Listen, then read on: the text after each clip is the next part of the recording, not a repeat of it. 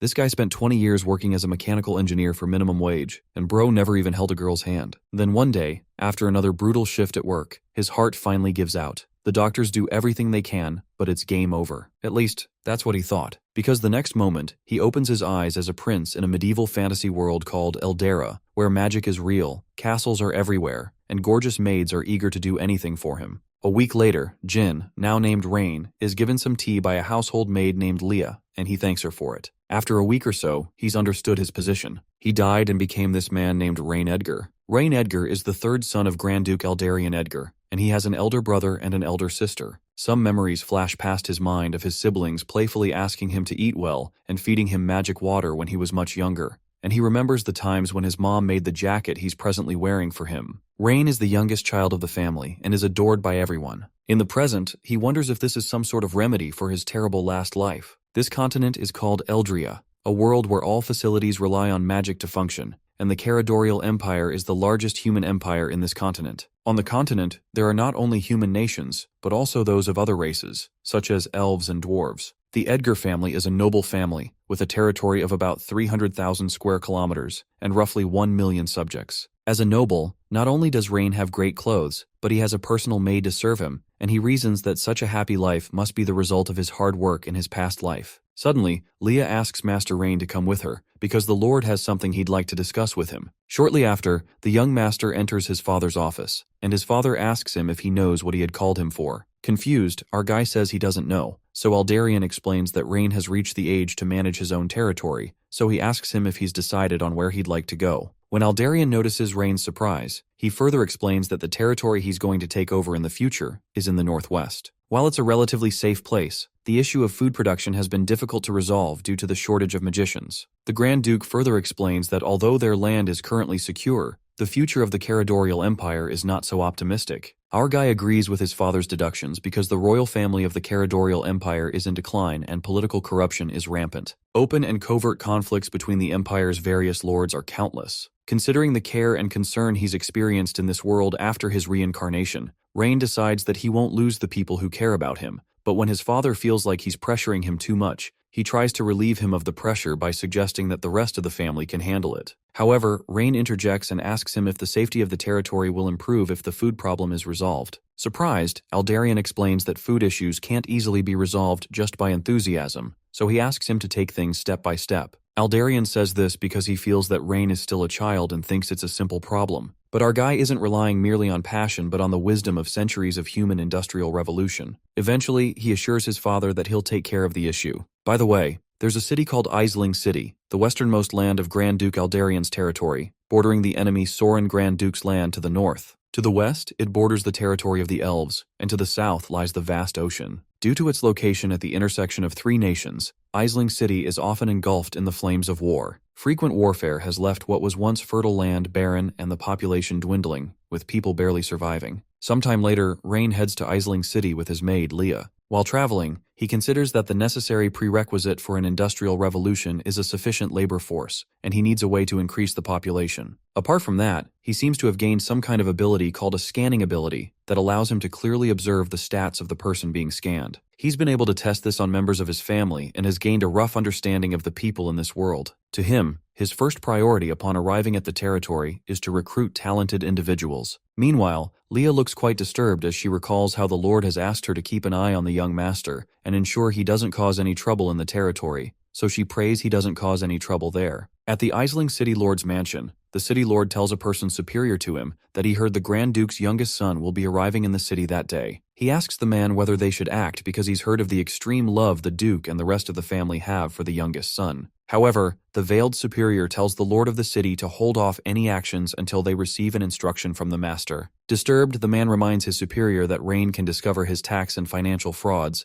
but the man assures him that a pampered young master like him wouldn't understand tax and financial records. He proposes that the Lord give Rain some random accounts to confuse him, and soon takes his leave so the city lord can go greet Rain, who seems to have reached the city. Before the man leaves, he mutters to himself that it's time for Eldarion to pay for his crimes. Shortly after, Rain arrives in the city, and he confirms his suspicions that the once cultivable land has become desolate because of the lack of population. He collects a map of the area from Leah and immediately starts to consider dredging a river to the west and building a canal connecting it to the southern port. While he's planning, he hears a girl pleading with her father to stop gambling, especially with the little money that was reserved for her mother's treatment, but the brute father roughly asks her to let go of the money because he has to win this time. When she refuses to let go of the money, the man raises his hands and threatens to beat her, but he's soon launched backward by a punch from an angry Rain. He looks for a while, but he feels the backlash when his fragile royal hands begin to hurt since he's in a new body. Leah quickly comes to check on his hands, and she asks him to inform her next time he wants to beat up a person so she can prepare his protective gear, but he tells her it's fine. He asks her to check on the girl while he goes to have a word with the scumbag. When he walks up to the man, he asks him if he's insane for using his family's saved-up money to gamble, and even hitting his daughter for it, but the man asks to know who he is. While the man trembles, Rain tells him who he is doesn't matter, but what does is the fact that he'll have someone chop off his head if he ever finds out he's gone to the casino again. Scared, the man swears to never gamble again and runs away with tears in his eyes. Eventually, Rain asks the lady if she's okay and decides to check her state with his system. She thanks him for his help because she wouldn't have known what to do if the money for her mother's treatment had been taken, but Rain is awestruck by her stats.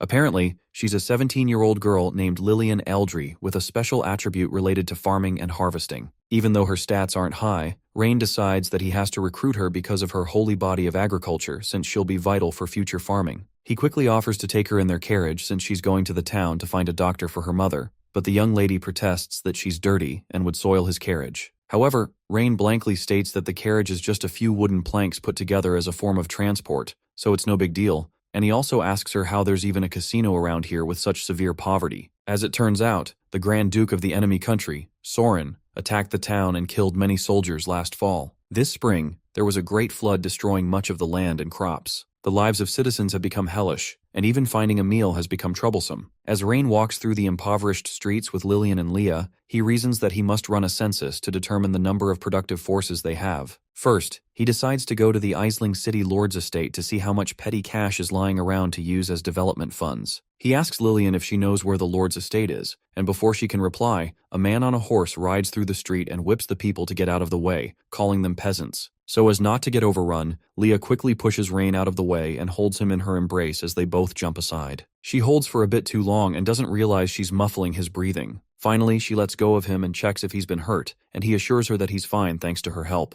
Annoyed, Rain asks Lillian if she knows who the man is, so she informs him that the guy is the young master of the Eldwin family, the family that owns all the casinos in Isling City. Amused by the fact that the guy's family owns all the casinos, Rain asks if the family is rich, and Lillian answers with a stutter that they are, which makes Rain glad that he'll be able to raise the development fund off them. Immediately, he asks Lillian to lead them to the casino, but she pleads with him not to go there because they'll scam him out of all his money. She had said this because she thought the young master wanted to go gamble, but he assures her that the casino can't beat him, and that makes her wonder how powerful he is. Soon after, they arrive at the casino, and Rain fantasizes about how it's going to get annihilated by his industrialized production line. When he steps in, he finds a man pleading for 10 gold coins because he can make it back, while another, who thought he had won, gets played. Rain reasons that people will never work properly as long as casinos exist. Suddenly, Leah informs him that the soldiers have surrounded the casino and asks if he wants to take action now. However, he asks her to wait for the big fish first before taking action. When Rain approaches one of the workers in the casino, the man asks him what he'd like to play, so Rain asks him to suggest an easy game he can play since he's just playing around. Excited, the man leads him to a table where they're playing a game called Sick Bow and hands him 2 chips on the house so he can try his luck. Rain immediately tosses the chips, and they land on the small box, which immediately causes the worker and the man at the table to smirk at each other. When the guy at the table opens the dice, it turns out to display a large instead, so Rain loses the game. Annoyed by how uninteresting the game is, Rain tells Leah it's time to go because he's hungry. Suddenly, the man stops Rain and states that he can only leave once he pays them the money he owes. Confused, Rain asks when he owed them any money, so the guy explains that he lent him the 2 chips and that he has to pay back the money first. When Rain reminds him that he just said it's on the house, the man mentions that he must be joking since nothing is free in a casino. Apparently, each chip is worth 100 gold, but including the service charge and interest, Rain now owes him 250 gold.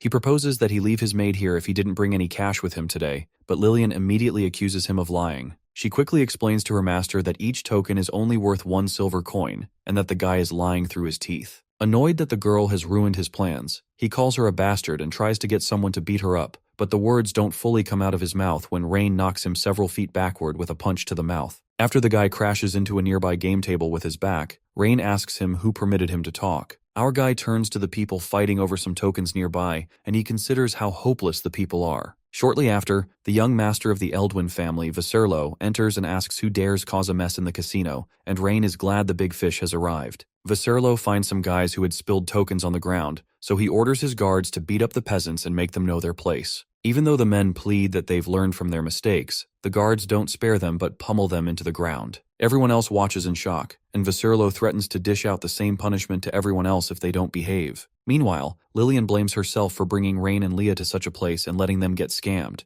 and she recalls how Master Rain had just paid a doctor to go save her mother, so she decides to find a way to pay him back. She immediately, defiantly tells Viserlo that she won't let him scam her big brother, and the scared onlookers realize she's toast for speaking up to Viserlo, who is a terror in the land. Viserlo turns to her, and she repeats the fact that his casino scammed everyone and has destroyed countless families, so she won't let him bully her big brother and sister. Enraged, Viserlo raises his hand to slap her, and the girl prepares for the impact she knew would come, but she doesn't feel anything and realizes that Rain had held back his hand. When Rain scans the young master, he realizes his stats are bad and his loyalty score is just 5, which makes him careful because that means the Eldwin family can start a revolt anytime. Surprised, Viserlo asks him what his deal is, and Rain admits that he agrees with him that only the strong survive in this world, and whoever wins the fight gets the final laugh. That amuses Viserlo, and he asks Rain how he would dare go against him, and if he knows who he is. But our guy says the only thing he needs to know is that he'll win the fight now, so he'll get the final laugh because his words are law. With a clap of his hands, a group of soldiers enters the casino and suspends all their activities. Meanwhile, the important men in the city, along with the city lord, gather in a banquet hall to await the arrival of Master Rain, and one man hopes to entreat Rain by giving him his daughter. A man named Adrian, father to Viserlo, considers that the man is only trying to leech off the Grand Duke with his daughter, and he recalls how he had secretly told the city lord to scare Rain a little during the banquet they're about to hold. He wonders why Viserlo isn't here so they can build a relationship with the Grand Duke's son,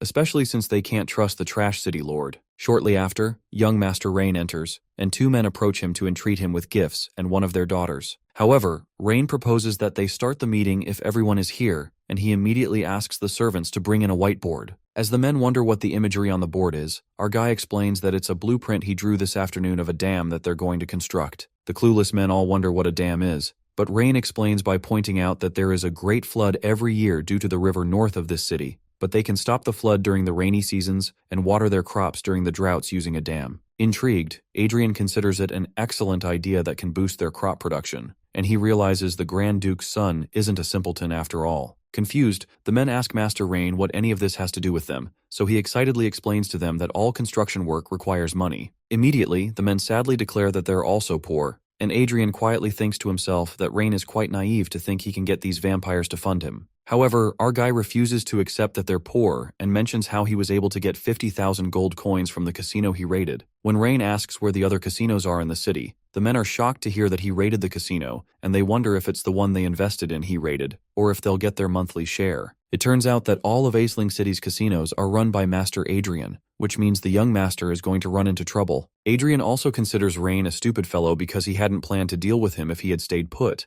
but he now decides to destroy him. Immediately, he steps forward and accuses Rain of breaking the laws of the Caradorial nation by raiding the casino, and the other men chime in to support him because the casinos are legal businesses. Suddenly, Rain reminded them that they pretended to be poor when he asked for donations, but he declares that he knows everything about their involvement with the casinos, so he gives them one last chance to either give up the donations now or he'll give it up for them. Threatened, Adrian asks the young master what the Grand Duke will think of his actions here, and the men agree that he's breaking his father's law. Amused that they want to talk about the law, Rain orders his soldiers to bring out the men he detained so he can really talk with them about the law. The soldiers bring out 2 men they had apprehended from the casino, and Adrian is shocked to see these men, who were always next to Viserlo. Immediately, Rain asks Adrian if he recognizes the men, but he denies having ever seen them before. Eventually, he demands to know what this means, so Rain assures him that there's no need to be alarmed, but it's only that these men tried to assassinate him this afternoon. He further adds that the men stated that they have the greatest power in Aisling City because they have someone great in the city backing them up,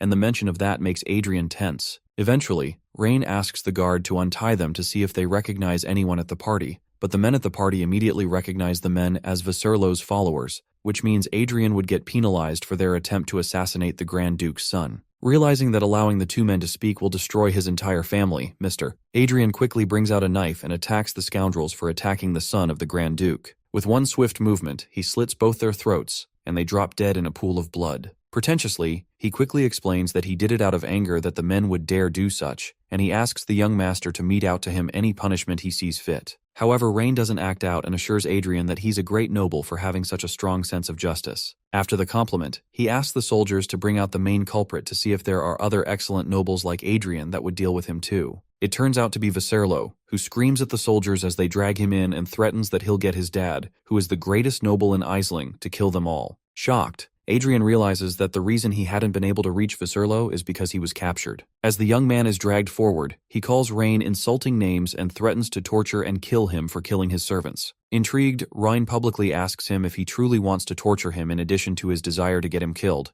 and the stupid Viserlo loudly states that he's going to do it, and no one in Isling can stand against him. Excited, Rain congratulates Viserlo for his bravery, and he turns to ask Mr. Adrian what he thinks of the boy's bravery. When Viserlo notices his dad standing nearby, he excitedly calls Rain a brat and assures him he's in trouble because of who his dad is. As he's about to talk about his dad, Mr. Adrian calls him an ungrateful child and shuts him up. He immediately asks him to kneel, and the confused Viserlo asks him what's going on. When he doesn't respond, Adrian forcefully makes him kneel, and he pleads with young Master Rain to spare his son because he's young and naive, and even offers to give all of his possessions. Immediately, Viserlo recalls how his father had told him about the Grand Duke's son's arrival the day before, and had implored him to get close to him, and he soon adds 1 and 1 together. Frantic, he asks Rain if he's the Grand Duke's son, so Rain asks him why else he would have so many soldiers. Shocked, he immediately bows and pleads for forgiveness because he has made a grave mistake, and Mr. Adrian joins in to plead with the boy. To prove his sincerity, Adrian goes on his knees and declares that his Eldwin family pledges their allegiance to him,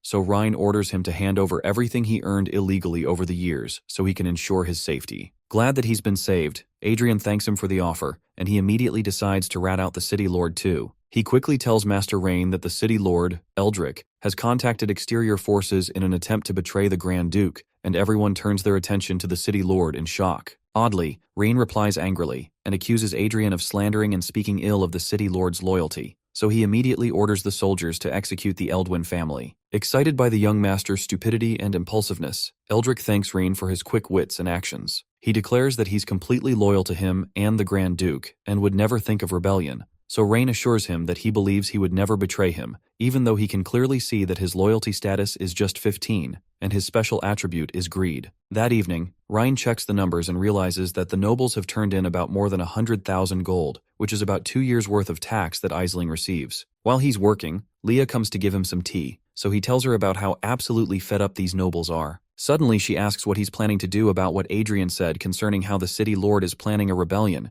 because that would mean his life is in danger. However, our guy assures her that there's no need to worry because he's certain that Eldrick is planning to rebel, but he can't show his hand at the moment. Surprised, she asks why, so he says it's because he hasn't figured out who's working for him in Isling. For now, he's exposed, and his enemies are in the shadows, so acting rashly will only cause chaos. He'd rather they consider him a naive and ignorant rich boy so he can get to the bottom of it. The next day, City Lord Eldrick meets with a wizard and a guild master named Malcolm, who is entirely annoyed by the reforms Master Rain has brought to the town. Eldrick attempts to calm the guild master, claiming that Rain is a young man who's trying to prove himself to the Grand Duke, but Malcolm refuses and claims that even the Grand Duke would have to show wizards respect when he talks to them. In truth, Eldrick is excited by Malcolm's anger, and he's glad that Rain has brought trouble on himself with the recruitment letter he issued for his water conservancy project. Still annoyed, Guildmaster Malcolm proceeds to have a word with Rain, and Eldrick pretends to try to stop him, but he's actually glad that the magical guild has turned against Rain. Shortly after, while Rain is in his office working on engineering drawings, he's told that the guildmaster of the Wizards Guild would like to meet him, but our guy doesn't know who Leah is referring to.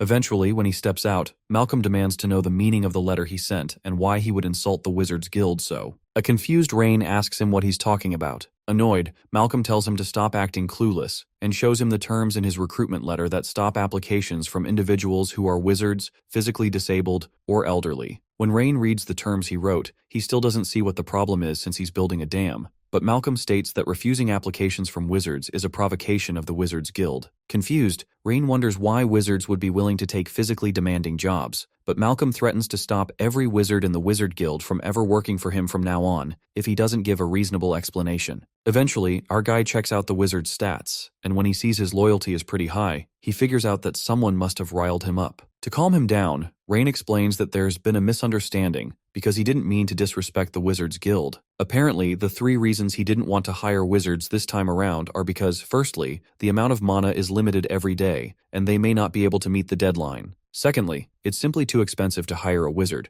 and with the same amount of money, he can hire 10 physical laborers instead. Thirdly, most wizards live a comfortable life from being a part of the guild already, but the normal civilians don't have such a safety net, and that's why he's specially considering them. Intrigued, Malcolm states with all due respect that magic is the rule of this world, and that those without talent for magic deserve to be beneath wizards. Rain agrees that he's correct, but he doesn't like it, and he intends to make everyone understand that wizards are no different from civilians, neither superior nor inferior. Shocked, Malcolm insists that the young master take that back if he doesn't wish to make the Wizards Guild his enemies, but Rain asks him to mind the tone he's using. Otherwise, he'll ask his maid to cut his throat for insulting nobility. Immediately, Leah stretches a knife across the wizard's throat, and when Malcolm protests that this is nonsense, Rain cheerfully explains that he can slit his throat for insulting nobility by law, but he can ask her to cut his throat if he doesn't believe it, and they can see how the judge would address it in court. Scared, Malcolm immediately pleads that he spare his life and apologizes. Surprisingly, Rain notices that Malcolm's loyalty hasn't decreased even in such a situation,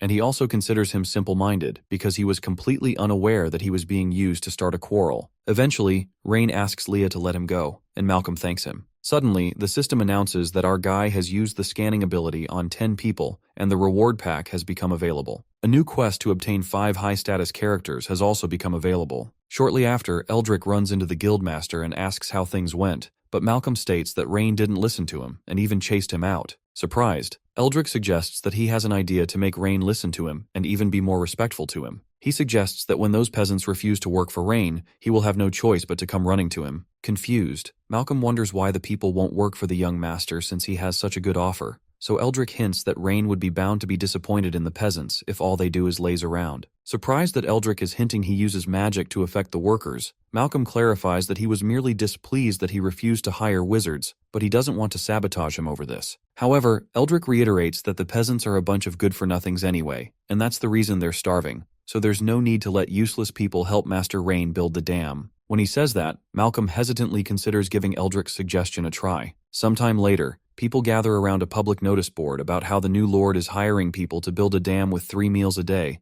and good wages of 10 copper coins paid at the end of the day. Some of the men wonder if the new lord is really this nice, and they refuse to go because the nobles have tricked them plenty of times before, so they don't get killed. Immediately, Lillian, who is standing among the crowd, stops them from slandering the lord, because Master Rain had told her that he's going to make everyone's life better. However, the men begin to laugh and wonder what a little girl like her knows, and they accuse her of having feelings for the pretty boy. Regardless, Lillian states that she and her father would like to apply to the dam project, and the attendant explains that her father can be accepted, but she can't. Confused, Lillian asks why since she's pretty strong, but the man clarifies that the master had explicitly stated that they can't hire people below the age of 18, and they'd get in trouble if they hired her behind his back. When her father steps up, the attendant lists out the terms of the job and gives him a paper to make a handprint on before he resumes work the next morning. After he does, Lillian reminds her dad that he has to work hard and can't slack off, so he assures her that there's no need to worry because he won't gamble again. Her father decides within himself not to let Master Rain down, so he asks Lillian to stay home and take care of her mother since she can't work in the field with her sickness. When the attendant overhears him talking, he stops Lillian's father and confirms he had just said his wife is sick. When he confirms his wife is very sick, the attendant informs him that Master Rain had stated that the family of those working for the dam project may temporarily relocate to the workers' quarters and can return to their home after they're done. Excited, the man kneels and thanks the attendant, but the attendant asks him to quickly get up and promises to get someone to take them to the quarters. When the men overhear this, they suppose that the new lord may have good intentions after all, so they immediately get in line to sign up.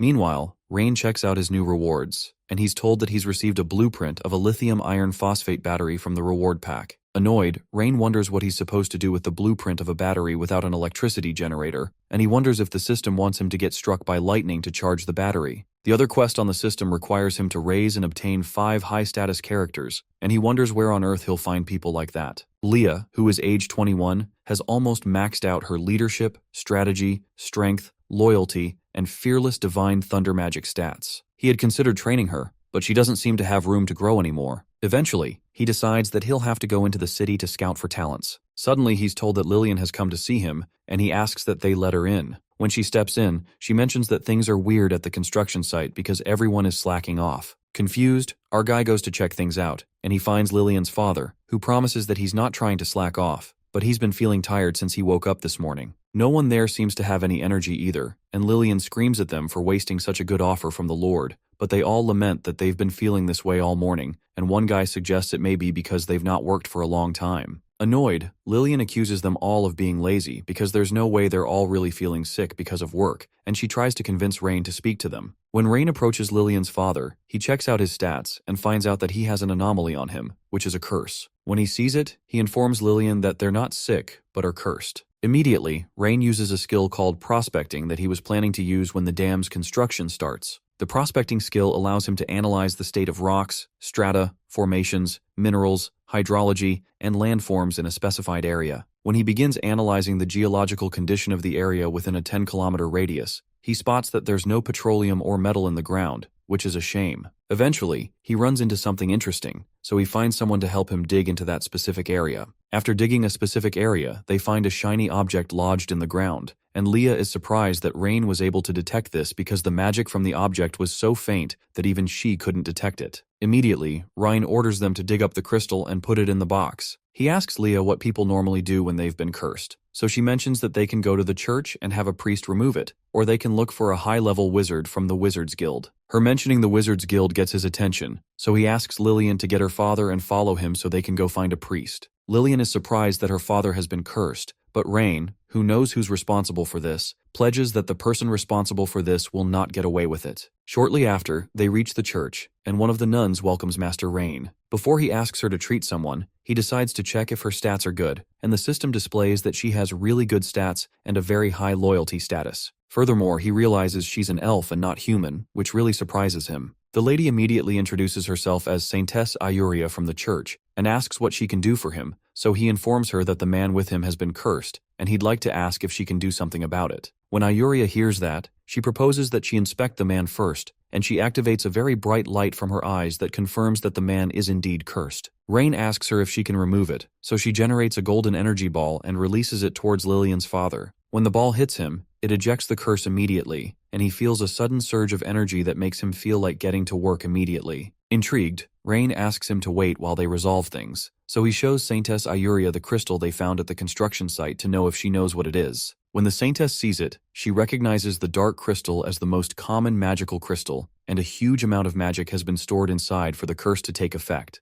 However, she admits that it's more of a prank than a curse because the caster is capable of killing anyone with the same amount of magic, but all he's doing is making people feel tired. Rain asks her if it's easy to manufacture this sort of crystal, so she admits that it will be very easy for a high-level wizard to make one and hide it in the construction site on a daily basis. Surprised, Rain asks her how she knows about his project, so she explains that the project will benefit the civilians greatly, so there's no reason she wouldn't know about it. Apparently, the pressure on the church is lesser because the project provided jobs for many people. Eventually, Rain realizes he'd have to teach Old Man Malcolm a lesson. He immediately asks the Saintess if she has a way to remove the curse from the entire construction site, but she admits that it will be difficult because they may not be lucky enough to find the crystal again the next day. It would seem that Rain would have to approach Malcolm about this, but Saintess Ayuria suddenly informs him that she knows someone who can solve his problem, but the person is a little strange. Regardless, our guy agrees to meet the person, so he's given the address of Lady Selena, the former president of the Wizards Guild, so he goes to her house to persuade her to help him.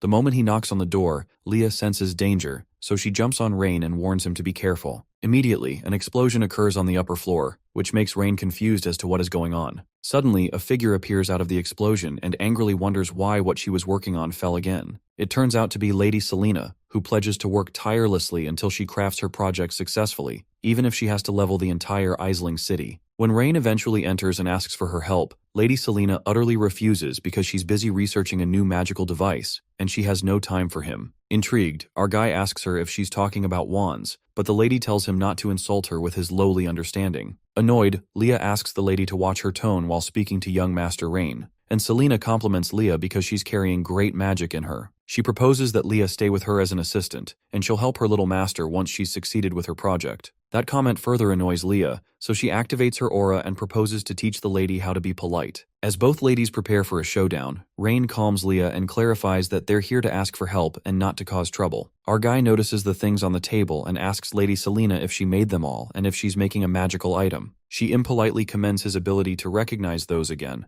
but explains that the items are all failures. Apparently, she's trying to create a device that can store the powerful electric magic within her. The mention of storing electric magic shocks Rain, and when he asks her more questions, she clarifies that it doesn't work and keeps resulting in an explosion. Eventually, she asks them to go now so she can rest and return to her research. Shortly after, Rain asks her if she will help deal with the wizards if he tells her he can create a device that can store electricity. Enraged, she warns him that she has no time for nonsense, but he assures her that he's serious and asks again if she will help him if he can help her. When she sees he's serious, she agrees to not only deal with the dimwit Malcolm, but to make the Wizard Guild listen to him if he can help her. Sometime later, Rain returns with the batteries that he had built according to the blueprints he received. Although he was wondering where he could find electricity, it would seem that the wizards can substitute as human electricity generators until hydraulic generators are built. Intrigued, Selena warns him that there's no way these rocks can store magic and they'll explode even if she uses a little magic. But Rain assures her that the capacity of the battery is about 185 watt-hours per kilogram,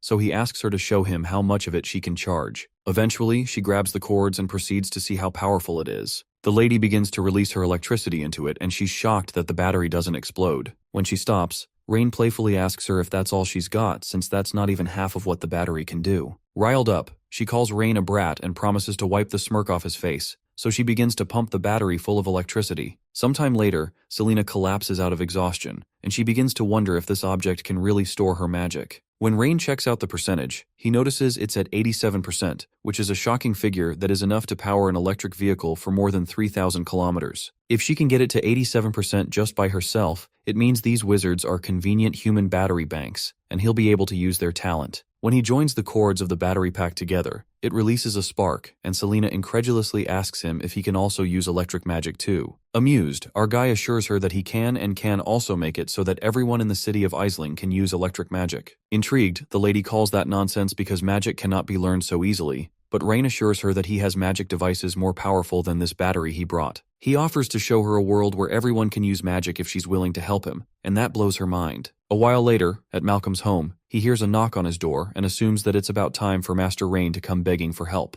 However, he's shocked to see President Selena, so he asks her why she's here. She doesn't answer him but accuses him of having some guts to stand up to the young lord of the Duke's family, and she asks him if he's trying to rebel. Afraid, he clarifies that he would never dare to think of something so dangerous. But Selena soon grabs his cape and asks him to spill what kind of dirty trick he used at the young lord's construction site. When he hesitates to answer, streaks of red lightning emanate from the lady's body, and she reminds him that he knows she has a bit of a temper. Suddenly, Malcolm bursts out in tears and agrees to talk if she spares him. Apparently, he gathered all the mages from the association and told them that Lord Rain looked down on them, which made them furious. Then, he had them create crystals that could cast curses and use teleportation magic to place them underground at the construction site. The crystals made the workers exhausted, and he hoped that would make Rain think the workers were lazy and useless, so he would come back to apologize and agree to work closely with the Mage Association from then on. As tears flow from his eyes, he swears that this was all and he had no other intentions, but Selena calls him an idiot because he doesn't realize he was being used.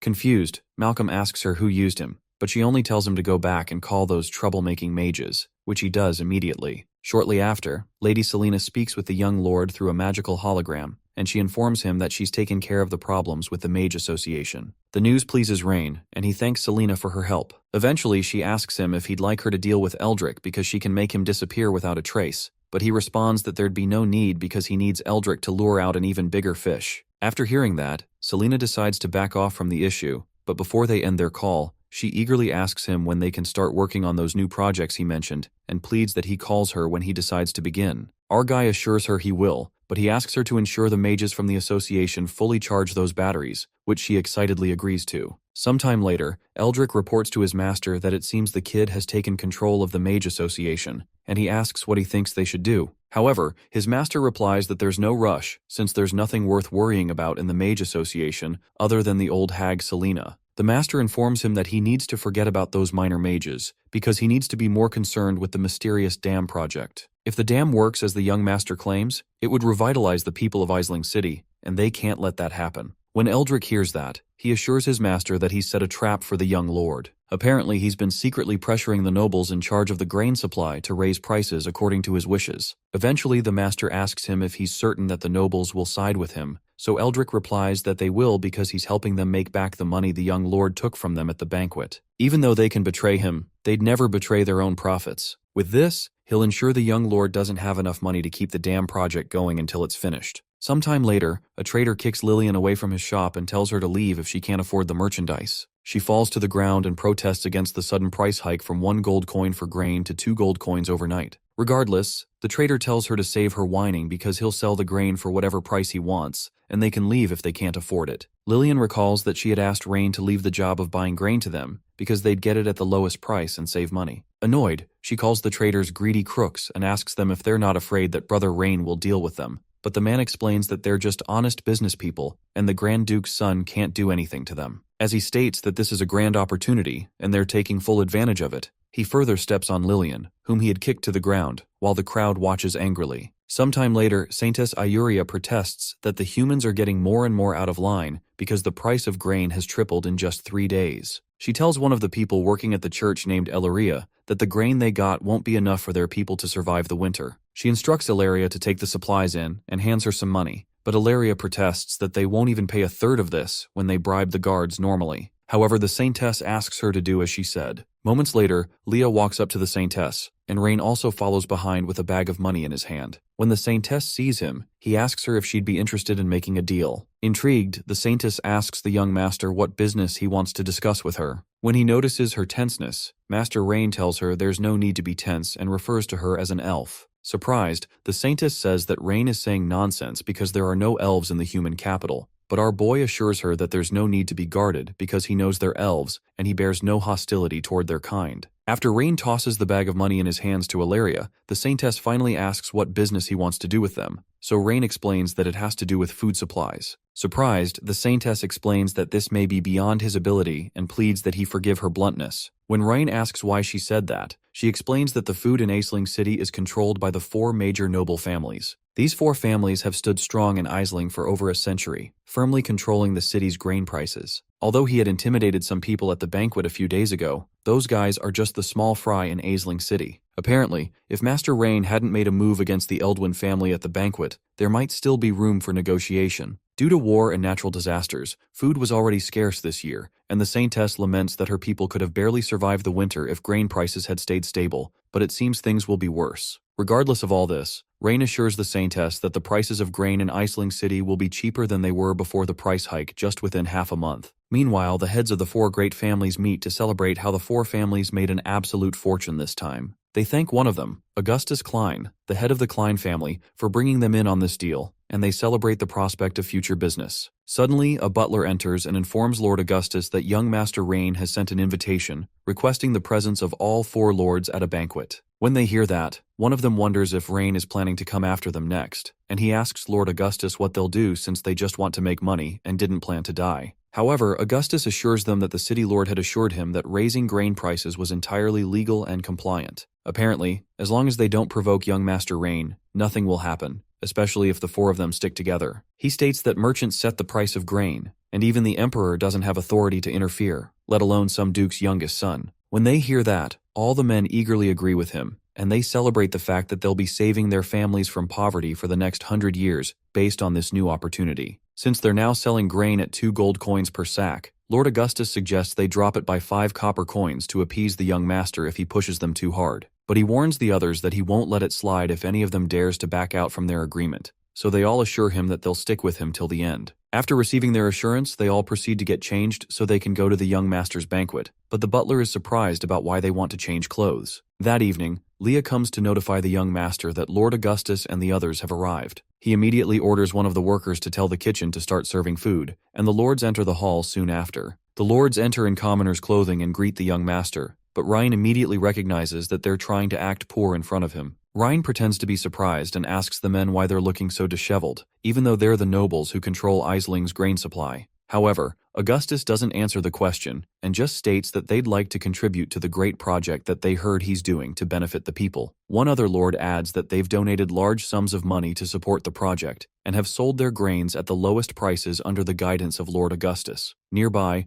Leah watches the shameless crooks and recognizes that they're blatantly trying to deceive young Master Rain. Regardless, Rain tells them that he's moved by their understanding and support for his efforts. Eventually, he explains to them that he invited them here to discuss some business related to grain, and Augustus excitedly states that they understand that he's been tight on funds lately, but 2 gold coins per sack is already a loss for them. As they continue to lament, Ryan clarifies that what he actually wanted to ask is if they can raise the price of grain in Iceland City to 4 gold coins per sack. That statement shocks the lords, so Rain reinstates that he meant what he said, but he'll be taking a 30% commission. Still confused, Lord Augustus informs Rain that it would seem his hearing isn't what it used to be because he's an old man, so he asks if he actually said to increase the price of grain to 4 gold coins. Rain agrees and reminds them that he's entitled to a 30% commission in this deal. That statement makes Augustus grin widely. He had originally thought that young Master Rain was just an inexperienced kid, but it looks like he's just as much of a cunning merchant as the rest of them. With the young master's support, the road will be much smoother for them, and Augustus wished he had known Rain was this reasonable before so he could have visited earlier. However, without an official decree, they can't raise the prices because, if they do,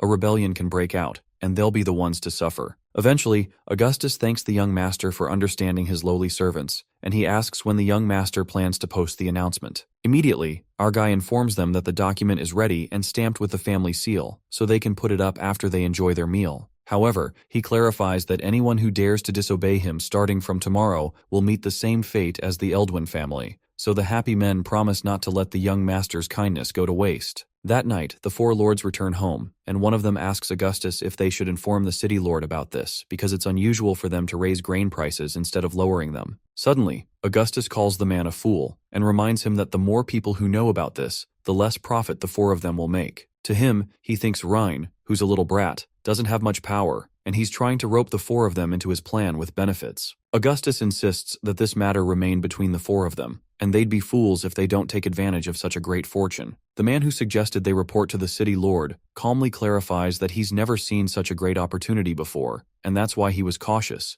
but he pledges to follow Augustus's order through thick and thin, and they all promise to stand as one. Excited, Augustus suggests that they act fast before the announcement goes up and gather all the grain from those small merchants outside. Meanwhile, the Saintess calls Rain a traitor for not fulfilling his promise to lower the grain price. She demands to know why he's working with the crooked merchants and promises to show him that the elves aren't to be trifled with. However, Lillian, who's standing nearby, calms the Saintess down and reminds her Rain had promised the price would come down. The angry Saintess insists that Rhine is conniving with the crooked merchants, but Lillian equally insists that she believes Rhine has a plan. When she calms down, Saintess Ayuria asks Rain if he's really planning to raise the grain price, so he asks her not to worry about that, because the price won't stay high for long and the grain market will completely collapse in less than half a month. Surprised, the Saintess accuses him of being inexperienced and lacking knowledge about how cruel the world can be, because she's never seen grain prices drop after a major spike in all the 200 years she's lived. Eventually, Rain asks the Saintess what she thinks would have happened if he held a knife to the throats of the merchants, besides them dropping the prices by a few copper coins. Regardless, she insists that it's heartless to raise it to 4 gold coins per bag, because the people will begin to starve to death at that point. Eventually, Rain explains that they'd starve to death at 2 gold per bag, and they'd starve to death at 4 gold per bag. For the common folks, there'd be no difference between 2 gold and 4 gold, except for the fact that they'd just starve to death faster. The Saintess still doesn't agree, so Rain explains that he doesn't want the merchants to just reduce the price by a few coppers. He wants them to lose everything, including their families and their livelihoods. 7 days later, the young master goes to Lady Selina's house and explains the structure of a battery. When he's done explaining the science behind it, she's completely elated to be able to conceive how an intricate magic system like this works. Eventually, our guy concludes the lesson for the day, and Leah steps in to inform him that the Saintess is here again. Ticked off, Rain asks if the Saintess doesn't have anything better to do,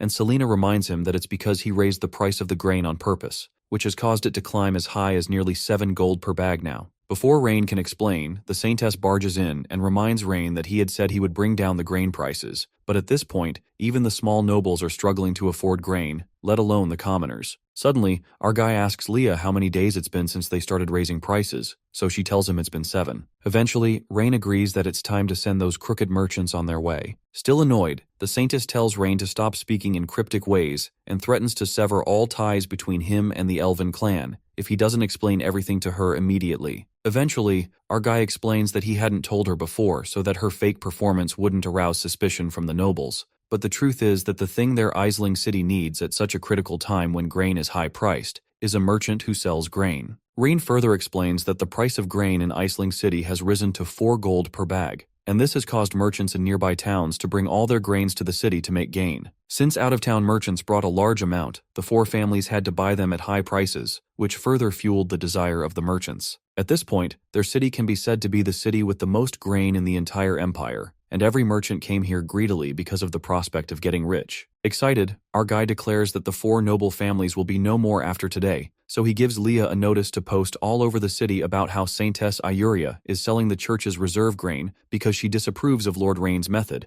and she's selling it at 1 gold coin per bag. Confused, the Saintess reminds him that she doesn't have much grain, and he's expecting her to sell all the grain her people need for winter, so she declines. When she insists that the Elven tribe needs this to survive the winter, Selena jokingly calls her naive and advises her to listen to the young lord, so she can make a lot of money. Regardless, Ayuria insists that the elves don't need money but grain, so Rain assures her that she trusts him because her grain will grow. Eventually, our boy reminds Selena to help him seal the city with the help of the Magic Association, so she promises him that no single rat will escape the city. Sometime later, Leah returns after sharing the papers, and Rain asks her if something is wrong when he notices her worried expression. Eventually, she spills out that she's worried that things won't go as planned, because the merchants might hold out for a few days until Ayuria's grain is sold out. Tuesday. However, Rain assures her that the out-of-town merchants are blinded by desire, and they'll risk everything on this. They will fight to get rich overnight, and now that they know the prices will fall, they'll sell in a panic because being slow means death. Meanwhile, a man rushes to the residence of Lord Augustus to inform him that the church has announced that they will sell their reserved grain at only 1 gold coin per bag. The lords become tense because they overlook the church, and they don't know what to do since they bought their bags of rice at 2 golds per bag. They suppose that the church only has enough grain to last a few days, so Augustus orders that they send some people to the church and buy as much as they can.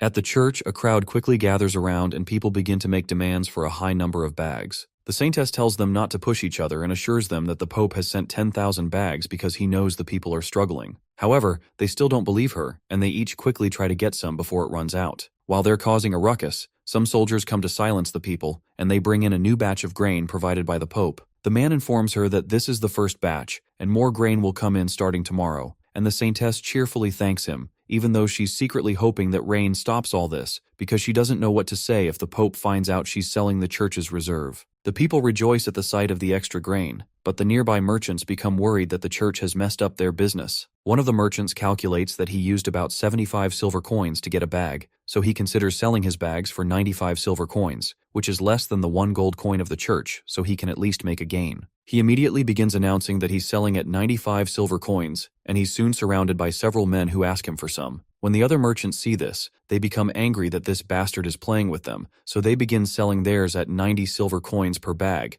and not long after another person goes as low as 79 silver coins. Nearby, Leah commends Lord Rain because things seem to be going exactly as he said, and he replies that it's human nature. Since everyone is afraid of selling too late, they're desperately selling things. Leah soon realizes that the grain price will definitely return to 50 silver per bag, and then he'll be able to start his water project on time. But Rain thinks she's underestimating these merchants by thinking it'll only go as low as 50 silver per bag. He believes that when people like Augustus start selling, grain will be the cheapest thing in Aisling City. Surprised, Leah asks him if he really thinks Augustus and his crew would really sell out like the outsider since they paid at least 2 gold or more to buy it in the market, and also because they're a united group and wouldn't turn on each other. Amused, our guy tells her she's giving them too much credit because they can't be united when it comes to matters of profit. Since the grain prices in Aisling City won't cause any more trouble, he decides that it's time to talk to the Saintess about the second part of the deal. Meanwhile, Lord Augustus is soon told that the out-of-town grain merchants are slashing prices like crazy, and grain is now down to 75 silver coins per bag, but the Lord believes this is impossible. One of the lords named Roland wonders where the outsiders are getting their grain from when they control all the grain in Aisling City,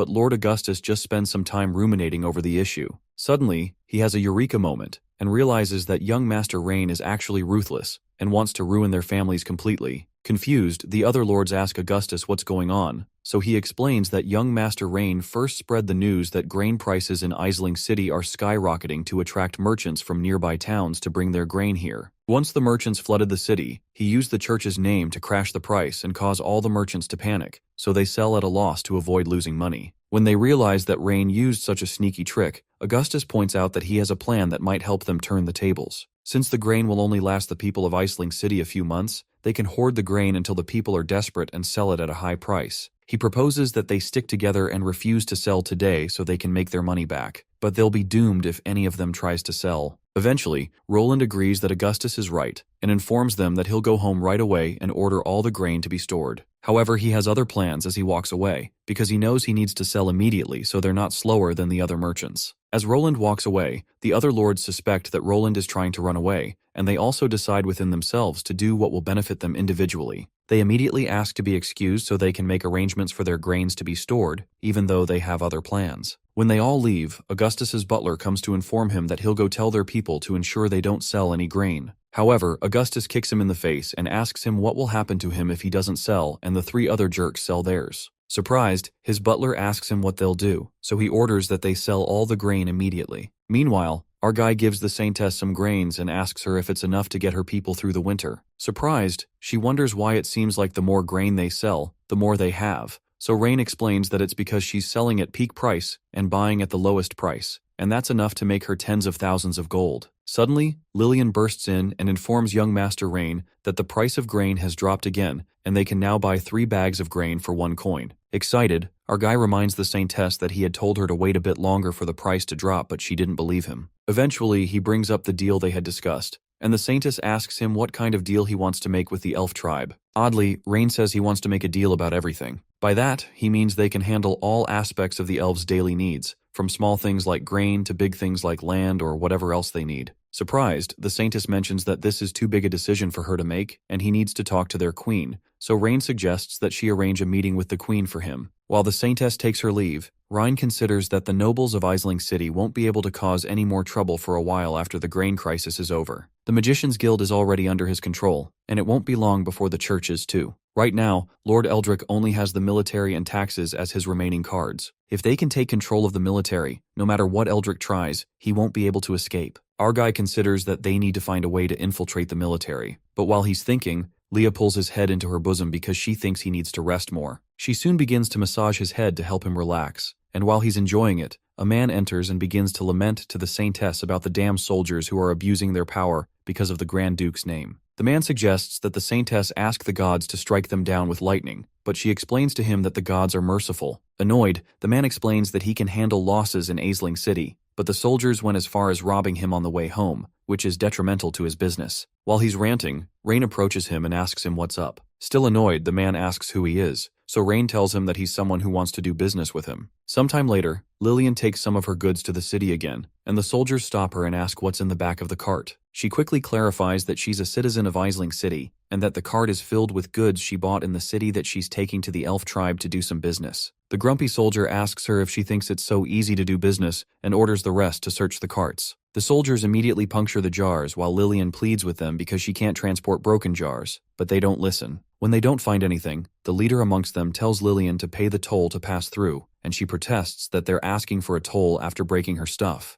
The soldier tells her to either pay up or get lost, but as Lillian attempts to argue, Ryan, who's in the coach, asks her to pay them. Eventually, she hesitantly hands the man 1 silver coin, but the soldier informs her that young Master Rain raised the toll to 5 silver coins. That outrages Lillian, who protests that all her goods are not even worth up to 5 silver coins, but the man insists that she get out of the way if she's not paying. Eventually, she has no choice but to agree, even though she knows that the man is using Big Brother Rain's name to cheat people. She hopes that Big Brother Rain completes his plan so he can deal with them all. After she pays the toll, they let them pass, and they continue their journey. Inside the coach, Rain speaks with the man who was complaining about the soldiers, and because the man doesn't know his identity, he tells him that this young Master Rain must be something for raising the toll so much. However, the man asks him to watch his tone because the young master is the savior of Aisling City and he mustn't dare insult him. Surprised, Rain tells the man he's strange because he's blaming the soldiers after he had heard them say that the young master was the one who made them increase the toll. Amused, the man assumes that Ryan is new in the city and informs him about how the young master used a brilliant plan to bring down grain prices in Aisling City to help the people. Even though he himself had lost some money because of it, the merchant admits that it's the first time he's seen a lord who cares so much about his people. The man excitedly declares that he'll serve Rain with all his heart if he ever gets a chance to meet him in person. To further probe him, Rain mentions that he heard that this young son of the Grand Duke killed people at the banquet and forced citizens to dig for some project. When the man realizes he's talking about the Eldwin family, he mentions that they deserved it. Intrigued, Rain asks him if he knows the family, so the man informs him that the Eldwin family was famously known to have made their fortune from casinos, even though that's not true. Our guy asks him to tell him more, and after looking around to ensure no one is listening in, the man divulges that the Eldwin family's real business is human trafficking. Surprised, Rain asks him to repeat what he said. He's annoyed that his population is already low, and the Eldwin family would dare mess with his workforce. They need to find a way to control the border guards first.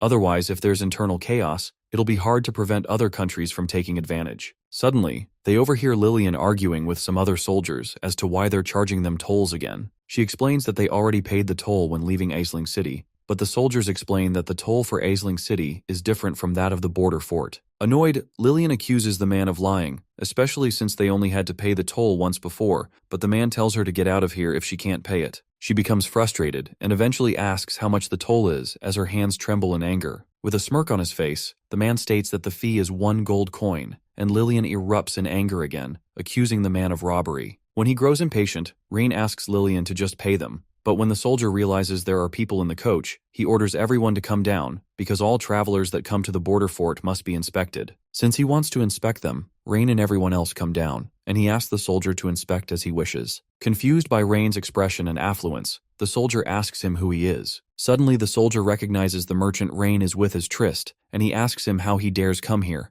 Our guy asks Trist if the soldier is an acquaintance of his, so he whispers that these people used to be bandits from the nearby mountains, but they later cooperated with the Eldwin family and were later responsible for human trafficking. Eventually, the soldier mentions that Trist didn't pay enough tariffs the last time he went out of the city, and that made his superiors scold him, so he slaps him and states that he won't be able to leave today if he doesn't make up for the money. However, Trist protests that he's saying nonsense because he paid him the exact amount he asked for back then. Regardless of all his explanations, the soldier insists that he's going to increase their toll because of Trist, and they'd have to pay 5 gold coins now to be able to leave. Surprised, Ryan asks why the tax revenue of Aisling City is so low if their tariffs are this high. The soldier is startled by Rain's statement, but he's suddenly awestruck by the sight of Leah, and he marvels at her beauty. Immediately, Trist offers to give him the 5 gold coins and pleads with him not to make things difficult for his business friends. When the soldier receives the gold, he stows it away and walks up to Leah to ask where she lives. As he stretches his hand to touch her, Rain catches his hand mid-air and comments that he was originally considering turning him into a free labor force, but it seems that he's completely hopeless. The shocked soldier attempts to strike Rain out of anger, but he's soon immobilized after Leah slits his throat.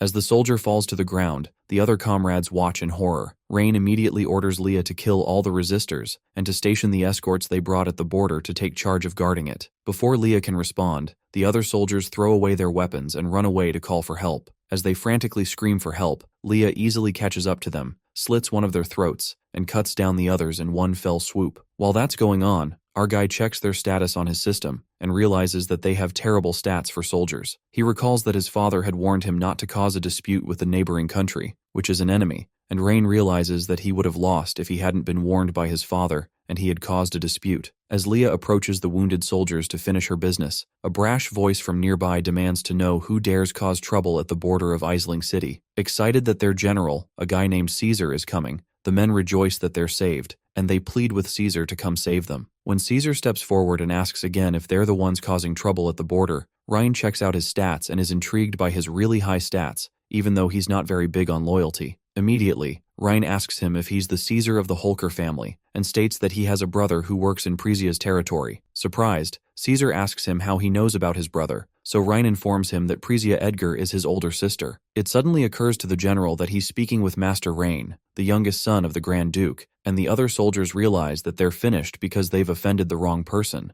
Caesar also remembers the letter he received from his brother a month ago about how young Master Rain will be coming to Iceling City in the near future, and he has to pay attention to protect his safety. Although a month ago, the city lord had met him with a load of money to show him the city of Iceling would be relying on him in the future, the lord had said the Grand Duke sent him to such an inhospitable place because he doesn't take him seriously, and it goes without saying that his strength deserves a higher status. Caesar agreed with him because he doesn't deserve to waste his life in a place like this. Immediately, he pulls his sword and accuses Rain of pretending to be the young master, and he orders them to kill this fake Master Rain to get rewarded heavily. Annoyed, Leah accuses Caesar of being overly bold, and she asks him if he's planning to rebel. The other soldiers plead with Lord Caesar not to do this because this is a crime that will lead to the destruction of the entire family. However, Caesar reminds them that they've already violated the law by blackmailing the son of the Grand Duke, and they aren't safe. He also reminds them that Rain wiped out the entire Eldwin family and ruined the four lords. Since this is the westernmost part of the Caradorial Empire, and they have all the wealth they have looted here over the years,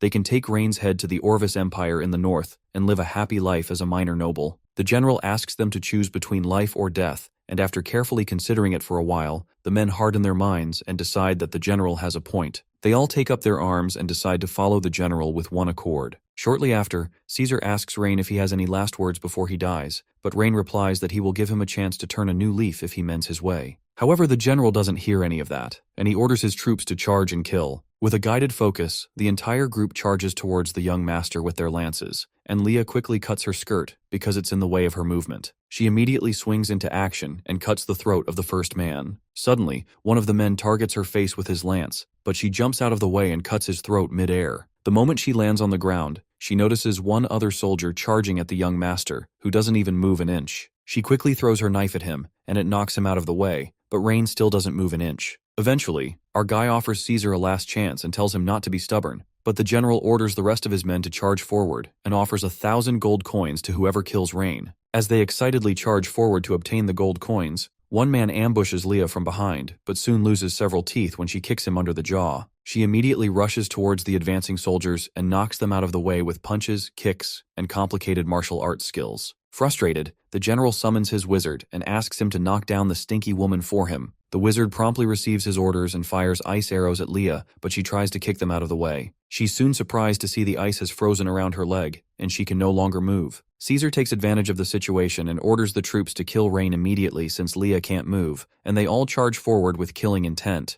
Immediately, Rain tosses a hammer at Leah and asks her to find a way to jump into the air immediately, while he holds an electric wire cord flowing with electricity. When Leah grabs the hammer, she quickly breaks the ice and jumps into the air, while also using some magic to melt the ice she broke. Excited, our guy decides to try out the power of the battery pack, so he drops the cord onto the pool of water that's on the ground while standing on some insulating material. The surge of electricity immediately shocks all the men, and they begin to foam at the mouth. While they're electrocuted, Rain is glad that the soldiers at the gate broke the ceramic jars because that's what he's standing on. The other soldiers that waited behind watch in confusion, and they wonder how Rain is using thunder magic. Meanwhile, our guy wishes he could record this with a video recorder as a warning video for production safety in the future to warn workers to use electricity safely. Confused, Caesar asks the soldiers why they stopped and urges them to kill Rain, but the soldier next to him mentions that it seems that Rain has used forbidden magic and everyone who comes close to him will die. When the general senses his fear, he cuts the soldier's head off and states that anyone who rebels within the troops will be killed. He immediately orders the rest of them to charge towards Rhine because he's just one person, and he can't kill them all. Eventually, one of the soldiers trudges forward in deep fear, but he's surprised that nothing happens when he steps on the spot his colleagues just got knocked out on. Confused, Leah asks Master Rain why these new soldiers aren't knocked down by his magic, so Rain mentions that it must have run out of power since he just brought a battery to test out its power. Immediately, Leah grabs hold of the young master and suggests that she take him out of here immediately, but he assures her not to worry because Caesar can't get away today. Meanwhile, General Caesar urges his soldiers to chase after them immediately because Rhine's magic seems to have failed, but a bright streak of lightning soon appears in the midst, and Caesar becomes confused as to what the Wizards Guild is doing here. It turns out to be Lady Selena, and she tells Caesar he's quite bold to attempt this. Selena, who just arrived with several other mages from the Wizards Guild, tells the young master that it seems she came just in time. He agrees that she did because the battery just ran out of power, so she excitedly asks him how effective the battery was, but Rain promises to tell her in detail after they're done arresting Caesar and the others. Eventually, Lady Selena gets to work and orders the magicians to destroy the rebels, and they all prepare to release lightning in one accord. In one strike, They all employ an intermediate magic lightning strike and take down several soldiers. The soldiers who aren't yet touched begin to plead for their lives, and Caesar pledges to drag Rain down with him if he's going to die. The general dodges the lightning attacks and dashes towards Rain. When he gets close, he leaps into the air with his huge sword and prepares to cut him down using a sword skill called the Collapsing Mountain Slash. As he bears down his sword, Rain doesn't move an inch as usual, and Leah rushes in front of him to block the sword with her dagger. For some reason, her dagger doesn't break from the impact, and Caesar wonders what the heck is going on. Before he knows it, Leah raises her leg and kicks him across the face, knocking blood from his mouth. The kick is so strong that it launches him several feet backward into a nearby wooden fence, and smoke develops around the general. When the smoke clears up, Leah calls him a scumbag. Sometime later, after having apprehended Caesar and the soldiers, our guy goes through the records while Caesar remains tied up in front of him. When the general wakes up, Ryan accuses the entire border guard group of stealing money for several years and asks him when he started working with Eldrick. Surprised, Caesar asks him how he knows, but Rain tells him not to be surprised because he already knew that Eldrick was going to betray them, and he's only been waiting for an opportunity to take him down in one fell swoop.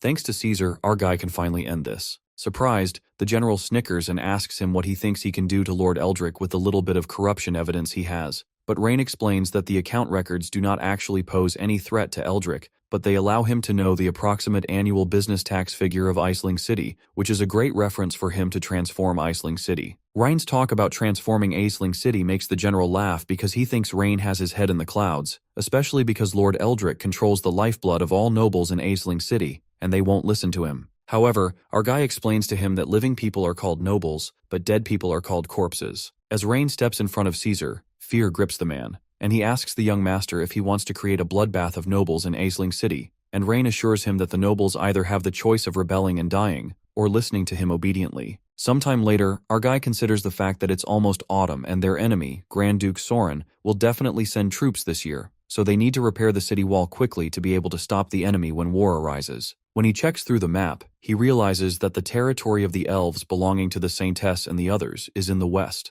and there will be no war as long as he successfully negotiates with them. There's also no need to worry about the second territory to the east, because Grand Duke Soren in the north is the most dangerous threat. Shortly after, Leah comes to inform Rain that the money extorted by the border fort has been sorted out and amounts to about 350,000 gold. He quickly asks her to bring the guards to the fort to take care of the defense first, and he asks her to give each guard 100 gold coins and put the rest into the carriage to take back to Iceling City. After Leah receives her orders, Rain walks up to Selena to thank her and the Magic Guild for their hard work this time. However, she excitedly mentions that it's nothing and asks him if he can explain the principle of the battery discharge he used to electrocute the soldiers in detail. She wonders why someone with no magic power can use it, so Rain offers to explain to her on their way back. Suddenly, Malcolm rushes towards the two of them while they're talking and explains that something is wrong. Irritated, Selena asks him to speak coherently, so Malcolm manages to sputter out that City Lord Eldrick has taken over the city and rebelled. That shocks Selena, but it brings a smile across Rain's face because Eldrick has reached his breaking point.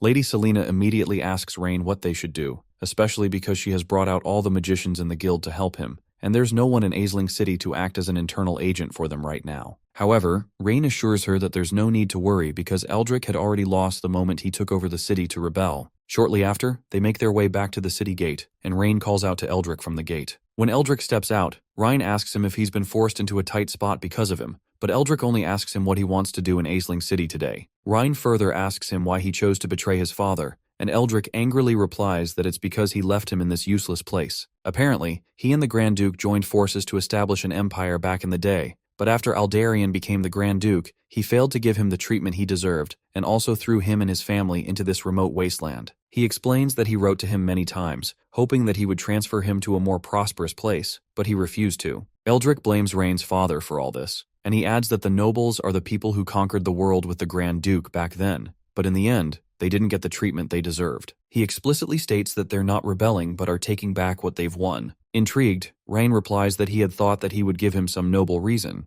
but it turns out to be the most boring dispute of interests. He immediately gives Eldrick one chance to leave the city and surrender immediately if he wants to survive, but he warns him not to blame him for what happens if he waits for him to break through the city in 3 days. Immediately, the nobles begin to laugh, and they ask Master Rain if he really knows how long it will take to break into Aisling City. Amidst laughing, Eldrick calls Rain a fool with no action and tells him he knows he's probably scared. Eventually, the city lord asks Rain to make a bet with him if he's so confident. Rain asks him what the bet is, so Eldrick states that if he's unable to break through the wall of the city, he'd have to obediently surrender to him. Intrigued, Rain asks him what he gets if he breaks through, so Eldrick laughs and says he'll let him do whatever he wants. The city lord excitedly asks Rain if he dares to accept this bet, but Selena tells Rain there's no need to listen to Eldrick, because they can fight them. Leah also adds that she's reported Eldrick's rebellion to the Grand Duke, and they just need to wait for him to send troops to destroy them, so they don't need to make such a bet with him. To taunt him, Eldrick asks the young master if he's not speaking because he's afraid,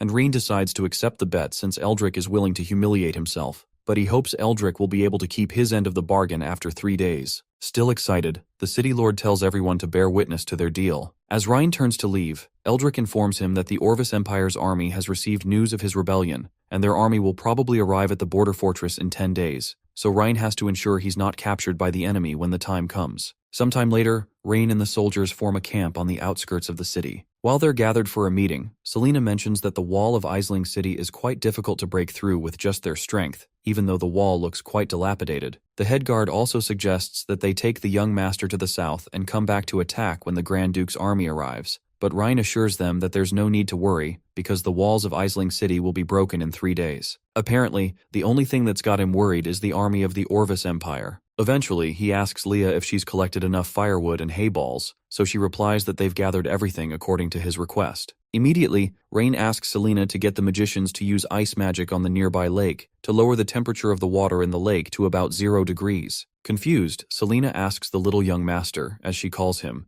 if these things can really break through the walls of Aisling City, and he assures her that the wall won't last more than 3 days. The next day, Ryan leads the soldiers back to the Aisling wall, and they charge towards the wall with just shields and hay in their hands. The advancing soldiers block the arrows fired at them with their shields, and Eldrick wonders why these soldiers are not carrying weapons but firewood. Shortly after, the soldiers throw the firewood by the wall and run away. When they leave, Eldrick asks the archer what's going on, and asks him if he's ever encountered this while defending the city, but the confused archer only mentions that it's possible that they want to set the wall on fire. Annoyed, the city lord punches him in the face and asks him how he can talk nonsense about setting stones on fire. Still perplexed, the archer confesses that he can't think of anything else, and the city lord scolds him further. But while he's talking, they soon note that their opponents are really setting the wall on fire. When Eldrick checks it out, he begins to laugh and calls young Master Rain a fool for thinking he can set stones on fire. Immediately, one of the soldiers asks the city lord whether to call the magicians to put out the fire or call the archers to shoot down the soldiers carrying firewood. However, Eldrick tells him there's no need because they can't use the few magicians they borrowed from the Orvis Empire until the most critical moment, and they can't waste their magic power or arrows on this. He blatantly states that he will humiliate Rain on this city wall in 3 days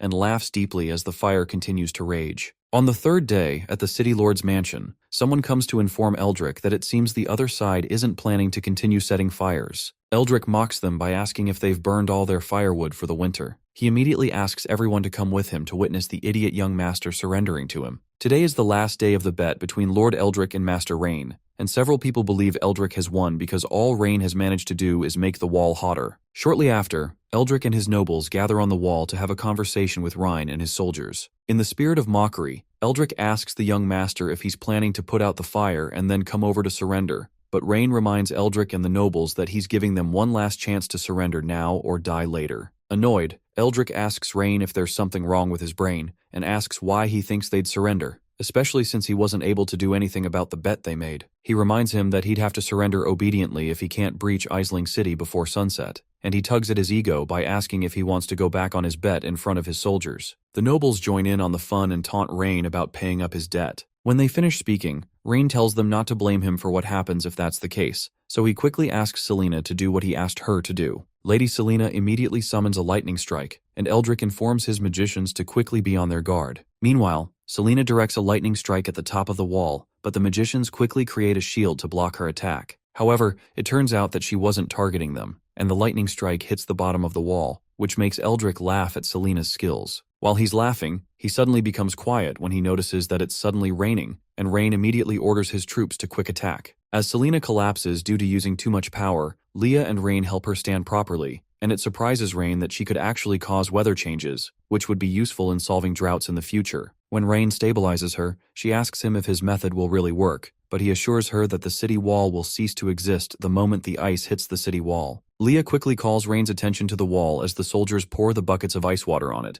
and they notice how the wall immediately begins to crack. In a moment, the crack spreads deeper, and Eldrick wonders why the wall is making such a sound. As the sound continues, the rest of the nobles wonder what's causing the noise, and they begin to panic when they notice that the wall seems to be collapsing. To Eldrick's shock, the wall comes crashing and the men fall to the ground while screaming. Once the city wall is broken, Rain orders all his troops to attack and instructs them to only arrest those who surrender, but to kill anyone who resists. The soldiers excitedly charge towards the crumbled wall, and Selena watches in surprise. She doubts that her full strength can cause this level of damage easily, and she wonders how the little young master managed to do it. Immediately, Rain turns to Selena and says it's time to go home. Meanwhile, Eldrick manages to crawl out of the rubble, and he realizes he needs to run away because he has gravely underestimated the young master. His plan is to wait until the Orvis Empire army arrives so he can survive, but he's shocked to see his nobles towering over him when he looks up. They ask him where he thinks he's going and ask if he's planning to leave them and escape. As Rain leads his soldiers into the city, the citizens murmur about his greatness and how he breached such a great wall within 3 days,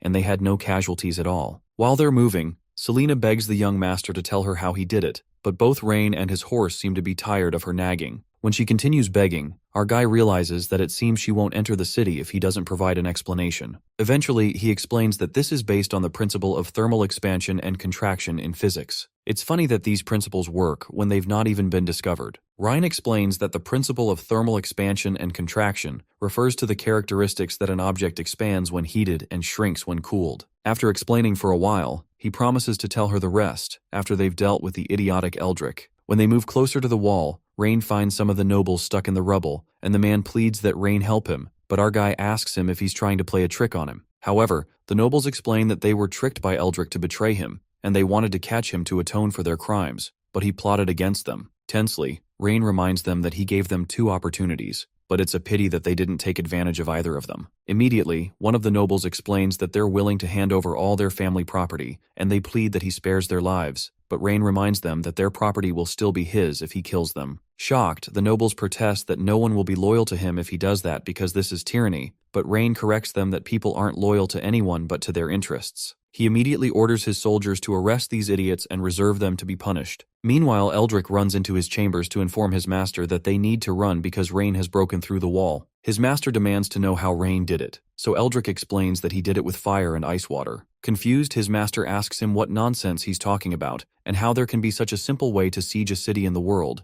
so he proposes that Rain must have used some powerful magic. Regardless of this, Eldrick pleads with him that they have to run, because it will be impossible for him if Rain meets them there with his soldiers. When the master brings out a scroll, Rain steps into the room and asks the 2 of them where they are planning to go. Shocked, Eldrick asks him how he got here so quickly, so Rain informs him that the soldiers who were following him dropped their weapons when they saw Eldrick retreating, and there was no one to stop him along the way. Eventually, Rain asks the other man if he's the person behind Eldrick, and he asks if he wears a mask because he's ugly, or because he has a scar on his face. In response, the master warns him that he won't be so proud in a few days because the army of the Orvis Empire is already on its way. Apparently, Rain could have lived a few more days if he hadn't destroyed the city wall, but they will take back all of today's humiliation when the Orvis Empire's army arrives since he's destroyed the wall. The master suddenly brings out a scroll to perform a magic trick, so Rain asks Leah to stop him. Immediately, Leah throws a knife at the man's face that almost sticks in his head, but he's able to move out of the way due to quick reflexes. However, the knife slices off the mask on his face and forcefully enters the nearby wall and injures the man's face. With the man's face exposed, Leah realizes that she recognizes him, but the man quickly covers up his face, and he angrily promises Rain that he'd be back before he disappears with Eldrick. Leah quickly apologizes to the young master because she let him go away because she was too slow to take action, but Rain tells her not to worry because he had expected them to leave a way out for themselves to escape. To him, the only issue is not knowing the other party's identity, so Leah informs him that she knows the man. Surprised, Ryan asks if he's an acquaintance of hers, but she clarifies that the man's name is Ravenclaw Eldwin, and he was once a subordinate of the Grand Duke. Later, during the war, he betrayed the Grand Duke and defected to Grand Duke Soren of the enemy country. Rain finds it fascinating that he's also called Eldwin, so he wonders if he's related to the Adrian Eldwin that he executed not long ago. Leah confirms that he was originally the leader of the Eldwin family. Because he didn't agree with the master's ideas, he voluntarily left the Eldwin family and joined the enemy's Grand Duke Soren. Shortly after, Selena arrives and informs Rain that the situation is under control, but they still don't know what to do about the Orvis Empire's army. Apparently, if all the magicians from the Magicians Guild went to repair the city wall, it would most likely still be too late. However, Rain assures her not to worry because he will naturally find a way to solve it. Sometime later, Rain and the others go have a word with the people. Selena recognizes that the little young master wants to appease the people, but she wonders what he will say to prevent them from falling into a panic. Suddenly, Rain pulls out a voice amplifier and loudly informs the people that he has something to say. He informs them that the army of the Orvis Empire is marching towards them, and they will be here in a few days. The people immediately begin to tremble at the mention of an army, and Selena angrily asks Rain what he's doing. The people begin to panic because the Orvis Empire's army is attacking them again, and they wonder why they're coming again since it ended in spring. Some of the men immediately tell one another to take their valuables and run away, but some other guy feels uncomfortable leaving the good life he's been living under Master Rain's command. Meanwhile, Selena chastises Rain for impulsively telling the people all these things, but he asks her why he can't tell them. Selena explains that when people hear that someone is attacking them, they will instinctively think of relying on the army to protect them, especially because they haven't received formal military training, and it's difficult for them to remain calm in danger. However, Rain informs Lady Selena that she seems to have misunderstood something. To him, the person who needs to be the most calm on the battlefield is the commander, but the soldiers are the people who need to be the least calm. Selena stares at him in confusion, but Rain raises the letter of challenge sent to him by the Orvis Empire. The letter says that the entire city of Iceling is full of cowards and fools who don't dare to defend their homes, and they'll abandon the young master and escape. The content of the letter enrages the citizens, and they wonder how those bastards would dare say that about them, especially after coming yearly to rob them of food, so some of them pledge to stay back this year to fight with their grandsons. Immediately, Rain tells the people that it seems the Orvis Empire doesn't know them at all because they're not cowards and fools, and the men become riled up to fight their enemies. This time, they don't plan to lose anything by exchanging one for one, but to gain blood and take what their enemies have. Since everyone has the courage to fight, Rain promises to lead them to drive the Orvis Empire's army out of the land, and that makes the men excited. Later that night, at Iceling City's Lord's Manor, Rain stays up going over the records. Leah soon shows up with a cup of tea and asks Rain to take a break, but our guy explains that he can't rest because they have to find a solution before the Orvis Empire's army arrives at the border fortress to avoid being captured. Confused, Leah reminds him of what he said during the day, so Rain clarifies that it was a lie to stabilize the people. If he had allowed them to fall into a panic, they wouldn't be able to defend the city, and would even be unable to evacuate in an orderly fashion, which would cause mayhem. Alarmed, Leah asks the young master to let her take him out of Iceling City immediately because she can't just watch him be in danger. However, Ryan assures her there's no need to worry because he's asked Malcolm and Selena to take the children, elderly, and women in the city to evacuate in an orderly manner, so it's not time to give up yet. Suddenly, he thinks about a book he had seen in the office about dark green divine oil and decides to ask Leah if she knows about it. Leah recalls that it's a material that could burn, and it seems to be some kind of material used in witches' rituals. This startles our guy because he knows that the color of petroleum is very rich, ranging from deep red, golden, dark green, black, brown, and transparent. The color of petroleum is determined by the content of gum and asphaltene it contains, so the higher the content, the darker the color. He wonders if this is really petrol, so he asks Leah to take him to it quickly because the account book says it's in the warehouse. They immediately head to the warehouse, and Rain asks the soldiers to find the thing called dark green divine oil. He also warns them not to use an open flame and to move it out if they're not sure. When he also looks around, he finds crates full of gold coins, which confirms his suspicions that the tax revenue of Iceling City has been embezzled by Eldrick over the years. He plans to use this money to develop the industry and build a steam engine once this crisis is over. Soon after, the men find a barrel of the dark green divine oil, and our guy excitedly rushes to meet them. When he opens the barrel, he realizes it is petrol after all, and it occurs to him that Iceling can be saved after all. Meanwhile, at the Orvis Empire military camp, Eldrick and Ravenclaw meet with the Grand Duke of the Orvis Empire, Castile Waldron, to apologize for their failure. Lord Castile bluntly retorts that he knew they would both fail, but he hadn't expected them to be such wastes. He wonders how they managed to lose the city in 3 days, but Eldrick explains that Rain used forbidden magic to destroy the city wall, and that caused their failure. The mention of a forbidden spell makes Castile wonder if Aldarion went as far as sending a forbidden spell mage just to protect his youngest son. So Ravenclaw assures the Lord that forbidden spell mages are unable to use their spells continuously in a short period of time.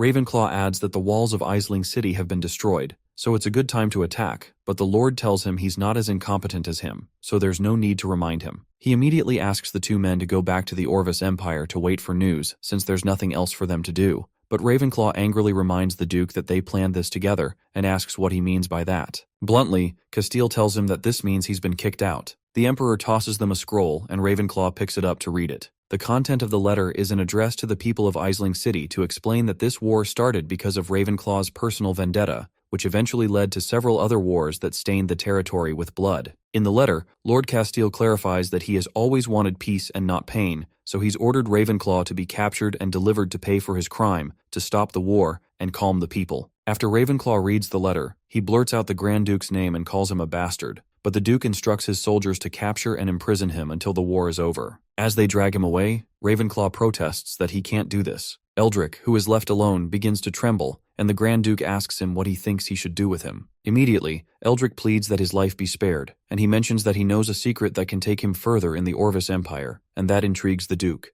In the Thurland City main hall, we see a lady approaching Priscilla Edgar, our hero's older sister, and the Lord of the Thurland territory. While Priscilla is focused on the documents in her hands, the butler calls her attention and tells her that the letter sent from her brother was written by Leah Alice.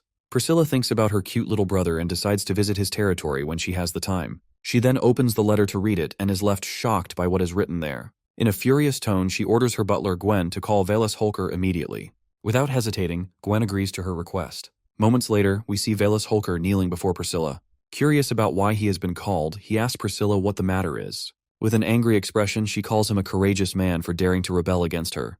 The guy is completely shocked by her words and asks how she could believe a useless lie. He tells her that he doesn't have a reason to do such a thing. However, she throws the letter at his face and tells him that the evidence is already there. Valus opens the letter and reads it, finding out that General Caesar Holker is part of the rebels in Aisling City. His face becomes flushed as he struggles to comprehend the information he has just read. Priscilla looks at him menacingly and asks if he has anything else to say. Valus tries to explain that Caesar acted on his own and that the rest of the Holker family is innocent. He recalls writing a letter to Caesar, telling the idiot to listen to Rain's words. Priscilla notices that the man's demeanor isn't fake, so she wonders if the whole thing was really Caesar's idea. With a trembling voice, Valus asks for his family to be given a chance, and he swears they'll prove their loyalty. The lady then asks what kind of opportunity he wants. Valus then offers to ask his only daughter, Rosalind, to lead an army to help Rain against the army of the Orvis Empire. Priscilla recalls that the girl just became an adult and hasn't finished her studies. This risky move will leave the Valus family with no heir if his daughter dies. Regardless, he swears that his family is ready to sacrifice everything for Priscilla. He then asks for a chance again, saying that his family wouldn't even exist if not for Priscilla. The lady then uses telepathy to order Gwen to send someone who will keep an eye on Rosalind. If the girl should do anything suspicious, she orders her to be killed on the spot. The scene switches to tall mountain ranges in Aisling City. Castile and Eldrick show up at the edge, looking over the city. Eldrick tells the Lord of the Orvis Empire that the city will belong to him so long as he breaks through the walls. He points out that the hero has used magic to repair the city walls, and it seems like he's also building another moat. Castile mocks the hero loudly, calling him an idiot for wasting the magician's power to repair the walls. Eldrick then asks Castile why he's so happy, considering that the situation would make it harder for them to fight. Lord Castile explains that the river nearby can't stop the army from attacking at all. If the magicians still have their magic power, then the army's attacks will be hindered.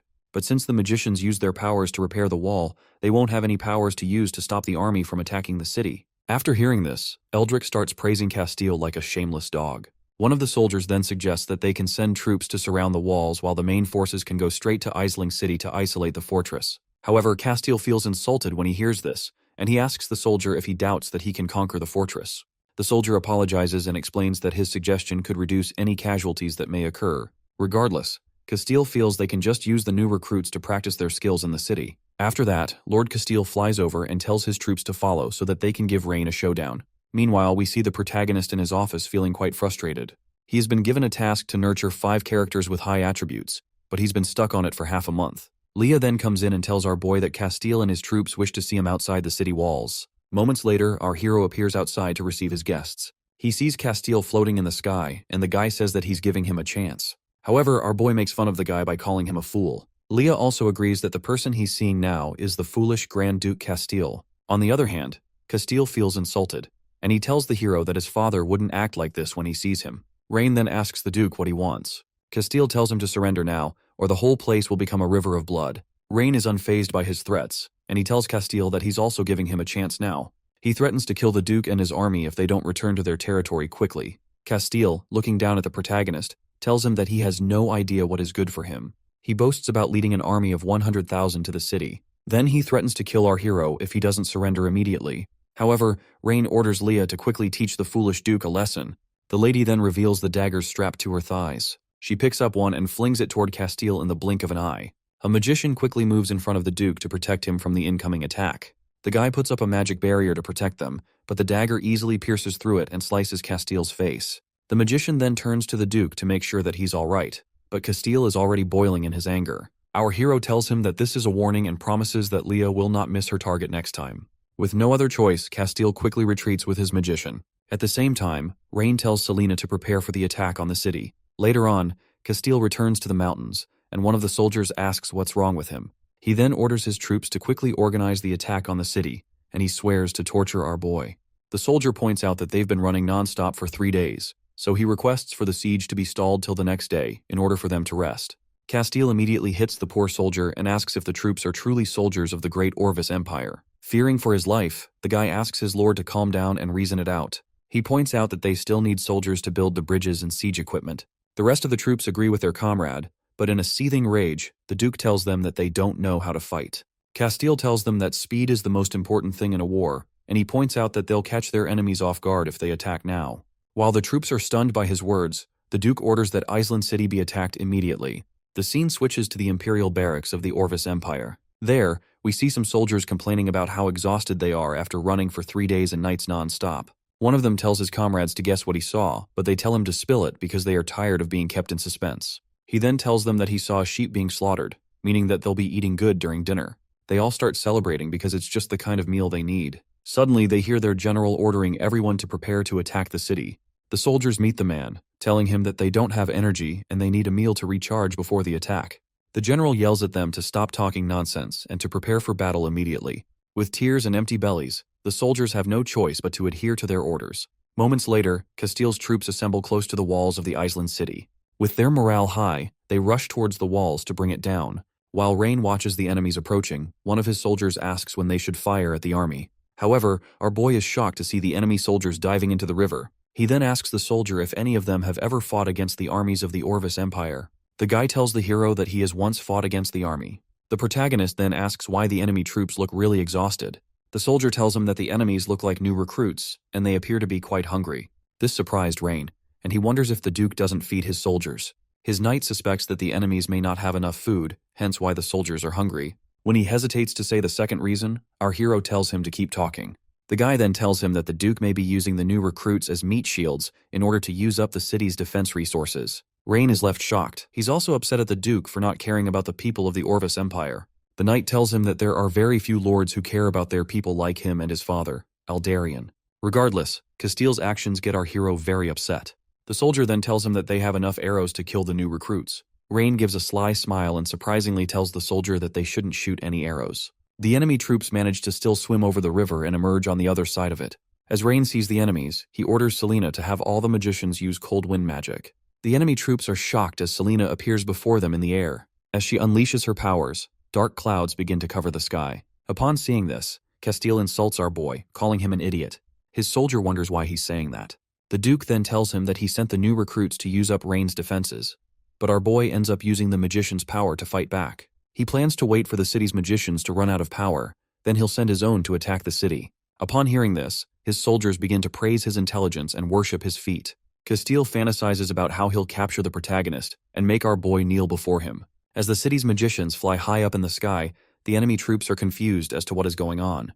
The new recruits start running away instantly because they don't want to die. The useless idiots hide under a tree, begging our hero to not chop them up. However, they notice that nothing is happening, which leaves them confused. Their commander then tells them to pick up their weapons quickly and charge. Rain and Selena quietly watch as the enemies storm their walls. She then asks the hero if the low-level cold magic can really repel the enemies. Selena suggests that they release lightning magic since it'll be more powerful. However, our boy tells her that there's no need for that. The enemy troops start shivering and look even weaker because the cold has added to their problems along with their hunger. The protagonist mocks his enemies for not being able to stand straight, let alone to be able to attack the city. Eventually, the enemy soldiers lie on the floor as the extreme cold chills their bones. As they refuse to fight, their commander yells at them in anger. He orders them to take up arms and fight, but the newbies complain to him about the harsh cold and their hunger as well. The man then tells one of the soldiers to report back to Castile while the rest stay back to fight. Back at the Orvis barracks, Castile welcomes the soldier in and tells him to give his report. The soldier thinks of calling out the Duke for enjoying himself in the tent, while the rest of them are suffering outside. However, the guy calms himself and tells the Duke about the situation on the front lines.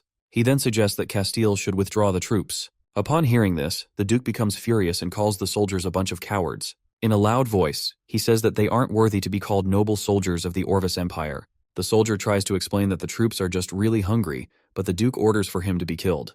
In his rage, the Duke decides to lead the attack by himself. One of his knights tells him not to risk his life because they are ready to die for him.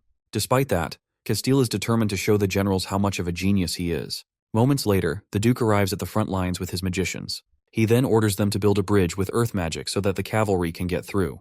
Without a moment's hesitation, the magicians unleash their spells to start creating the bridge. After the bridges are fully formed, Castile orders his troops to charge in, and he goes ahead to offer a reward to anyone who captures our hero alive. Upon hearing this, the morale of the soldiers increases, and they charge in with all their might. Rain's guard then tells him that the enemy is launching a formal attack. Our boy then tells Leah to order something to be dumped into the moat. At the same time, he wants all passages on both sides of the moat to be blocked. Leah then quickly adheres to his others. After that, we see some soldiers dumping oil through pipes that lead into the river. At the same time, the enemy's cavalry passes over the bridge to take down the walls. In another part of the kingdom, we see Rosalind Holker and her troops quickly marching to help our hero. She hopes she can get there in time before anything happens to Rain. She recalls assuring her father that Rain would not come to any form of harm. One of her soldiers then requests that they take a break, because the horses are tired after marching for 3 days straight.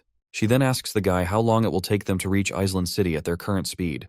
The soldier tells her that it will only take one more day before they arrive. Rosalind then orders a magician to project a map in front of her so she can take a look at the route. She assumes that Rain must be trapped behind the city walls now, and she also recalls that he did something to make food abundant in Island City. She quickly detects something that causes her to stop her horse on the spot. Rosalind then calls out Nox for spying on her, so she tells him to come and discuss countermeasures with her. The soldiers are confused by her words, but a hand suddenly appears from another dimension. Then, we see a wizard emerging in front of Rosalind.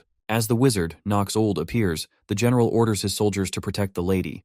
However, the lady stops him and asks the strange man if he is really Nox Old. However, Nox ignores her question and tells her to talk quickly. Rosalind then tells him how she plans to cut off the Orvis Empire's food supply chain so that she can capture all the troops. Despite knowing that Nox was sent by Priscilla, she asks for his help. The wizard makes it clear that his only order is to kill her if she does anything bad to Rain and not to help her. Regardless, she points out that none of them want anything bad to happen to our hero. After that, Nox asks what she wants him to do. She tells him that she'll lead her army to attack Castile's troops from the rear. While she does that, she wants Nox to block the moat at the upper reaches of the border fortress with his magic and wait for a signal before letting go of the water. With this, she'll be able to drown all of the enemy's troops. The scene switches to Varshala, where the Elven Queen reads the letter that our hero sent to her. She then asks her people what they think of the letter. The messenger tells her that it'd be best if they didn't have anything to do with the humans. Despite that, they can't feed all the elves with their strength alone. A man points out that they need to buy food from humans every winter. The queen then tells Ayuria to speak, since she's the only one who has seen the new mayor of Island City. Ayuria tells the queen that our boy is mean and cunning, but she also says that he's a smart man. She mentions that his methods have allowed them to have enough food for the winter, and they also saved enough money because of him. The man there is shocked to hear that some of these humans are quite interesting. However, the other messenger elf doubts that our boy is smart. She tells the queen that some of the scouts saw the humans fighting again, and she doesn't understand the point of their wars. She tells Ayuria that the only way they can make the deal is if Rain survives the war. The elf queen then tells her to calm down so that she can make her decision. She admits that the messenger, Salian, is making sense, but because of this, she decides to go to the battlefield to witness the outcome. Back in Island City, our hero's soldiers are firing arrows to make sure that the enemies do not climb the city walls. As Rain silently watches the chaos, Selena asks if it isn't okay now. He tells her that they must wait for Castile to lead the troops in person. His trick can only be used once, so he doesn't want to let the Duke escape. As Selena tries to warn him about how bad the situation is, she suddenly sees some enemy troops climbing over the walls. With this, Castile's generals assume that they have taken over the wall. The Duke believes that the odds are in his favor, so he quickly orders his men to capture Rain. As the cavalry charges forward, our hero quickly notices that Castile has crossed the bridge. With no time to waste, he orders Selena to carry out the plan immediately. The soldiers of Iceland rush to confront the enemies climbing over the walls. Their commander tells his troops to act fast so that the enemies don't get close to the protagonist. Meanwhile, Rain calls out to Selena, and he tells her to shoot a fireball into the moat immediately. The lady quickly activates a low-level fireball spell and aims for the river. As she starts shooting out multiple fireballs, Castile tells his magicians to be on guard against the fireballs. The Duke believes this is Aislin's final attack against him, so he wants his troops to withstand it. The Orvis Empire magicians assemble together and put up a wide magic barrier to defend themselves against the fire raining down on them. One of the generals tells the Duke that they're wasting the magicians' magic powers because their enemy may have a backup plan. However, the Duke doubts that our hero could have any other plans left. He believes that Aislin's magicians have run out of power because of the cold wind magic they used earlier. He assumes that the fireballs are the last bit of magic power that they can squeeze out. As long as his troops can successfully defend, Castile believes he will be victorious. As the fireballs continue to rain down, they land in the river, slowly setting it on fire. Castile mocks his enemies for missing their target, but he is completely clueless about their plans. His troops praise him for being a genius, and they believe that their enemies will soon surrender. Castile boasts about being one of the two pillars of the empire, but his words are cut short by the sudden explosion in the river. The Duke looks back in confusion, trying to understand what's happening. He sees that the entire river has turned into a lake of fire, and he asks how it's even possible. The sight of such forbidden magic sends chills down his spine. He watches as his troops are burned alive, and he realizes that all of them will soon be turned into ashes. Caught by this dilemma, he assumes that Rain is not human, and that our boy must be a devil. The Duke trembles in fear, seeing that our hero plans to burn all his people. One of his generals then asks him to give the order to retreat before it's too late. While ordering his troops to flee, he also tells the magicians to put out the fire quickly. Sadly, the magicians tell him that they used their last magic powers to put up the barrier. Meanwhile, Selena is also shocked to see the river of fire, and she believes it's a forbidden level of magic. She wonders how Rain created a forbidden spell with barely any magic power. At the same time, our hero watches his enemies burn alive and scream for help. All he thinks about is developing his industry quickly so that his people don't become like the enemies. As he takes his leave, he tells Selena to handle the rest. She then orders all the magicians to repel the enemies immediately. As the fire continues to burn, Castile's general leads him safely out of the chaos. The Duke struggles to breathe, but they manage to make it back to the barracks. There, he wonders where all the soldiers on guard have disappeared to. Suddenly, he sees a flash of light in the sky, which causes him to tremble. As a sword lands in front of him, someone approaches the Duke. In a shaky voice, he asks the person who they are. We see that it is Rosalind who has arrived, and she quickly figures out that Castile is a noble from the Orvis Empire. With a scary look, she tells him that she's been looking for him for a while. While still trembling in fear, the Duke asks her what she's going to do. Rosalind then asks about the whereabouts of his main forces. With a whip in her hand, she also wants to know if Rain is safe. She starts whipping the poor Duke mercilessly, while telling him to speak quickly. Fearing for his life, Castile tells her that his main forces were burned by our boy's forbidden magic. He also tells her that she can't just be slapping him in the face because he's the Grand Duke, but Rosalind doubts what he says. She orders her men to beat up Castile until she gets the truth that she wants. Inside one of the tents, Rosalind asks her soldier how the interrogation is going. The guy tells her that Castile is still insisting on being the Grand Duke, and that his troops were also burned to death by Rain's magic. This angers Rosalind, and he orders the soldier to keep beating the Duke until he tells the truth. In addition, she orders her troops to rest until dusk before rushing to save Rain. As she leaves the tent, she thinks about the earth bridge at the city walls, which will make it easy for her troops to cross. But if they are to break through, they need to lure the enemies out. She plans to bypass the border fortress and head straight for Aislinn City. As she approaches one of her soldiers, she hears some sounds and warns everyone about an incoming enemy attack. The troops quickly move to protect her and to prevent the enemies from launching a surprise attack. As footsteps approach them, we see that it is Ayuria and the rest of the elves, but Rosalind has no idea who they are. As she notices that they are elves, she fears that they may be working together with the Orvis Empire. She quickly accuses them of working with the enemies to harm the protagonist. Salian tells her that she's rude to slander them when it was our hero who asked the Elf Queen to meet him. However, Rosalind, being a dense girl, believes that they're lying and actually working with the Orvis Empire. Feeling insulted, Salian tells her archers to get ready, and Rosalind also tells her men to raise their shields. Suddenly, the Elf Queen unleashes a space barrier to stop the petty squabble. She then explains that the hero asked to come and discuss some business. She doesn't see any reason for them to fight if Rosalind is an enemy, but she offers to go back if she's an enemy. Rosalind then asks her to provide evidence to support her claims. The Elf Queen then asks Ayuria to show the letter. The elf nun brings it out and shows it to the girl. Rosalind quickly recognizes the Edgar family seal, which is on the letter. She decides to trust them for now, but she says she'll have someone monitor them until they find Rain. The Elf Queen then agrees to her conditions. After that, Rosalind tells her troops to rest because their plans haven't changed. Back in the tent, she tells one of her soldiers to have some people keep an eye on the elves. Meanwhile, Salian asks her queen why she still wants to trade with the humans when they don't believe their words. The queen tells her that if they trusted them, then they wouldn't be humans. At the same time, she hopes that our hero won't let her down. Later on, we see some troops reporting back to Rosalind's camp. One of the scouts tells her that the flag on the border fortress is still the banner of the Edgar family. Upon hearing this, Rosalind suspects that Castile may have been telling the truth all along. She quickly rushes off with her troops to reach the protagonist in time. She orders her men to raise their flag so that whoever is in the border fortress will know that Rain's reinforcements have arrived. She also tells them to rush toward Iceland once they cross the bridge because they need to reach the city by night. Back at the fortress, our boy comes out to see the dead bodies of his enemies. As he stands all around him, all he can feel is anger and regret. He regrets not being able to put the soldiers to work in his city. Leah tries to comfort him, seeing that he's very kind-hearted to feel sad for the invaders. She then tells him not to feel sad because the invaders deserved what they got. Suddenly, a soldier informs him about a cavalry approaching from the direction of the Orvis Empire. The soldier tells him that they are waving the flag of his sister. Over in Iceland City, our hero finally meets with the Elf Queen and tells her his plans to make the city become the pearl of the continent. While showing her his plans on a board, he tells her that if she invests now, she will become a founder of the legendary city. The Elf Queen finds his plans interesting, but she tells him that they have nothing to do with elves who coexist with nature.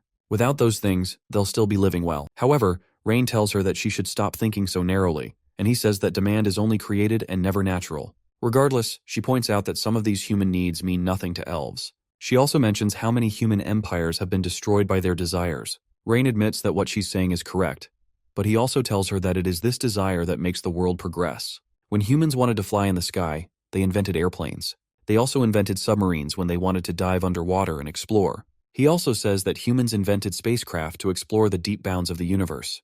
With these examples, our hero pitches his idea again, telling the Elf Queen that she'll experience a unique satisfaction when she stands in a tall building center. However, the Queen doesn't have a single clue about any of the things that Rain just told her. She admires his strong confidence, but she also reminds him that the elves have not been enslaved by desire for over 1,000 years. The protagonist assures her that his plans can change this as long as she's willing to invest. He promises that she'll see a different future. The Elf Queen's eyes spark up at the mention of the word future, because all she can think about is the future of her people. She wonders if our hero can help her avert a future where she saw the end of the elves. She tells him that his reasons aren't enough and that she needs some time to discuss it with her people. Our hero allows her, letting her know that he's still looking forward to her investment. He then asks Leah to bring some things he has prepared. Leah then hands over an envelope to the Elf Queen. The Queen opens it, asking what it is, and Rain tells her it's a special VIP invitation to the completion ceremony of the city dam. He asks her to come and witness the first step to the industrialization of Iceland City. The scene then switches to Rosalind and her troops, who are still hastily marching to the city. One of the men informs Rosalind about Rain's safety and also says that he's just cleaning up the battlefield. Rosalind is shocked to hear this, and she wonders how our hero is unharmed. She starts to believe Castile's words about the forbidden magician, but she brushes the thought aside and focuses on just getting to the protagonist. Later on, her troops finally arrive at the walls of the border fortress. As their horses rush towards the gate, Rosalind quickly stops and gets down.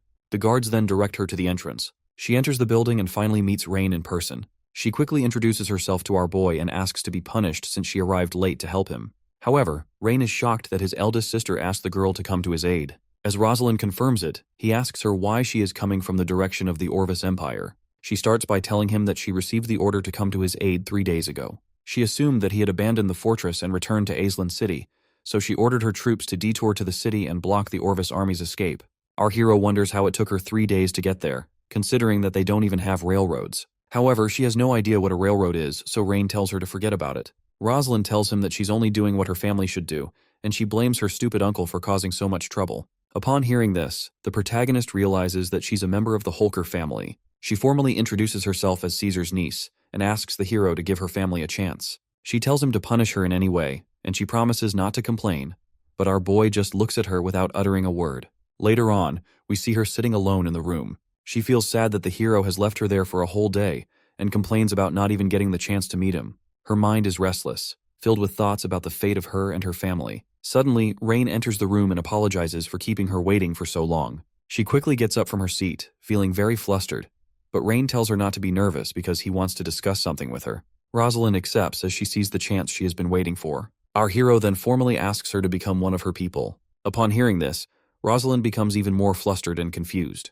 Our hero approaches Rosalind and tells her that he's very impressed by her judgment of the battlefield. He then analyzes her stats and sees that they are very high and worth cultivating. Whether it's to lead troops in a rear maneuver or charge ahead boldly, he can tell that she possesses very wonderful talents. She thanks him for the compliments, saying that it's only normal for subordinates to do this. After that, our hero asks her if she's willing to become his. Understanding his words, she accepts being used as compensation and offers to give our boy everything. However, Rain quickly realizes that she must have misunderstood where she's coming from. He points out that the word compensation is something he never thought about before. Rosalind then gets on her knees and offers her body to our boy even though she wants to be his knight. He lets her know that she misunderstood him, and he tells her that he wants her to be his subordinate. Still, she doesn't completely understand what he means. He extends his hand to her and asks her to join his ranks while promising not to hold her family accountable for the crimes that Caesar Holker committed. Even after all that, there's still an awkward silence in the room. He then outright asks her to become one of his knights, leaving her very surprised. She can't believe that her dream of wanting to be Rain's knight is about to come true. She then accepts his request, saying it would be her greatest honor to become his knight. After that, our hero returns to his office to write a letter. He addresses it to his sister, Priscilla, telling her that the crisis in Aislinn City has been resolved, and he also lets her know that Rosalind is an amazing knight. When he's done with the letter, he tells Leah to send it to his sister the next day, as well as to send them an invitation for the dam completion ceremony. While looking at Rosalind's stats, our hero thinks about how he needs to find more talents. With Rosalind as his knight, he needs 4 more high-attribute characters to complete his quest. Leah interrupts him by asking what they should do with Duke Castile, who was captured. When the hero asks where the Duke is being held, Leah tells him that the guy is in the dungeon of the city. Our hero then arrives in the dungeon, where Castile is sitting in his loneliness. As Rain addresses him, Castile tells him that he's finished. With an irritated look on his face, the MC tells the prisoner to explain what he means. Castile then asks if his father didn't tell him that forbidden spell magicians are not to participate in wars of ordinary people. He says that our boy broke this rule on the battlefield, and because of this, all the forbidden spell magicians in the continent will hunt down the Edgar family. Our hero is confused by Castile's words and wonders if he's talking about Selena. Castile knows that Selena is a high-level magician, but what he's talking about is the destructive river of fire that Rain unleashed. Our hero realizes what the guy is talking about and tells him that he misunderstood. He boasts about being able to create those explosions anytime he wants. Castile suddenly lashes out at Rain, telling him that he could never have that kind of power. Regardless of whatever the Duke sees it as, Rain doesn't care about it anymore. He tells the prisoner that he only came there to ask one thing. He then asks the Duke what exactly he is planning and who the mastermind behind his plans is. Castile is surprised. Then he tells the hero that there's no mastermind because his warriors don't need a reason to lead a crusade against the people of the Caledorial Empire. However, Rain says he has reviewed the records, which show that the Orvis Empire always comes every spring to seize their towns and territories. However, they never even left a garrison, and they would withdraw their troops in the fall quickly. Rain tells him that either his emperor is a lunatic, or there is a hidden purpose behind his so-called crusade. In his anger, Castile tells the hero that the Orvis Empire only aims to prove its strength to the world, but our hero suspects that they must be testing something that is unknown. The Duke starts to panic while saying that he doesn't understand what Rain means. Our hero then tells him to think carefully about it while he rots in prison. As he leaves the prison, his mind can't help but suspect that there is a conspiracy he has yet to uncover. He feels the need to develop his industry quickly because he feels his enemies are concealing their true motives. 10 days later, in the Silver Wave Harbor, Priscilla receives a letter from her dear brother, who is asking her to let Rosalind become his subordinate. She then tells Gwen to inform Willis that Rain has taken a liking to his daughter. Seeing that she has been invited to the dam completion ceremony, she asks Gwen if she knows what a dam is. However, the girl says that she's too inexperienced and ignorant to comprehend our boy's wisdom. With that being the case, Priscilla decides to head to her brother's territory to see what a dam actually is. As Gwen happily agrees to follow her lady, Priscilla also asks her to look for girls who are the same age as Rosalind, so she can see the kind of girls her brother likes. At the imperial palace of the Orvis Empire, the nobles fear that the capture of Duke Castile will affect the morale of the army. They blame him for acting so recklessly and fear that he may leak their secrets. With his eyes full of rage, the emperor tells everyone to shut up. He wonders if there's any point in pursuing responsibility any further. He tells the nobles that they should be thinking of a solution and not arguing mindlessly. One of the men then suggests that he should send someone to Aislinn City to negotiate. The others quickly attack the guy for trying to make their empire negotiate with barbarians because they feel it would be a disgrace. The man reminds them that if Castile leaks their secrets, then their plans for many years would be ruined. He then urges the emperor to do the right thing. The emperor agrees to have peace talks. Then he asks if they have any idea who will be the candidate. Not only does this person need to have a high status, but they also need to have enough wisdom and courage. The noble who suggested the idea wonders why the emperor is talking strangely because this master shouldn't be so difficult. He suspects that the emperor might have something sinister in mind. The Emperor then looks over at Craven and asks if he has thought of a suitable candidate. Craven then says he would like to recommend someone who is none other than Wilvina, the only daughter of Duke Richard. The other nobles quickly lash out at him for suggesting someone whose father was recently imprisoned for offending the Emperor. On the other hand, the Emperor is happy that Craven is smart enough to figure out his plans. He then asks the guy why he's recommending the daughter of a criminal. Firstly, Craven points out that Wilvina's status can show their sincerity, and secondly, he has heard that Miss Wilvina is quite eloquent and decisive when speaking. Lastly, Craven sees this as a chance for the lady to atone for her crimes and prove herself to the Empire so that the Emperor can pardon her father. Upon hearing this, the other nobles admit that Craven's idea isn't so bad. With that settled, the Emperor leaves Craven to handle the matter. He tells him to make sure that Wilvina is safe on her trip. Looking very anxious, Craven adheres to his Emperor's words. Later that night, the Emperor meets with an assassin in his office. He asks the strange man if he knows what to do when Wilvina and Castile are on their way back. The assassin then assures him that the two of them will die within the territories of the Caledorial Empire. The evil Emperor plans to frame the Caledorial Empire for killing an envoy of his territory, just so that he can wage another war. The scene then switches to the market stalls in Aislinn City, where vendors are hawking all their goods. A vendor asks Rain if he has come to buy something, but he tells the man that he's just taking a walk around the city. The people there openly express their joy at how the protagonist has made their lives much better. On the other hand, our hero is happy to see how lively they all are. As he takes a seat, some of them bid him farewell. He then starts to analyze the traits of all citizens, looking for the perfect candidate with outstanding talents. However, he is disappointed to see that he can't find his desired target among the common folk. Rain has been going around different places in the city for the past few days. Wherever he goes, the people celebrate him, but he hasn't been able to find a single suitable talent. Seeing that Rosalind is the only one he has, he wonders if he should ask his elder siblings for some talents. He decides not to disturb his siblings because they must be having their own issues in their individual territories. While he is lost in thought, Leah comes to comfort him and tells him to get some rest because he's been stressed out recently. She tells him that she has asked for notices to be posted in the city so that those who believe they have talent can come to him. Our hero admits that those who came do have some talents, but they are far from what he's looking for. He laments about the troubles he is facing with his factory and the elves' investment, and it seems the dam will also take some time before being complete. He recalls having a difficult time trying to teach the magicians chemistry because they wouldn't let go of him. He holds on to Leah and continues to lament about how the system also gave him a tough task. Suddenly, he hears a vendor shouting at a customer. The young customer is a boy who is urging the vendor to trust him, and he promises that there won't be a problem this time. Our hero quickly analyzes the guy's stats, seeing that his name is Armando Cresta, and he finds out that he has the high talents he's looking for. Armando tells the vendor that the potion he has will definitely work this time. He urges the vendor to put a drop on his food, and he promises that his fruit will last for a year. The vendor yells at him, calling him a liar because the last time he bought the guy's insect repellent, it ruined his box of apples. Feeling nervous, Armando tries to explain that his insect repellents aren't suited for soft fruits like apples. Regardless, the vendor pushes him out, refusing to believe any more of his words. Our hero watches the sad guy, wondering how he found such a talent in that place. Leah wonders if her master has taken a liking to the young alchemist. However, she refuses to let her master be deceived by the guy. Meanwhile, Armando looks completely dejected and hungry after not being able to sell his potion. He is surprised as our hero approaches him and extends a hand to help him up. He tells Armando that he is interested in the potion he's selling. The young alchemist is immediately happy to have found someone to rip off. He shakes Rain and tells the hero that he must be a connoisseur.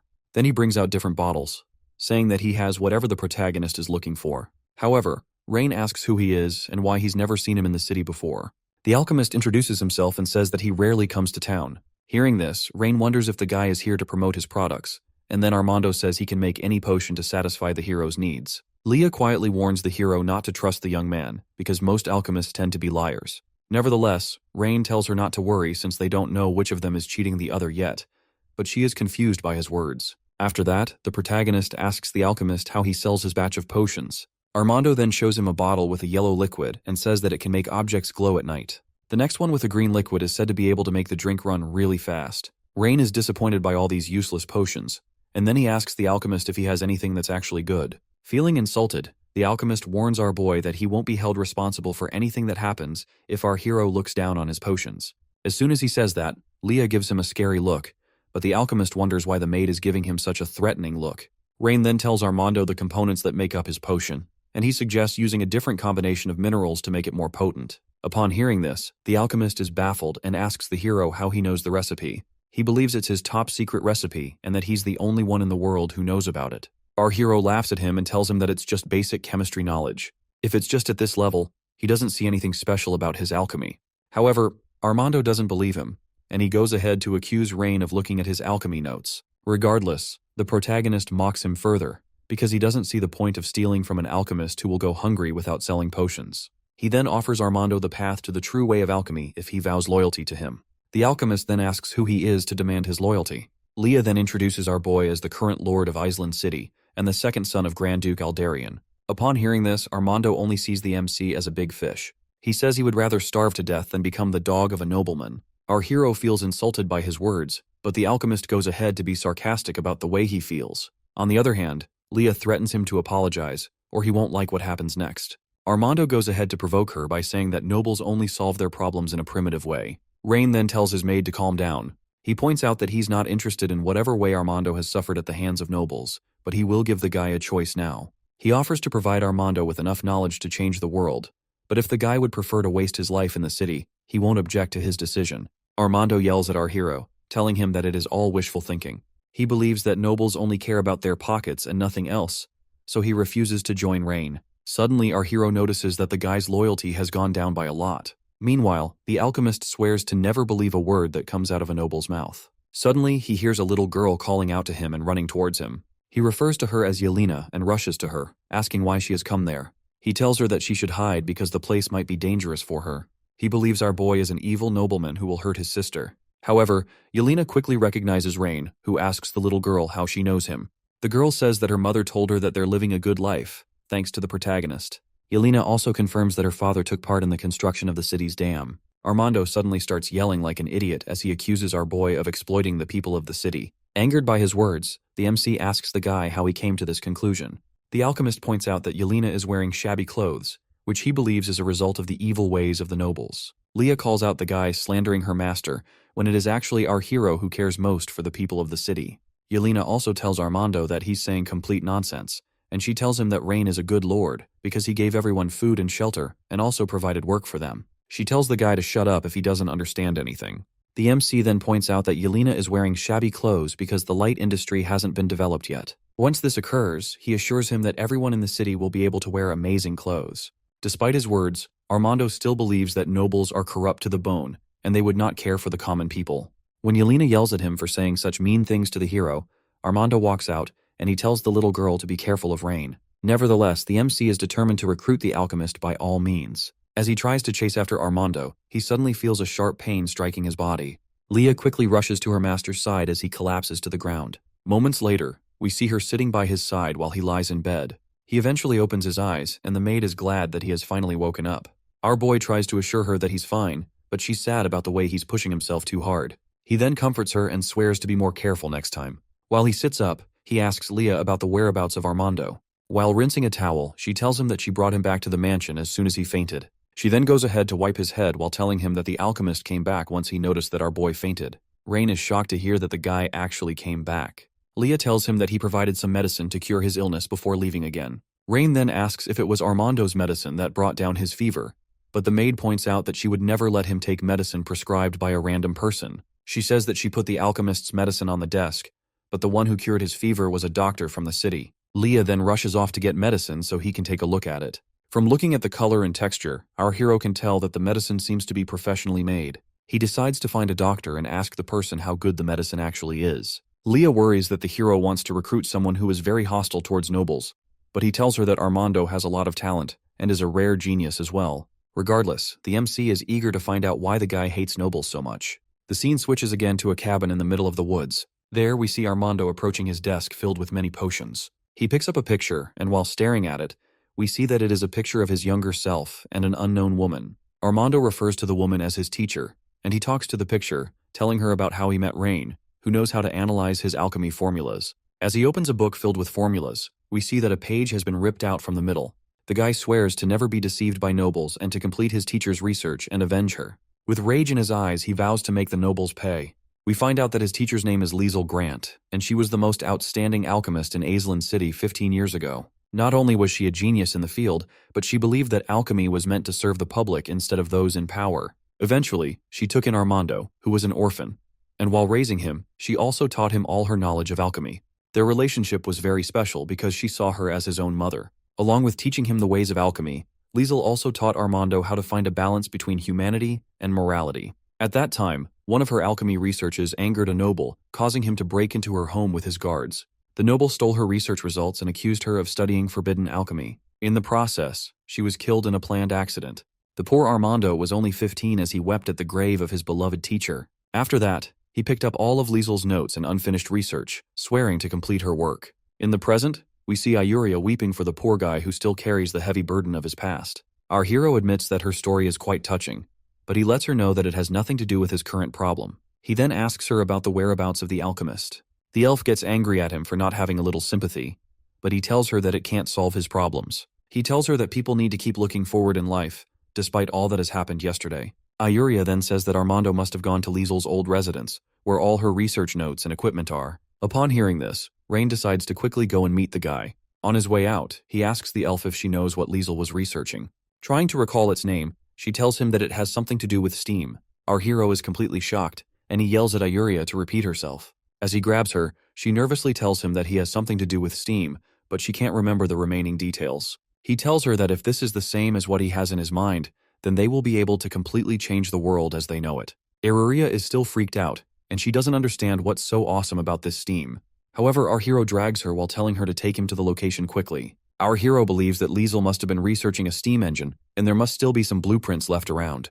The steam engine is something he never studied in detail in his previous life, and he only knew how it worked theoretically. Being a mechanical engineer, our boy has a good understanding of how mechanical structures work. He has always wanted to create the steam engine, but he lacks the core blueprints and key ideas needed for it. He believes he'll be able to make a breakthrough in Liesel's research if he gets the notes that she left behind.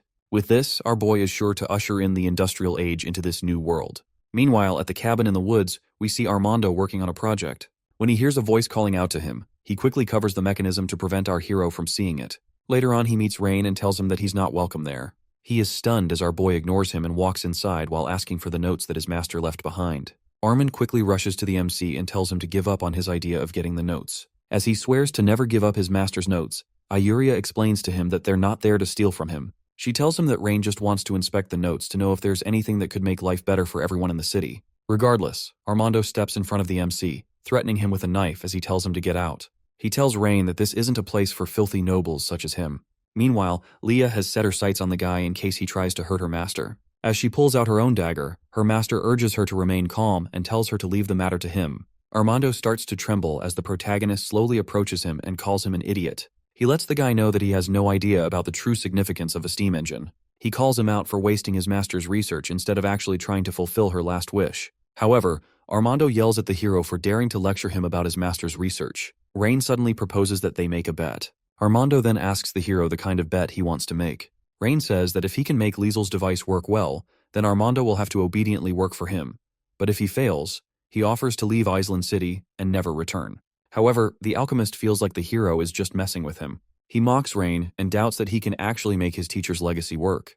Regardless, our boy just wants to know if he has agreed to the terms of the bet. Armando accepts, but he says that the conditions aren't enough. He wants Rain to kneel and apologize in front of his teacher's grave if he fails to make the device work. Ayuria tells him that he's asking for too much because the protagonist doesn't have anything bad against him. Still, the alchemist asks the hero if he will accept the terms of the bet.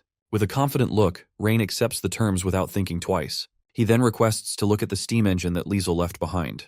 He's already fantasizing about how to make Armando stoke the boiler once he fixes the engine.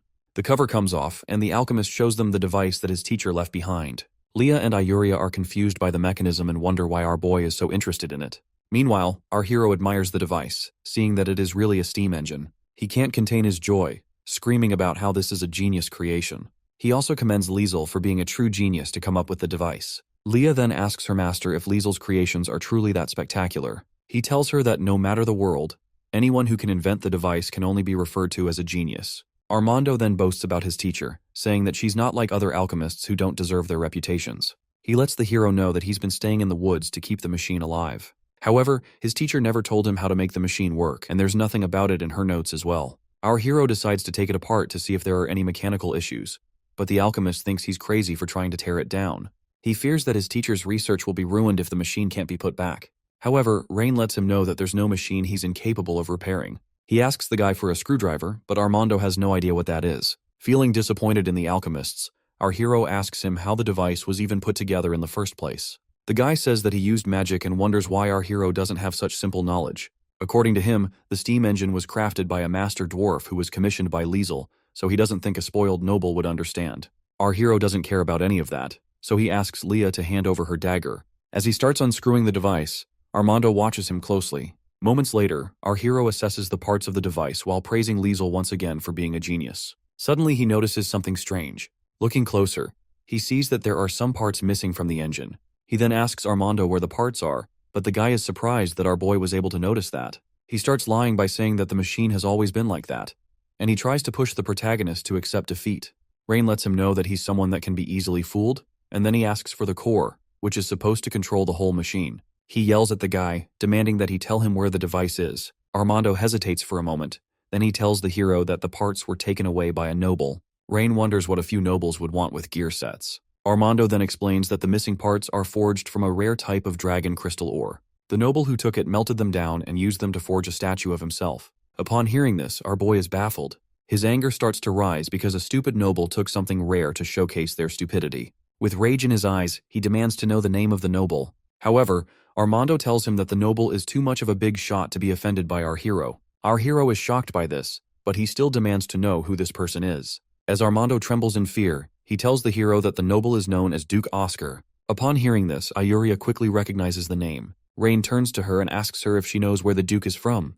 The elf then tells him that Duke Oscar used to be a minor noble in Aisland City. Oscar had a lot of achievements in alchemy when he was young, and he also won the championship in the Imperial Alchemy competition. In return, the Emperor appreciated him by giving him a lot of resources and the title of Duke. With a mean look, Rain demands to know where Oscar's territory is. Ayuria tells him that the Duke stays in Gransel, located on the upper right side of Aisland City. Leah then tells her master that the region belongs to the domain of Grand Duke Teleros Elroy, which is not under the jurisdiction of the Edgar family. Our hero recalls Teleors Elroy, and how his father mentioned that things were not going well between him and the Grand Duke. Leah tells her master that his father and Grand Duke Elroy have different political views, and they've even clashed multiple times in the Imperial Council. After hearing this, the MC decides to worry about the matter for now.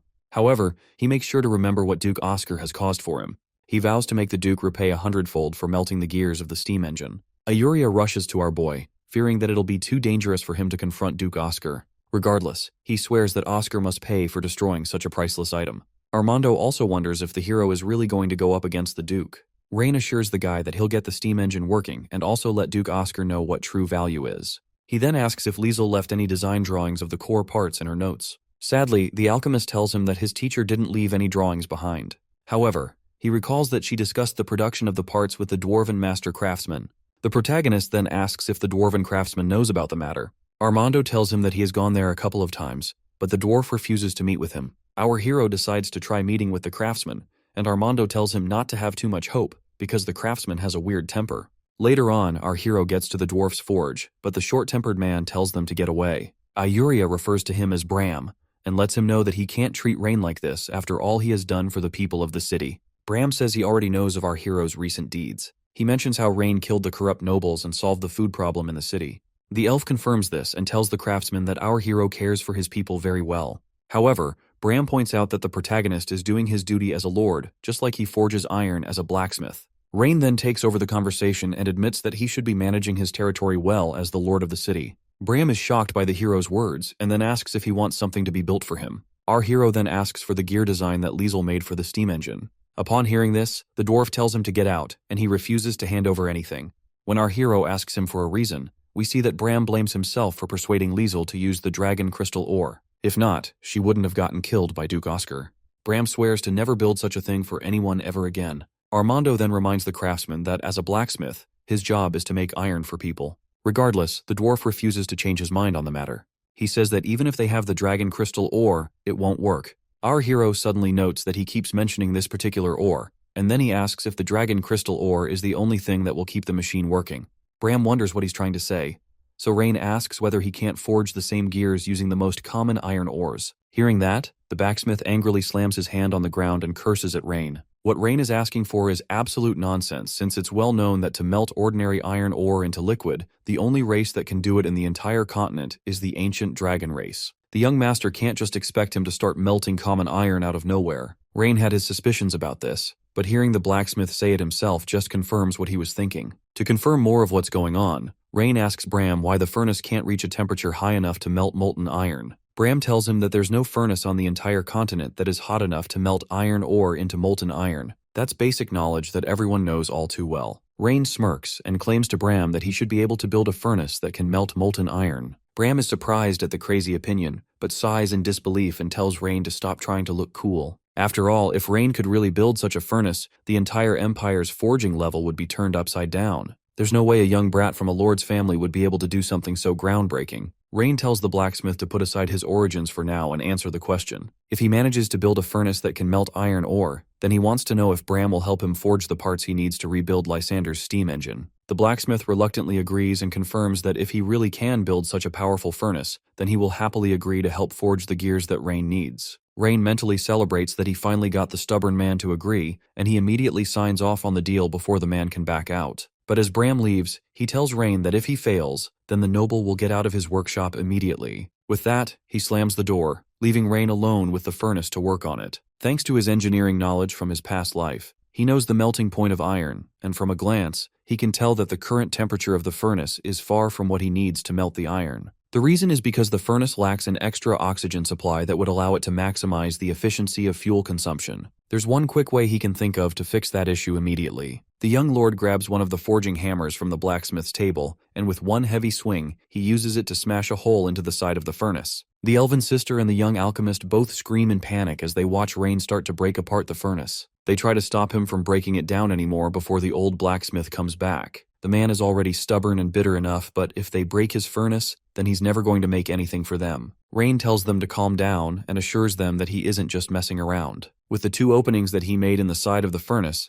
it now has secondary oxygen supply channels, which will make the heat a lot more efficient. Thanks to that, the effectiveness of the furnace should at least double, and it will definitely reach the requirement for melting iron ore. It's hard to believe that such a simple modification is enough to make a furnace reach that high of a temperature, but Rain is so sure of himself that they can't even argue with his logic. He tells them to add fuel to the furnace and try to melt the iron ore, but before they can test out his modifications, the blacksmith comes back from the back of the room. As soon as he walks in, he immediately notices the holes in the side of his furnace, and he drops everything he's carrying to run over and check on his precious furnace. The blacksmith personally put in a lot of effort to craft the furnace, and he will make sure to make Rain pay for what he's done. But before he can pick a fight, the young lord tells him to calm down, and once again guarantees that the modifications were made to make sure that the furnace can now melt iron ore into molten iron. The blacksmith still doesn't believe Rain and gets up to yell at him for thinking that he knows more than a professional. Iron ore is incredibly hard, and there is no way the ordinary temperature of the furnace can ever be high enough to melt it.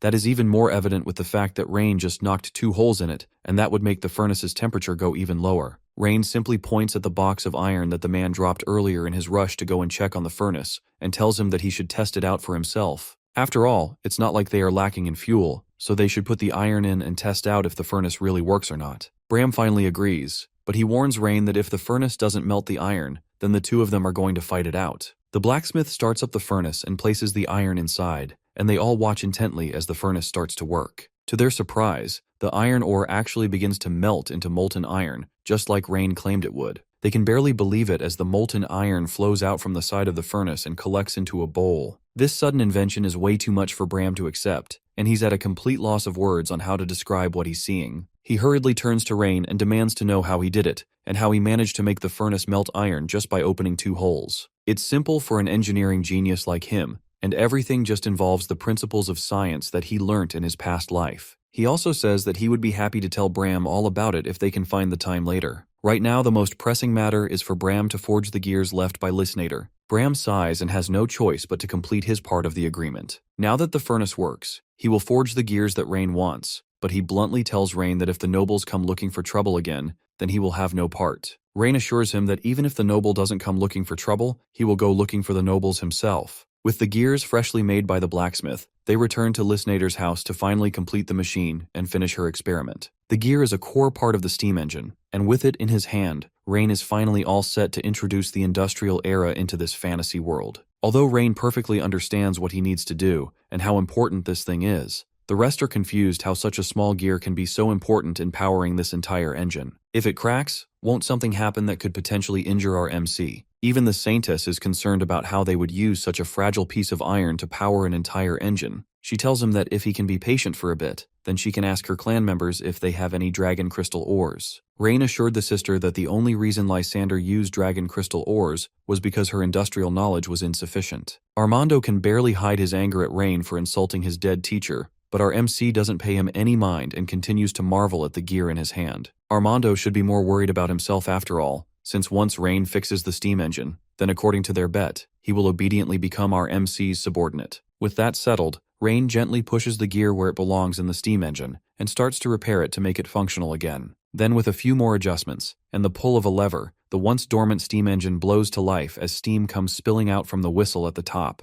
The others start to celebrate Rain's success as the machine comes to life, but Armando just blankly stares at it for a moment. As the steam blows around him, he starts to shiver as tears come out of his eyes, and memories of his dead teacher start to come to his mind. He remembers how she used to take him around with a smile on her face so he could carry her materials, and how she used to scold him when he would fail to assemble one of her devices properly. She was determined to finish this engine in the hopes of improving the lives of people around her, and even with her dying breath, the last thing she told him was that she's leaving the machine to him. As the memories come flooding into his mind, Armando falls to his knees and cries as he realizes that her dream has finally come true. The Saintess turns to Rain to figure out what they should do for the crying boy, but our MC tells them to just let him cry for a while. His tears are the emotions that he has suppressed over the years. 3 hours later, the blacksmith comes to visit, and he's just as surprised as everyone else that Rain actually managed to repair the steam engine. But he can't tell what exactly is the big deal about this oversized smoke machine. Even the Saintess is curious what the machine can do beyond just throwing steam in the air. From their perspective, the machine is only good for smoking and frightening people. Rain explains that the machine isn't just good for smoking.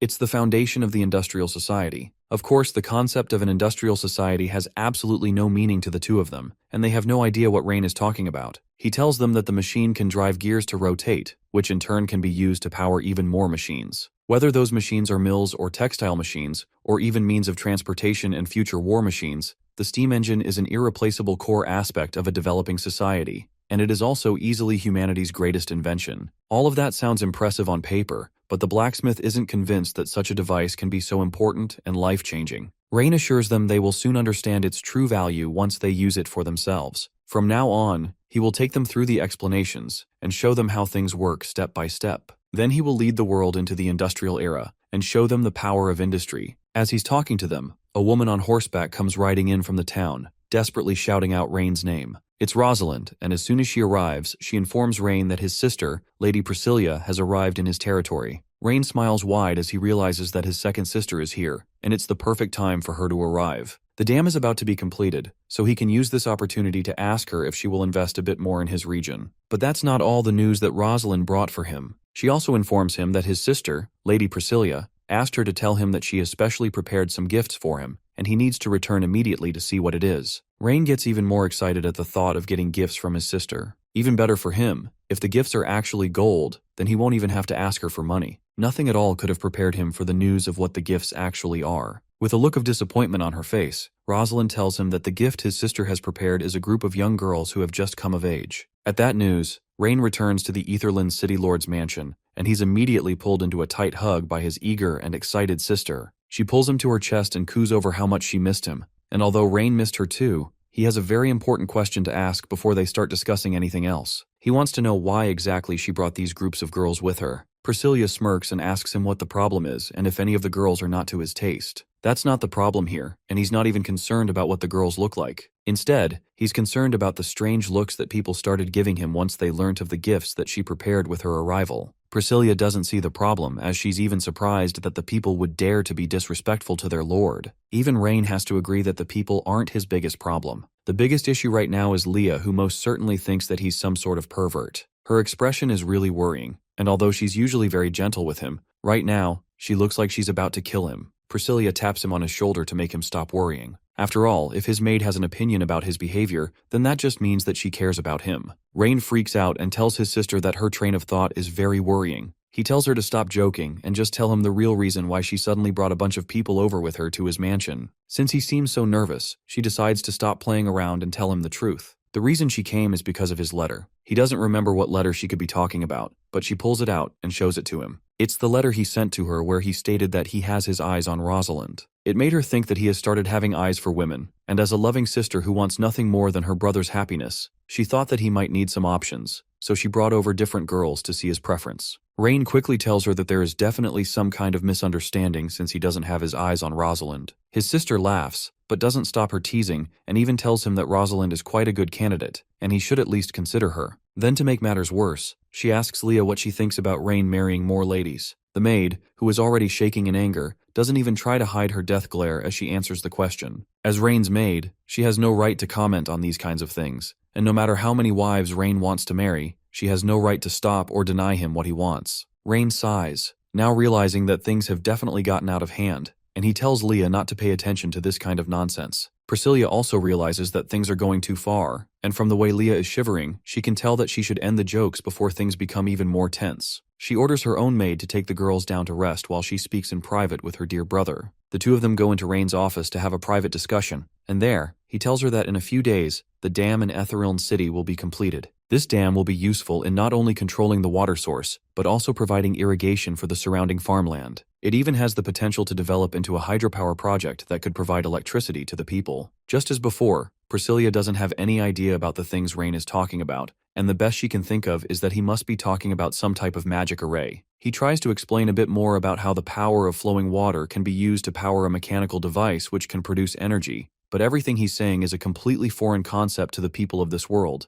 and even his intelligent sister can't get a grasp of anything that he's saying. The only thing that she understands is that these things that he's talking about could solve the food problem. It may sound abstract, but what Rain is trying to create isn't magic or mechanisms. It's an entirely different technical system than what the people of this world are used to. Priscilla takes a seat and calmly asks Rain where he got the knowledge to build an entirely new technical system. From what she remembers, he used to prefer studying swordsmanship over reading books, so it's strange for him to have all this knowledge and experience all of a sudden. She gets straight to the point and asks Rain who exactly he is and what happened to her real brother. Rain starts to panic while struggling to keep a straight expression. He completely forgot to tone down how much he talks about foreign concepts in this new world. When he transferred over, he was seriously injured for some reason, and thinking back about it, it could have been some sort of accident while he was practicing swordplay. Regardless of what the reason is, that doesn't change the fact that his sister now distrusts him, and he needs to find a way to quickly bluff through her suspicions. He laughs nervously while sweating bullets and tells her that after he woke up just half a month ago, his body hurt so much that he could only spend his time reading books at home. It was during that time that he accidentally saw the reading material for all the new things he's trying to create now. That tracks a little with what she remembers Leah telling her. After Rain woke up, he started reading books because of his poor physical condition. She decides to ask a little more and wants to know if they are books from the family library, even going as far as asking him what the books looked like. Rain immediately perks up and shows off Leisnader's notes as the books he's talking about. He gives her the book to read through, and after a little bit of skimming, she can tell that the book really is filled with strange knowledge. Thanks to that, her suspicions have been quelled for now, and she praises her brother for being able to turn these abstract theories in the books into real things. Rain nervously rubs his neck as he realizes that he probably just dodged a major bullet. Since he can't practice martial arts due to his physical condition,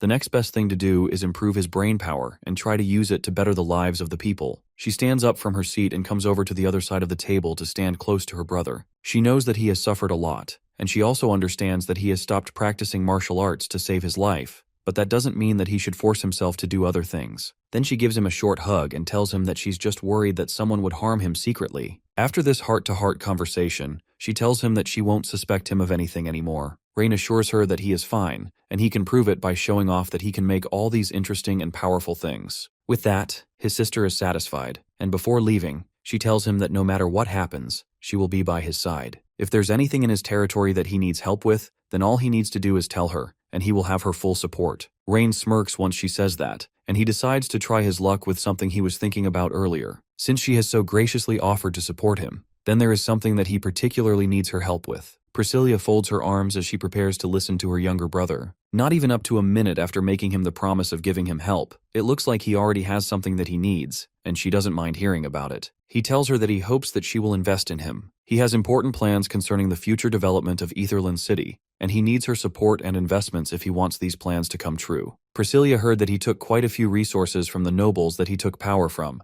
and she's confused why that isn't enough for him, but he clarifies that what he needs isn't money, but people. Etheriln City has suffered severe population loss due to years of war and natural disasters. People who are exceptionally skilled and understand technology are extremely few, and because of that, a donation of skilled labor from his sister will go a long way to developing his industry. If she can transfer some experienced craftsmen, farmers, and even some administrators from her territory, then things will go smoothly for him. Of course, he's not asking to get these things for free. Once those people come over to his side, he will ensure that they live well and also learn some new technologies. The plan isn't a bad idea, but the people he's asking for are the pillars of Priscilla's territory. There's no way he can expect her to release them just because he asks her to. Rain reminds his dear sister that she promised to fully support him, so not doing this for him would be going back on her word. Besides, if Aetherland City develops, then she will also have a lot to benefit from it. Priscilla laughs at his desperate attempts to convince her and assures him that she will send some people over just like he wants. However, before she can do that, he will need to show her some results of his research first. He has to convince her that her people won't waste their time and effort by coming to his territory. Rain isn't worried at all by that condition, and he promises to show her the power of the industry. Later on, Rain returns to her private quarters to think to herself. She tells her maid, Gwen, that what she was worried about didn't happen,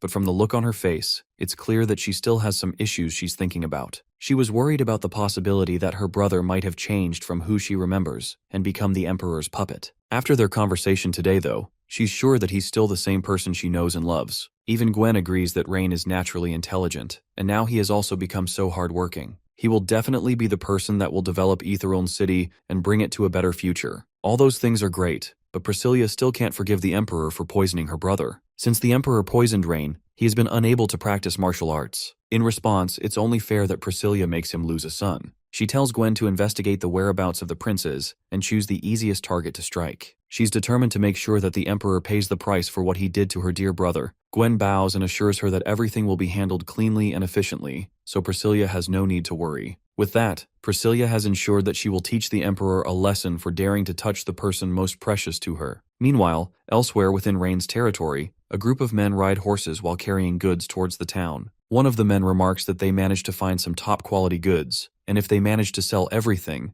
then it would definitely bring in a large sum of money. The money isn't for them, though, since a large part of the money from their sales goes to Eldrick, the one that, just thinking about their boss makes them start to grumble about the fact that the man gets to profit so much from their hard work without actually doing anything. These guys take the risk of being caught, but Eldrick reaps the benefits. The man in front, who is clearly their leader, tells them to shut up. Despite how greedy Eldrick is, he is still their backer. Without him, there's no way they'd be able to come and go freely in Aetherland territory all these years without someone covering for them. He's in the middle of telling them off when one of the riders comes in to report that the boss of Aetherland City has changed. The guy who just arrived is a scout that went ahead earlier to check out the state of the city. When he got to the city gates, he found that the soldiers guarding the place were people that he had never seen before. The scout originally wanted to bribe them in hope of getting closer to them, but it didn't work. And not only did they refuse, they also started asking him questions about his whereabouts and why he came back so late. The scout had to lie and say that he was visiting relatives, which just narrowly allowed him to evade their interrogation.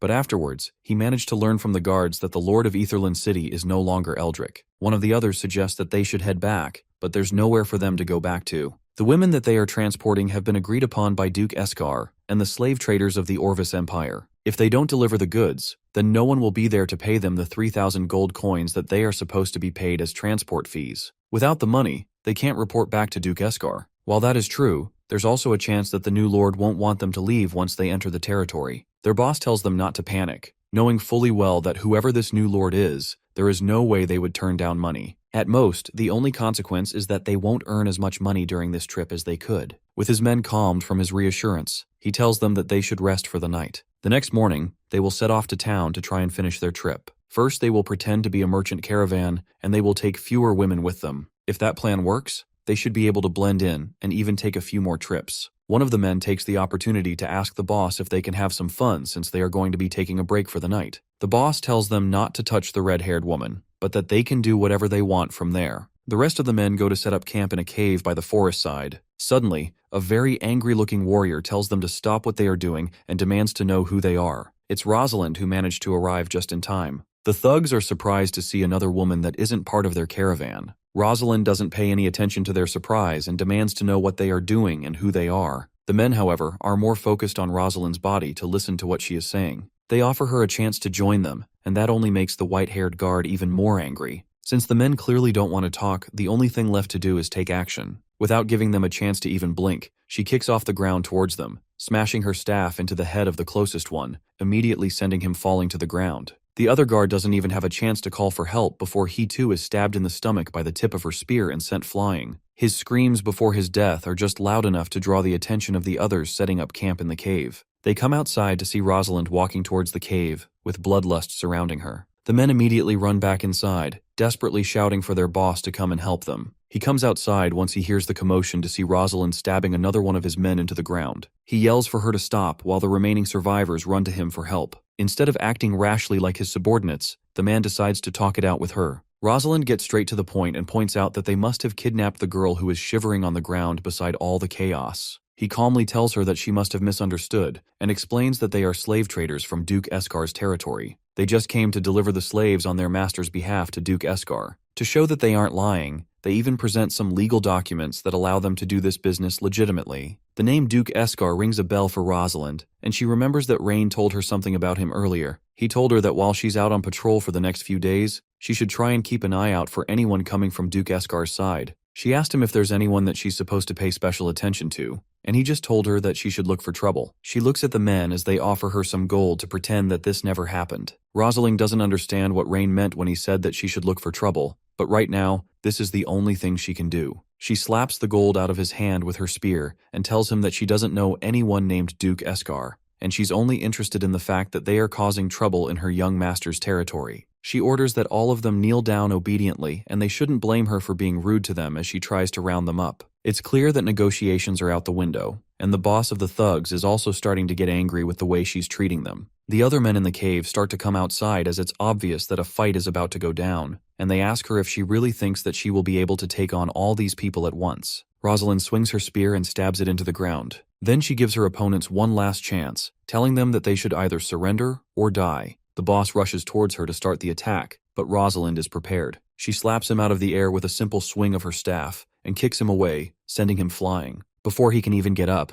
she's already on top of him with her spear pointed at his neck. Even with the man near unconscious and under her, she gives him one last chance and tells him to get on his knees if he doesn't want to die. The fight ends right in time as the rest of her men come charging in behind her, ready to provide support. She tells them to arrest all the people in the area and throw them in the dungeon to await Rain's judgment. Later that night, back at Rain's mansion, a knock comes on his office door. It's Rosalind, and she has come with some important news to report. She steps in and bows to her knees, then tells him that recently a caravan came from Duke Escar's territory which they captured on its way. Rain is excited that they managed to find trouble so easily, and he eagerly asks to know what the caravan was doing when she caught them. She tells him that the caravan was transporting slaves, and they even had Duke Escar's documents which proves that they really work for him. Suddenly, Rain's excited expression is replaced with one of anger and annoyance as he realizes that the Duke and his men were trying to sell his precious workforce. He won't let this action go unpunished, and he tells her that they must be courting death for them to try such a thing. Deep down in the dungeons of Rain's mansion, the once proud boss of the slave traders sits completely bound to a chair by multiple chains. Rain and Leah calmly walk into the dungeon to confront the man who has his head down and doesn't look at them. He tells him that they are quite bold to dare to sell people in his territory. The bandit boss looks up and gives Rain an ugly smile, telling the young noble that it is him who is bold for daring to go against Duke Escar. Although the bandit doesn't know how our MC managed to replace Eldrick to become the new lord, he advises Rain to cooperate with them obediently if he doesn't want his end to be miserable. Rain isn't fazed by the sharp words of the bandit, but from what he's saying, it sounds like they had a long relationship with the previous lord. The bandit tells him that they have sold many women to the Orvis Empire while under the protection of Eldrick, and what they saw today is only a small portion of their larger operation. That catches Rain's interest, because if this is just a small portion, then that means that they have other women hidden away. He demands to know where they are, but the bandit just laughs at his question. He tells Rain that if he wants that information, then he will have to kneel and beg to get it. But even if Rain begs, the bandit still won't spill the information. Rain walks closer to the man who still smirks up as if he has won, and he assures the man that he doesn't need to keep being stubborn when his life is in their hands now. If he doesn't cooperate with them, then Rain guarantees that they will make him regret being alive. The boss bandit doesn't believe those words since he knows that he has the protection of Duke Escar. If Rain dares to kill him, then they will be courting death. Unfortunately for the bandit, Duke Escar's protection is useless in Rain's territory, and those kinds of threats don't faze him at all. The bandit still continues to be stubborn, and he tells Rain that there's no need to put up an act. He's determined not to be intimidated by a kid, but even though he says that, the grin on his face is replaced by an angry scowl. Now that their conversation is going around in circles, Rain turns to Leah and tells her to teach him a lesson. Leah wastes no time as she pulls out a knife and throws it at the unsuspecting bandit. The knife stabs him cleanly in the shoulder, and the force of the impact is strong enough to push the chair over and cause him to fall on the ground. He hurriedly yells that he'll talk, and despite all his energetic stubbornness from earlier, he was easily broken down by a maid with a knife and gorilla levels of strength. He tells them that the place they are looking for is in the southern forest. There's an abandoned hunter's cabin there, and inside that cabin is where the rest of their goods are stored. Now that they have gotten the information they need, Rain tells Lee to have Rosalind take the cavalry and set out so they can save those girls. Before he leaves the dungeon, he tells the bandit that he better not be lying, or else he will be sure to regret living in this world. With that, Rain leaves, but the man starts to laugh maniacally. The hunter's cabin may have the girls they are looking for, but it also has Duke Escar's assassination squad. The bandit is sure that the assassination squad will slaughter them all. That same night, Rain and Rosalind arrive at the hunter's cabin just as the bandit directed them. It looks like the bandit wasn't lying, and Rosalind can tell that the cabin has signs of being occupied. He tells her to set up an ambush so that not a single person can escape. Then, he steps up to the door behind Rosalind, and she pulls out a large sword to start the attack. She slowly pushes open the door, and they enter the cabin to see several cages covered by cloth in the main hall. Inside those cages, several groups of women with obvious signs of abuse all cower in fear as they see the bubbles enter the cabin. Instead of being happy, they all look terrified, and some of them even start backing away in fear. Rain orders Rosalind to get the girls out of there, and she goes to open the first cage, but as soon as she moves, an arrow comes flying straight towards her head. She uses her sword to cut it before it in half can hit her. Then she yells back to Rain to be careful since there's an ambush nearby. The cavalry unit immediately comes in front of Rain with their shield to protect him from any further attacks. With the element of surprise gone, the assassins come out from the shadows to meet Rain's group. They think that Rain's group is Grand Duke Ardalian's men, and they suggest that there is no need for them to have any needless conflict. They can all just calm down and talk this out instead. Rosalind immediately tells them that there is nothing for them to talk about, and she's about to tell the guards to attack, but Rain stops her. He asks them what they want to talk about, and the guards move their shields aside so that Rain can discuss with the men. The leader of the assassins smirks and starts off by saying that they have been selling slaves for Duke Escar for years. All the slaves they have in the cabin are high-quality slaves that can sell for over 1,000 gold. Even the worst ones can fetch up to 100 gold coins. As long as they are willing to cooperate with them, then the assassins are willing to give them a share of the profits each year, and they are even willing to find some slaves that would be to Rain's liking and give it to him for free. Their slimy words make Rosalind's blood boil, and she looks like she's ready to jump at them even without Rain's orders. But our MC has other plans. The deal sounds good to him, and he asks them how much they are planning to give him. The assassin smiles now that it looks like Rain wants to negotiate, and he tells the young lord that if he is willing to cooperate with them, then they will give him a share of 10,000 gold coins annually. Rain can barely hold his laughter at that, and the thought of getting only 10,000 gold coins souls like they are making him out to be a beggar. His sister gives him more pocket money than that every month. If they want him to cooperate with them, then they are going to have to give him at least 100,000 gold coins a month. The assassin yells out in shock at such an absurd price. 100,000 gold coins is more than what they make selling slaves for an entire year. Since they clearly can't meet his standards, the negotiations are done just as quickly as they started. With nothing else to say to the thugs, Rain gives Rosalind the go-ahead to take them out. She's more than happy to oblige, and she tells the archer guards to get ready to fire. The assassins still try to beg and bargain, and they ask him to let them return to Duke Escar. If they can escape and meet with their boss, then the Duke will send his troops to finish the job for them. To further persuade Rain, the assassin offers to give up 10,000 gold coins in the hopes that they will let him and his men leave peacefully. Our MC is not interested in any more negotiation, and he tells Rosalind to go ahead. The assassins, realizing that things are about to get wild, make a mad dash for the back door to escape the guards. They run outside through the back with a plan of retreating to the mountains and finding their way to freedom from there. Within seconds, Rosalind is already on a horse, giving chase to the fleeing criminals, and she orders for her men to fire at will and not let a single one of the assassins escape. A rain of arrows comes from the barrage of shields behind her, and the assassin leader is forced to activate a shield to defend his men as they make their escape. The shield doesn't last against Rosalind, who leaps off her horse and comes flying down towards the leader. The man is just barely able to dodge an earth-shattering strike from her sword, and he falls onto his back. Rosalind tells him that all of his men are under her control, and there's nowhere for them to escape to. The best thing for them to do is to accept their death obediently. Behind him, his men are in a fierce battle for their lives against the overwhelming number of guards that have surrounded them. The leader looks around, and from the carnage he sees, he can tell that if this fighting continues, then they will all definitely die here. Since things have come to this, it's time for them to take desperate measures. He spots Rain Aura farming close to the hunter's lodge and sees it as an opportunity to finish things off. He rushes towards the young lord and tells his men to cover him while he goes to capture the kid. They all come together to cover their boss as he charges towards our MC, and Rosalind just barely notices it in time, but she can't do anything since she's fighting multiple people at once. She yells to her squad to protect her young master immediately and tells them not to let anyone harm him. The guards try to rush towards Rain to save him,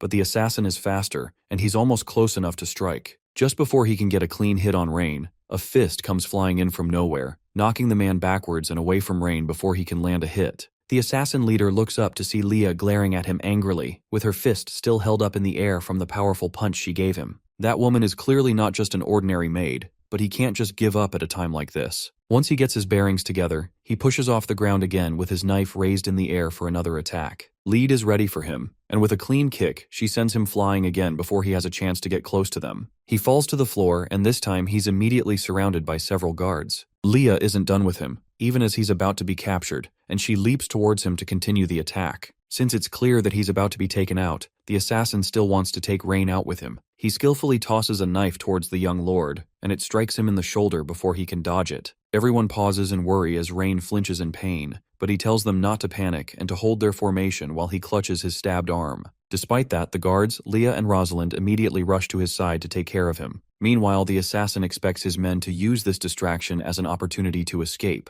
Rosalind orders her men to stop the chase immediately and focus on escorting Rain back to safety immediately. She then tells Leah to bandage Rain's wounds immediately, but Leah is nowhere to be found. The mercenary sprints through the forest hoping to survive long enough to at least deliver a message to Duke Eskar, but he's stopped on the way by Rain's sister. Although she doesn't look like much of a threat at first, hearing that she's Duke Ardalian's eldest daughter is enough to put fear into him. To further terrify him, she informs him that the party he was fighting earlier was that of the second son of the Grand Duke, Rain Edgar himself. While the slave trader is still trying to figure out whether or not Duke Eskar's deeds have been exposed, Priscilla is still swooning over how impressive her brother was tonight. His growth is a pleasant surprise to her, and thanks to how competent he was, she doesn't have to make a move today to take care of the trash in front of her. Even if she wanted to, it'd be more satisfying to let someone else take care of him. After all, by attacking Rain, he has provoked the toughest person he could possibly meet. Behind him, Leah shows up with rage in her eyes, and just her presence is enough to make the slave trader's body tremble in fear. Before he can even turn around and beg for his life, Leah uses strange magic to lift him into the air and stop his breath. Then she chants some strange magic words, and the man's body explodes into a blood mist that Leah protects herself from with a magic shield. Now that the trash has been taken out, Leah gives Priscilla a brief greeting before darting off to go and look after Rain. As the maid leaves, the Duke's daughter summons her assistant and wonders if she should remind Rain of the horrors that'd await him if he were to anger Leah.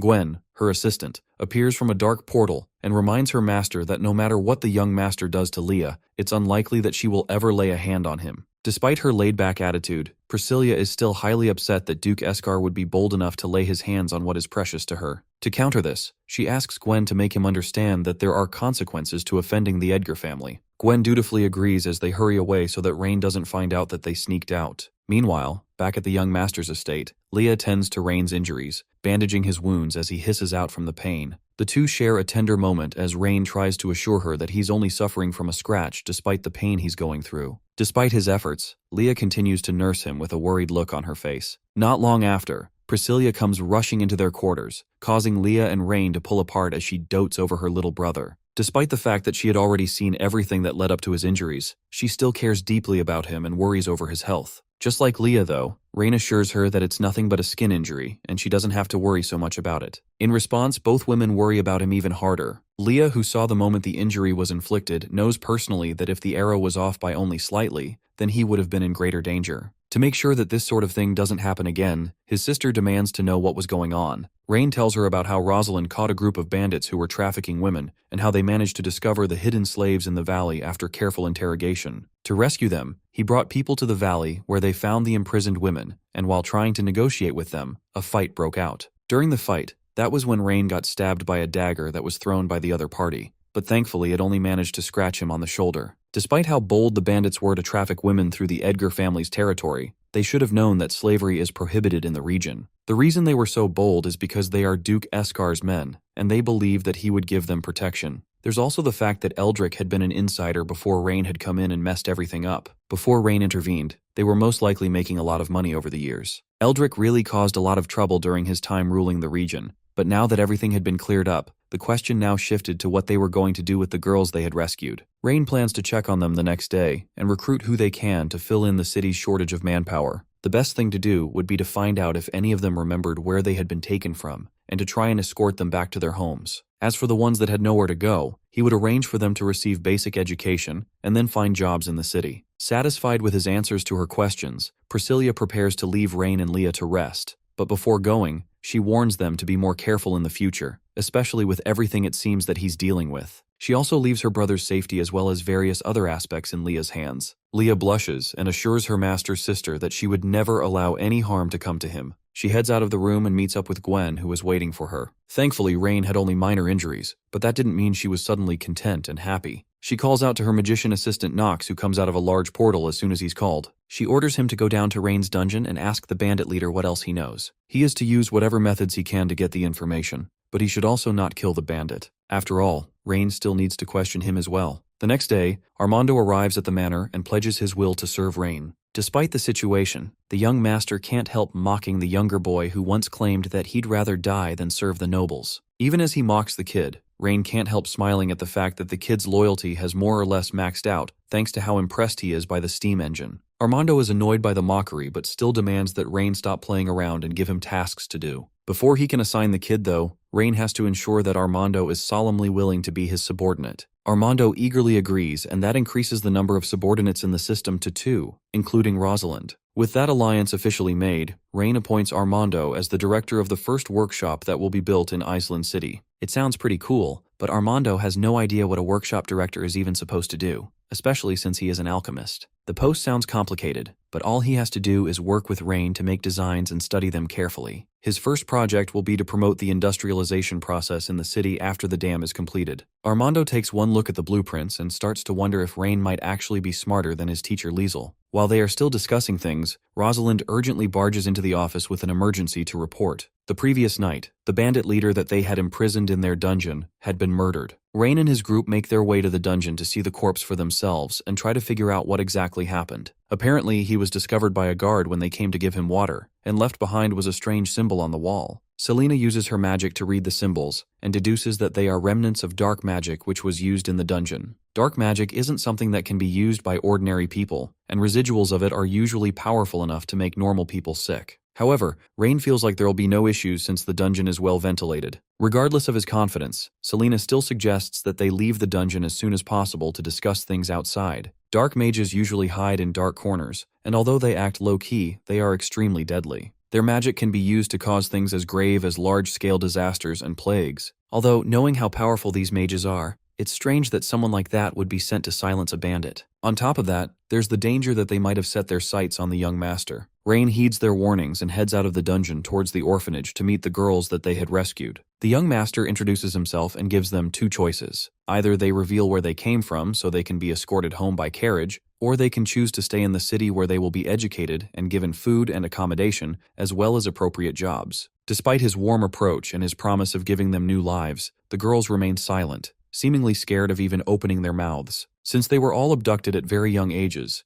they had experienced too much deception and intimidation to immediately start opening up to a strange man they just met. Rain is still confident that he will be able to coax the children as he calls for Leah to go to the desert and get plenty of cookies. With the fresh pastries ready, Rain uses them to get the trust of the children, hoping to at least make them less scared. To really make sure that they trust him, he makes sure not to force them to do anything. Most of them are still scared, but one is brave enough to take a cookie from him, and it's sweet enough to make the other girls interested. Slowly, they begin to warm up to him, and Rain immediately takes the opportunity to play a game of truth, or dare with them. In reality, though, the game is intended to make them give him as much information as he can get, by asking them as many questions as they are comfortable asking, while also still using the cookies to keep them happy. Within the next few hours, he has most of them to give him vital information, including the former homes of some of them. With that achieved, Rain assures the few that remember where they are from that he will make sure they are escorted safely. That's only the first step, however, because he still needs to find someone to take care of the kids temporarily, as well as seeing if he can find any talented people among the children that he can recruit. He scans through them with his system skill, and just as expected, a majority of them are rather ordinary, but after some scanning, he finds a red-headed kid with stats that are almost similar to Leah. Elsewhere, Priscilla angrily interrogates her mage subordinate on why the bandit leader died when she clearly instructed him not to let things get that far. Nox claims that he didn't kill the man and only tortured him with black magic to get necessary information. Unfortunately, he didn't know anything, meaning that he was nothing but a lowly pawn in the grand scheme of things. If that's the case,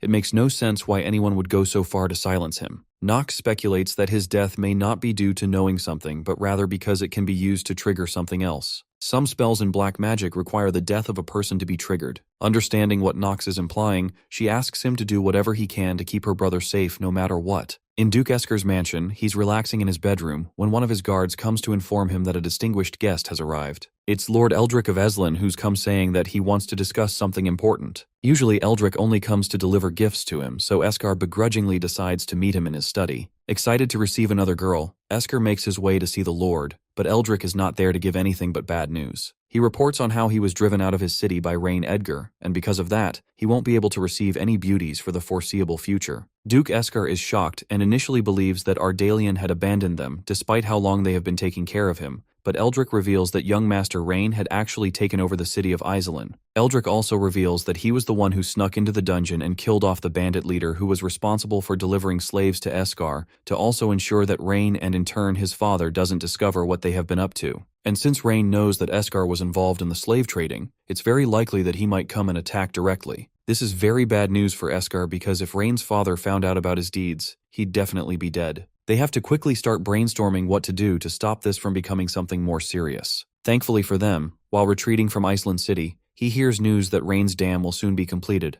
and that will be a good opportunity for them to take action. Eskar doesn't know what a dam is, but it's essentially something that Rain is creating to store water for their crops. If they time the attack properly, then they can flood the whole lower city of Iselin as soon as the dam is created, and during the disasters, they can take the opportunity to occupy the city of Iselin and solve the problem once and for all. Eskar immediately blows up at the idea, because he doesn't want to have a hand in killing the Duke's son. They are already in trouble as it is, but if the Duke finds out they tried to harm his son, then there'd be hell on earth. They're in trouble regardless of the situation, so Eldrick suggests that they might as well take care of Rain before he can make things worse for them. After all, once they occupy the city of Iselin, then they won't need anyone's help to find any beautiful woman like they usually do. Despite his hesitance, he decides to allow Eldrick to do as he pleases. Back at Rain's estate, he takes in the red-headed girl with the exceptional stats that he found earlier. It's been 3 days since he had decided to take personal care of her, but she hasn't said a single word in that time. He tries to make some more small talk with her, but as soon as she hears his voice, she immediately freezes. Rain gets even more worried, wondering just what kind of treatments the child had been through for her to have these kinds of reactions. His thoughts are broken when he receives news not long after that the dam has been completed. As soon as he hears the good news, Rain immediately orders Leah to call the elves and the nobles of Iselin City to witness the groundbreaking moment. Things are going to get even more lively now, so he asks the red-headed girl if she wants to go as well. There will most likely be a lot of children there as well as good food and drink, so it will be a good place for her to play and socialize.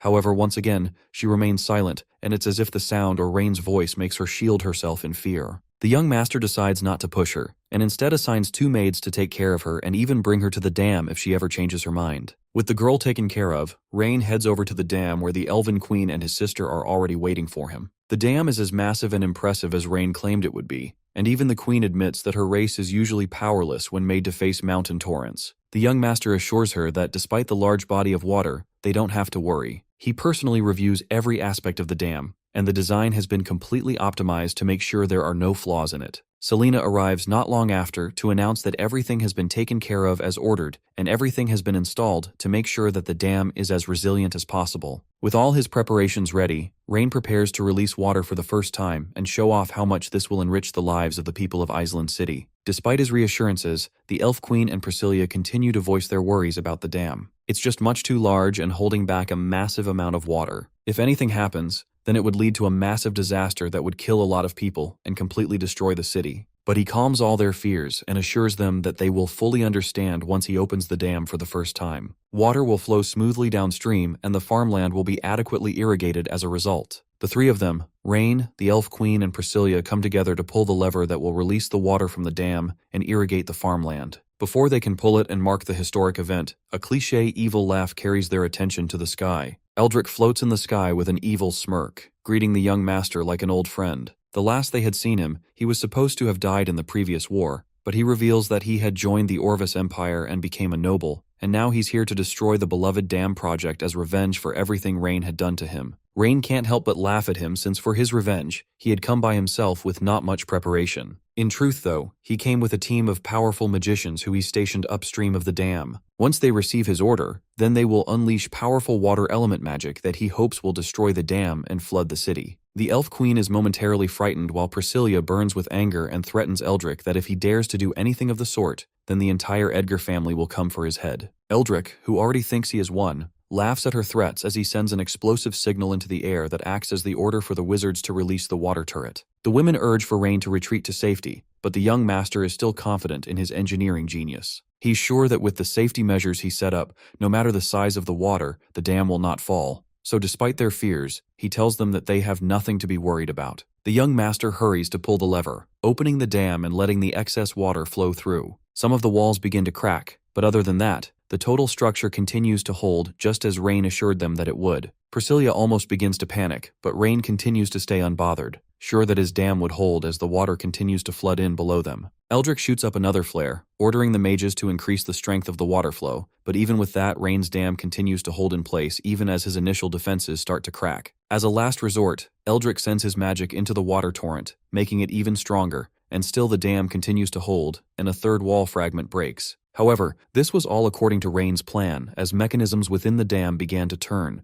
redirecting the flow of water to the farmland and away from the city. Rain thanks Eldrick for his contribution to the dam, since now he won't have to waste his mage's power trying to irrigate the fields. This entire time, Rain had been using Eldrick's magic to do what he already planned to do and harness the power of the water. Eldrick shakes in rage as he realizes that not only has his grand plan failed, but he also indirectly helped Rain accomplish his goals. Instead of letting himself be humiliated any further, the former Duke turned to flee, but Rain has no intention of letting him leave to see another day. He calls for Selena to bring the idiot back to him, and the Grand Mage sends a thunderblast to his retreating form, shocking him out of the sky. With the pest taken care of, and the dam shown to be as legitimate as claimed, Rain turns to the other two and suggests that they should continue talking about the business investment plan that they had been discussing. Back in Rain's estate, the Elven Queen admits that the dam is more incredible than she thought it would be. Now with his promises fulfilled, Rain brings up his business plans hoping to bring economic prosperity to Island City. His plan is to build a community to serve the caravans so that they can spend all their earnings in his city, and in turn, raise the city to a new era. Rain takes the Elf Queen to the city to show her directly what he means by building the city. He takes her specifically to the only road that leads from Island to the border fortress. The place used to be a gambling house, and it had a unique location that he plans to use as a service area where caravans can pass by and will definitely stop and spend money. Because the gambling house was raided and they didn't bother to clean up,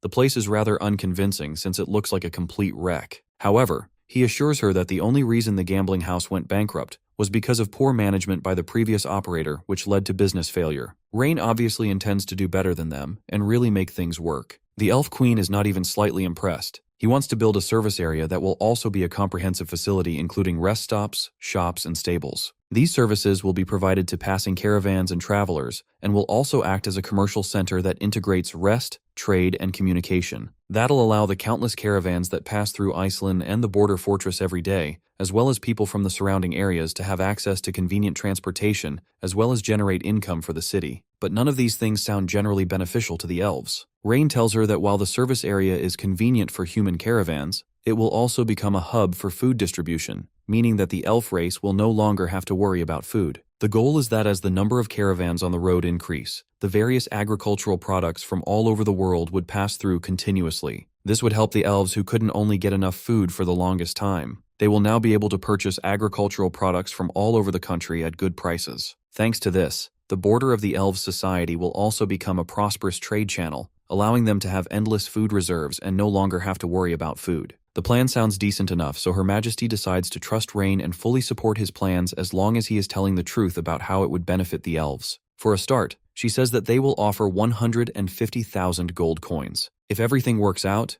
then she hopes that they will continue to cooperate. Although she speaks of it as if it is a light amount, Rain is shocked that she's willing to give so much for just a start. The elf tribe must truly be way more loaded than he initially realized. But she's not just giving him money without safeguards. She'll also send her people to supervise his use of the funds, as well as specify a detailed plan for what she wants to be constructed. Rain returns home to Leah, excited to tell her about the elves and their willingness to invest. Leah smiles, knowing that Rain would be more than wise enough to secure it as well as a prosperous future for the whole of Iceland City. However, just because the investment issue has been resolved doesn't mean that they are done with everything they need to do. They also need a way to manage the funds, so he calls over to find Selena in hopes that she might be able to help. Selena arrives after being summoned, and Rain asks her if she knows how to cook books. Cooking books essentially means that he wants someone to falsify the records of how he's spending the money in hopes of deceiving the elves as they supervise him, and to do that, he will need someone with very good math and economics knowledge. Unfortunately, Selena doesn't have knowledge of how to do that. While she knows spells and magic as well as basic matches, she doesn't know anything beyond that to help him. He also calls over Armando to ask him,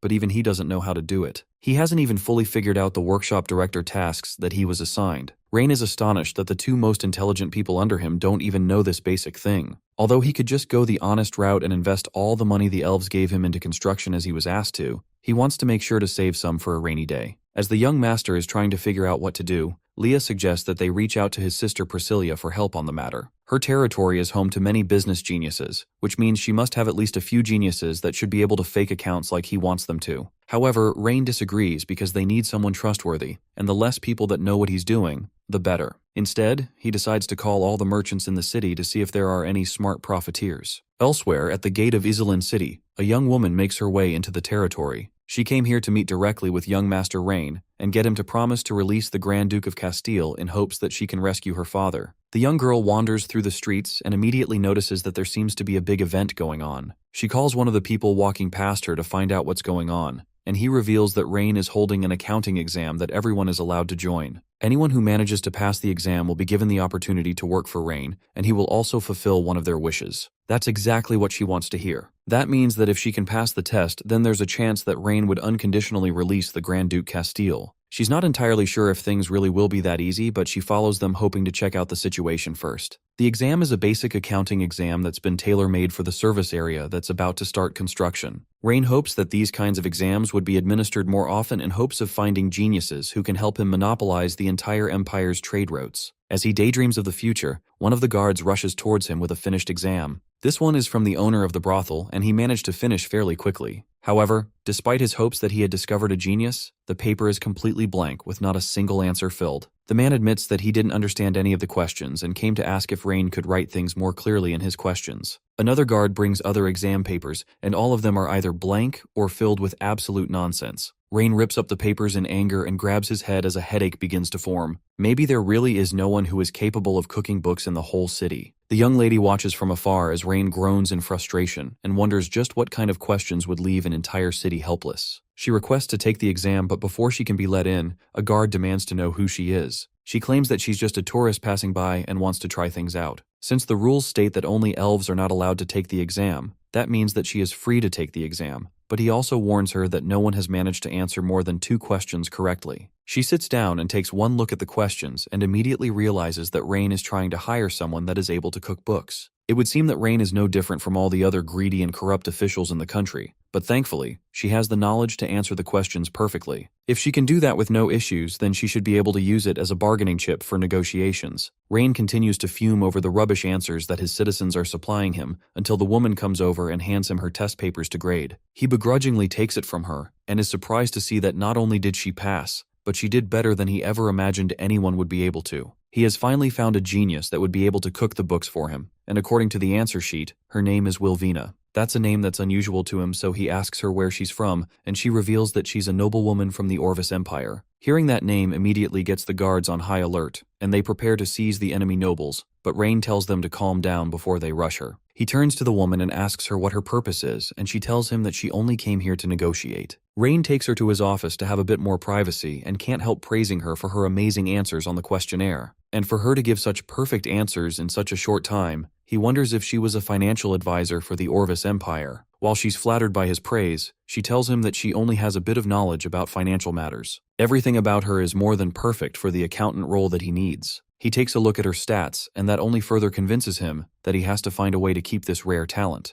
With that in mind, he cuts straight to the chase and asks her what she wants. After all, she claims that she has business to discuss with him. She immediately says that she came with the hopes that he would release Grand Duke Castile back to the Orvis Empire, and in exchange, they are willing to pay a generous monetary compensation. Rain almost laughs at the fact that they want to exchange him for money, but he isn't in dire need of money at the moment. What he wants instead is for Wilvina to become his retainer. Despite her scream of shock, he explains that while money would be nice, with her talents, she would be far more valuable than Castiel. Wilvina is not amused and almost seems insulted by the request. She came here to negotiate, but instead, she yells at him for the audacity to ask a noble from another empire to bow down to an enemy nation's lord. Rain, however, assures her that he is not joking and hopes to bring in a rare talent like her to his side. Before she considers the idea, she asks if their negotiations would be cancelled if she were to refuse, but that's not the case. Since she has already solved a big problem for him, then even if he can't have her by his side, he still hopes that they can discuss more. His goal is to make Island City a prosperous city, and he can do that with people like him supporting him. Wilvina sighs in defeat and declines his offer sadly. Rain asks to at least know the reason for that, despite how many benefits he's trying to hand her. The reason is because her father is still imprisoned in the Orvis Empire jail, and the reason she wants to bring Duke Castiel back is so that he can be released. Rain immediately understands and accepts the fact that he can't rush into getting her to his side when the situation is this dire. She changes the topic, instead reminding him that the promise for anyone who passed the exam was that they would get one wish from him. Rain smiles, already knowing what he needs to do, and decides to honor his promise. He orders one of his subordinates to go and bring Castiel out of the dungeon so that Wilvina can escort him home. With that, the young woman bows to him, thankful that he kept his promise. But Rain tells her that they will meet again later. She's confused for a moment but doesn't press the matter, instead, peacefully leaving to escort the Duke back to the Orvis Empire. In the caravan, the Duke immediately begins to yell loudly about how frustrated he is with what Rain has put him through. As soon as they get back to the Orvis Empire, he plans to immediately gather a great army and run Iceland City to the ground. Wilvina can do nothing but watch him rage like a child as he continues to complain about the simplest things during their trip. Their conversation is interrupted as the caravan driver informs her that they have reached a small stream where they can rest. She suggests that they rest there for the night since traveling in the dark is much too dangerous. The group unloads and prepares to rest for the night while Wilvina takes a moment to reflect on Rain's offer to become his retainer. It's already incredibly uncommon for a noble to hire a woman as a retainer, much less someone from an enemy region. Meanwhile, Castile, who had been locked away in a dungeon for a long time, begins to harass a maid in hopes of taking advantage of her. When she starts to refuse, Castiel punches her in the face for disobeying. That causes Wilvina to intervene and remind him to mind his etiquette, but that only enrages him more. As the two are about to start arguing, an assassin rushes in from the shadows and stabs Duke Castiel through the heart, killing him instantly. As the man's body lies on the floor, the assassin turns towards Wilvina behind him, who's still in shock from the sudden attack. In her daze, she barely manages to scream out for everyone to run. She rushes through the forest where she eventually runs into a patrolling group of guards. She quickly tells them that the Grand Duke Castile was killed by an assassin. They promise to protect her, but not too long after, the assassin appears and declares that they are all surrounded. Then he blows a whistle, and not long after, a small battalion of Orvis Empire soldiers surround them. This whole thing has been a setup from the very beginning. The Orvis Empire has wanted an excuse to start a war from the very beginning, and having both a foreign negotiator and a prisoner of war murdered in cold blood would be the perfect catalyst they have been waiting for. In other words, sending Wilvina is their way of making her out to be a sacrifice. Once she's disposed of, they will use that as an excuse to invade the city. Wilvina initially can't believe that her own homeland would betray her like this, but with the death of Castile and the assassin standing right in front of her, it's hard to doubt it. While she's still coming to grips with what has happened, the assassin orders an attack, and Wilvina accepts her fate. As her death draws near, she remembers her kind father's words, warning her to never get involved in political matters because she's too kind. She didn't understand it then, but now, as the battle rages on to defend her life, she definitely understands it. However, today she won't die, because out of the deeper forest, Rain rides in on horseback with a group of soldiers behind him. Despite the fact that he is obviously here to save her, Wilvina still can't believe that Rain would come all this way for her. However, the young master already knows exactly what is going to happen and what the real purpose of escorting Duke Castile really is. He had already guessed what would happen from the moment she revealed who she was and her intentions. Now that she seems to get the gist of how he figured it out, Rain addresses the group of Orvis soldiers who had come to look for an excuse to start a war. Although it seems like he is here to stop the war, he is actually no different than the Orvis Empire. Now that both of them know that the war is inevitable, the question now becomes who will survive at the end of it all. Right now, all the Orvis soldiers have to do is kill Rain,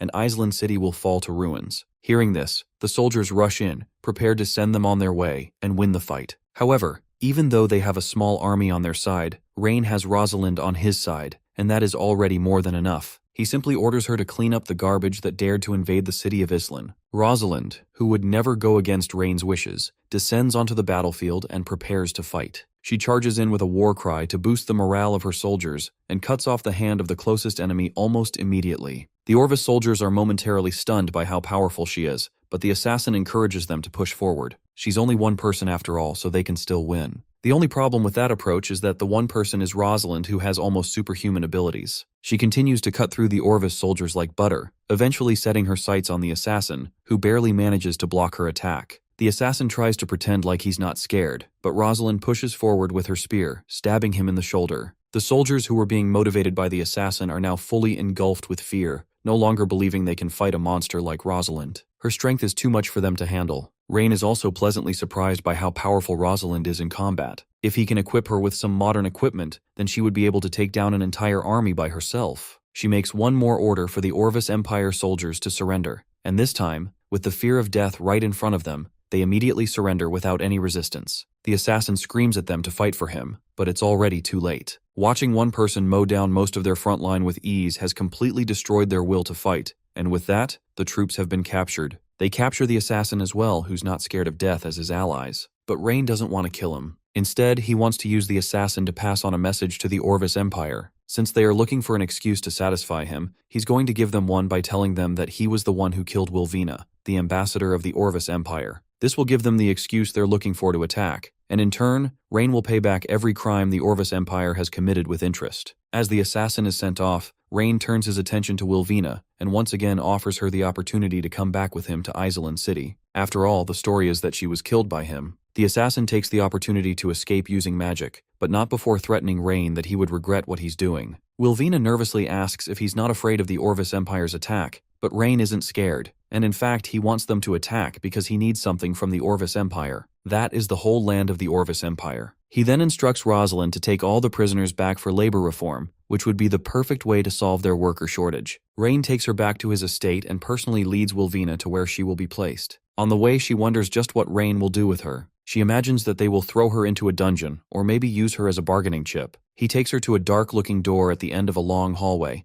and she actually starts to believe that she really is going to be put into a dungeon. But instead, the door leads to an office room where Selena passed out on a table covered with mathematical tools and documents. Selena begs to be released from her prison of trying to figure out how any of the analytical stuff works, but Rain assures her savior has finally arrived. From now on, Miss Wilvina will be in charge of handling the accounting paperwork of the city. While this should be a great opportunity for her, she's put off by just how many documents there are on the table, and she starts to wonder just who in the world they are trying to fool. He tells her that the Elven clan chief will be coming to audit their financial report in 3 days, so he needs her to cook the books for him before then. After an unbelievable amount of work, Wilvina manages to finish cooking the books, but as a result, she's completely exhausted and asks for a rest. Rain is pleased with her hard work as he takes a look through the documents and sees that everything has been expertly done. The young lady, on the other hand, is much too tired to even process the fact that she's being praised. She just wants to make sure that she won't be killed after all the labor she's been put through. Rain assures her that since he brought her back alive, he has no reason to kill her.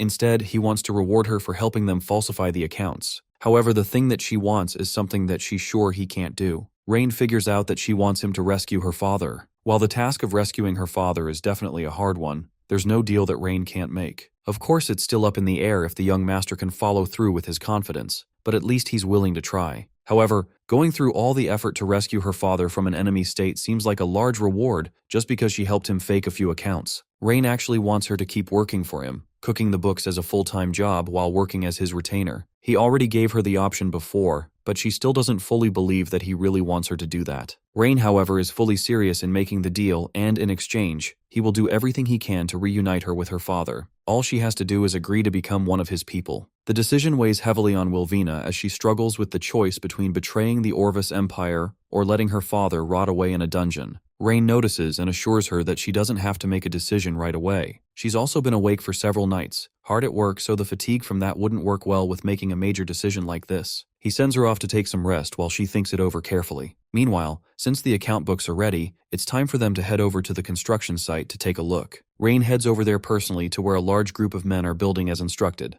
Things seem to be going more smoothly than he expected, considering the fact that the people working on the construction are the prisoner soldiers from the Orvis Empire. On top of that, the supervisors are working them to the bone, beating them pretty harshly at the slightest mistake. One of the supervisors tells Rain that the man beating the soldiers with a whip was actually a victim of when the Orvis Empire invaded a few years ago. They killed his wife and his children, so the grudge from back then is making him act harshly to the prisoners. The man suggests that he could go talk to the man and convince him to go easier on the prisoners, but Rain sees no reason why they should be given any sort of leeway. After all, when they invaded Island City, they didn't show any mercy, so there's no reason to give them any courtesy. As long as they can ensure that the work gets done, then there's no reason to waste such good labor. Next, he asks how many hours they work and how many meals they eat. They work 8 hours daily and get 3 meals. While those are really good conditions, since it's almost autumn, then those conditions are way too good for them. Instead, he wants them to work for 2 more hours a day to get more work done. Afterwards, he heads over to the Elven territory to meet with the Queen again. He gives her the cooked books for her to review, hoping that she won't be able to notice what he has done. She can tell that something feels off and asks him if these are really accurate. Rain assures her that he made extra sure that the accuracy of all the data was perfect, and that he wouldn't let any money go to waste. Despite her concerns that something was wrong, she still gives him the 150,000 gold as promised in hopes that the service area will be completed as soon as possible. Before he leaves, the Queen asks him about the friction that she had heard building between him and the Ovis Empire. She can tell from experience that they are preparing to go to war again and wants to know if that will affect their cooperation going forward. Rain smiles and tells her not to worry, because he has already planned a good show for the Orvis Empire, and when the time comes, they will all benefit from him. Back at the Orvis Empire, the assassin has returned and delivered a secret report that Grand Duke Castile has died on his return journey. The other nobles who are unaware of the secret plot to start a war can't believe what they are hearing and demand to know what happened. Duke Esker retrieves a letter that says that Rain Edgar and Wilvina had colluded in an act of treason. They abused the escort and slaughtered all the guards as well as Grand Duke Castile. The nobles are outraged that Wilvina would betray the Empire and call for her as well as Island City to pay in blood. Duke Eskar turns his attention to one of the novels, Craven, who was the one that had originally proposed peace talks with Island City, and who in turn caused this disgrace. However, Craven knows the truth that Eskar was the one who sent someone to kill Castile. This whole thing is just an excuse to justify sending his troops to raid the city and also use Craven as a scapegoat to take the blame. There's nothing he can do about that, so he accepts the blame, admitting that he was too blind and got deceived by the traitor Wilvina. To take accountability for what happened, he volunteers to personally lead the Empire's Iron Blood cavalry that will attack Island City, and to also be the one to spill the blood of Rain Edgar and Wilvina Harmon, who brought shame to the Empire. Eskar smiles gleefully, more than willing to give him the opportunity to do this. He orders that effective immediately, several high-ranking groups of soldiers and mages will assemble and head over to destroy Island City. The nobles are all immediately in support and call for the blood of Rain and Wilvina to avenge the Grand Duke. With the excuse of war finally at hand, he is ready to teach Rain that he is much too young to be playing around with his elders. Back in Rain's estate, despite the impending war coming his way, he calmly sits by the window and watches the city that he had helped grow. Everything so far is right on track, and thanks to the war, a population of people from the Orvis Empire has poured into Iceland seeking shelter, which has solved his labor problem. Now, by winning the war, he will be able to expand his territory to where he wants most. Rosalind comes into his room and informs him that, as per his instructions, she has put the first group of border residents who sought refuge in the service area. On top of that, the logistics department is also contributing to distributing food and clothing. In the past few days alone, about 3,000 people have trickled into his territory, and among them are about 800 men who meet the labor standards set by him. There are also about 1,400 women. At this rate, he definitely won't have to worry about labor. He instructs Rosalind to give the new refugees some extra food since they haven't finished spending all of the elves' money yet. He also instructs her to put up a few more notices about Island City being tax-free for 3 years, and also providing free accommodation so that the people along the borders of Orvis will also know about it. Leah comes in not long after and informs Rain that Wilvina wants to see him, and he tells her to let her come in. She comes in immediately upset at him for allowing the assassin to escape back then. Now, thanks to that, the Orvis Empire has sent troops to attack Iselin. Wilvina hopes that she would at least be able to stop the war if she returns to the Empire, but Rain shuts that idea down. He has already made thorough preparations for the war, so he tells her not to worry. Wilvina, on the other hand, warns him that the war will bring the death of countless innocent people who will most likely lose their homes and loved ones as a result. Despite her anger, Rain plays it down, surprised that she'd get so angry on behalf of the common people. However, just because it looks like he's just starting a war for his own selfish desires, he isn't just putting hundreds of people's lives at stake. He's actually starting this war to punish those who think they can start wars without consequences. His true goal is to make sure that everyone fears him, hates him, and is in awe of him so that no one else would ever dare start a war in his presence. He wants to make sure to show people what would happen if anyone in the Empire were to cross his path, and for him to do that, he will have to take them on with full force. With those words of encouragement, he tells her to go and take a good rest and assures her that she will see her father soon. Later that day, Rain and Rosalind go outside to take a look at the proximity of the city. The young master has instructed for pits to be dug inside the moat that surrounds the city, but Rosalind is confused why they aren't digging them outside. Digging them inside means that they won't be able to stop the cavalry's charge. However, Rain has no intention of blocking them and instead wants them to come in. He reminds her of the time that they destroyed Castile's army of 1,000 men with what they called a forbidden spell. This time the forbidden spell he will be using are the oil barrels they found while rescuing the girls from the slave traders. With those oil barrels, anyone can inflict a forbidden spell worth of damage as long as they are able to light a fire. He also instructs Rosalind that when the Imperial army comes, she is not allowed to win. Although this would be a once-in-a-lifetime opportunity to inflict heavy damage on the Imperial army at the border, Rain's target isn't to just win, it's also to make sure they understand the consequences of being arrogant and going against him. He wants to psychologically damage them by making them think they have won and they've pushed Rain to the end of his rope, and then at the last second, once they have been lured deeper, then they will strike. In a few days, the vanguard of the Imperial army will surely arrive first, and Rosalind will lead her own army to confront them head-on. Once the fight starts, she will pretend to be on the back foot and allow herself to be pushed back, and then once they chase to where the buried oil drums are, they'll unleash the explosion from the barrels. Now that she has explained things thoroughly to her, he leaves the rest to her and heads off to check on how Armando is doing. Armando is not doing too well because the dwarves who he has been trying to communicate with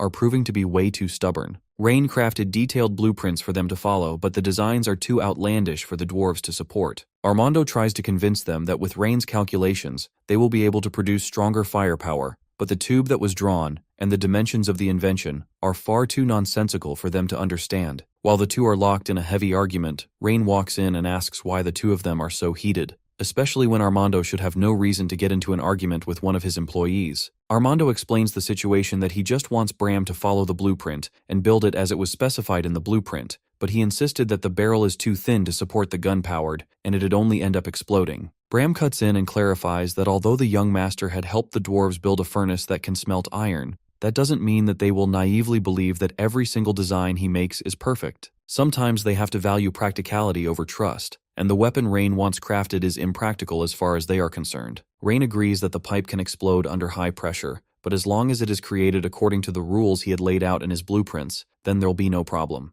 The gun's design is a result of precise calculations that he has already made and tested, and as long as it's controlled properly, then it won't explode, and instead, it'll exert astonishing power. Bram still has his doubts about the gun's design, and if it can even possibly exert as much power as Rain suggests, but the young master says that it can penetrate a heavily armored cavalryman from 50 meters away. This claim makes the dwarves laugh as it sounds way too absurd. They already don't believe that the gun can work, but to hear him claim that it can even pierce through a knight's armor is hilarious to them. Instead of arguing with them, Rain challenges them to make one of the guns according to his design to test it and see if it performs as he says it will. Bram still thinks that Rain is trying to break the laws of common sense itself, but he wouldn't mind giving it a try. The elves get to work, and by the end of the day, they have successfully crafted the gun exactly as Rain expected it to be. Now it's time to put it to the test and see if it's really as powerful as Rain says it is. They take the gun outside and set up a knight's chest plate as a test subject. Rain aims and fires, perfectly blowing a hole straight through the center of the chest plate. Everyone stares in shock at the power of the gun.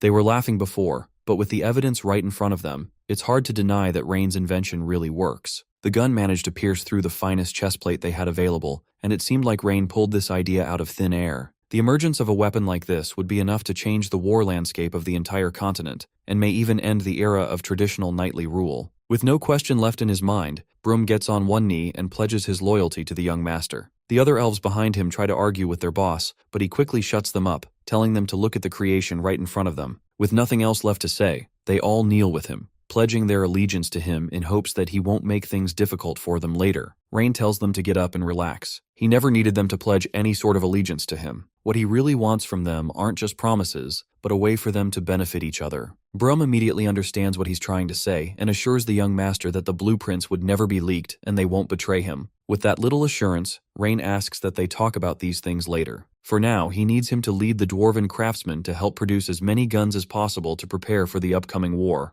Outside the city of Iselin, a small army gathers and looks down at Rain's territory. Standing in front of the army is Craven, who takes a moment to inspect the area. One of the soldiers comes up to ask why they are stopping before reaching the city. They have more than enough numbers to charge in and take the small town in one swoop. The other soldiers agree, underestimating Iselin as a remote and desolate state that doesn't even have a decent nightly order. Craven is the only person that seems to remember that the so-called small and desolate town was the same place that wiped out Grand Duke Castile's entire army with a forbidden spell. All human empires on the continent have long reached a consensus that they will not use forbidden spells in war, which means that if he used a forbidden spell, it has to be investigated, and they need to take caution. The other knights laugh at the thought that a poor place like Iselin City can have a forbidden-level magician. Instead, they believe that Castile must have lied to cover up his defeat at the hands of Rain and his small army. Despite their taunts and laughter, Craven still believes that they should take caution. He orders that the following morning, the soldiers will set up camp and rest, while he heads into the town with people from the Magician's Guild to visit Rain and investigate the claims of the forbidden spell. The soldiers start to suspect that he wants to try and make peace talks with Rain,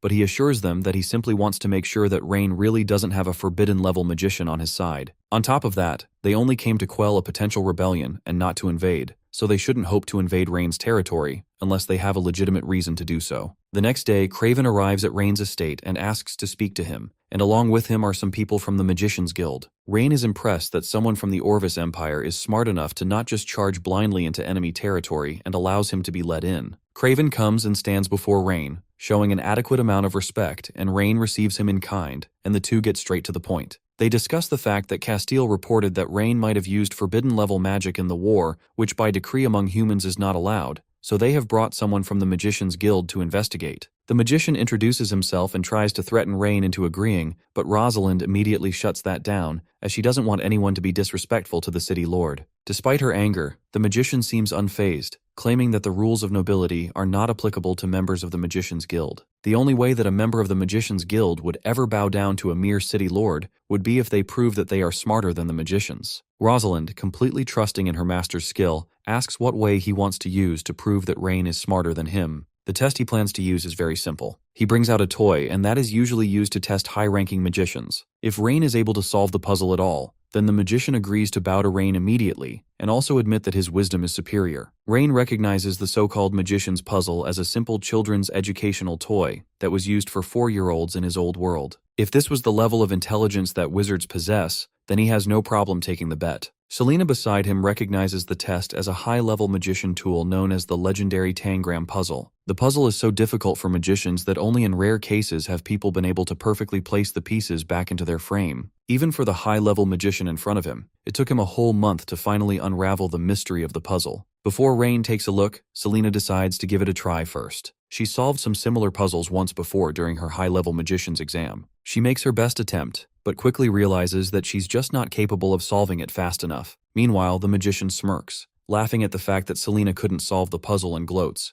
thinking he has already won the bet, and he even goes as far as insulting everyone in the room. At this point, even the guards are annoyed and want to take action to shut the smug magician up, but he doesn't care, seeing everyone in Iselin as just ordinary country bumpkins. With nothing else to see, he starts to leave, thinking that since everyone is below average intelligence, then there couldn't possibly be a forbidden magician in the city. However, Rain stops him from leaving and offers to solve the puzzle himself. The magician only mocks him more, remembering the fact that when Rain was young, he was nothing but a spoiled rich kid who couldn't even pass the junior exam. The young master mostly ignores him and decides to up the stakes of the bet. If Rain manages to solve the puzzle, then the magician will immediately kneel down and apologize to Selena. The magician agrees, but if Rain doesn't solve the puzzle correctly, then he will kneel and apologize to the entire Magician's Guild. The young master agrees to the terms and immediately solves the puzzle in just 30 seconds. With the winner clear, Rain urges the magician to fulfill his part of the bet. The magician initially wants to argue, claiming that Rain only won through luck, but whether it was luck or skill,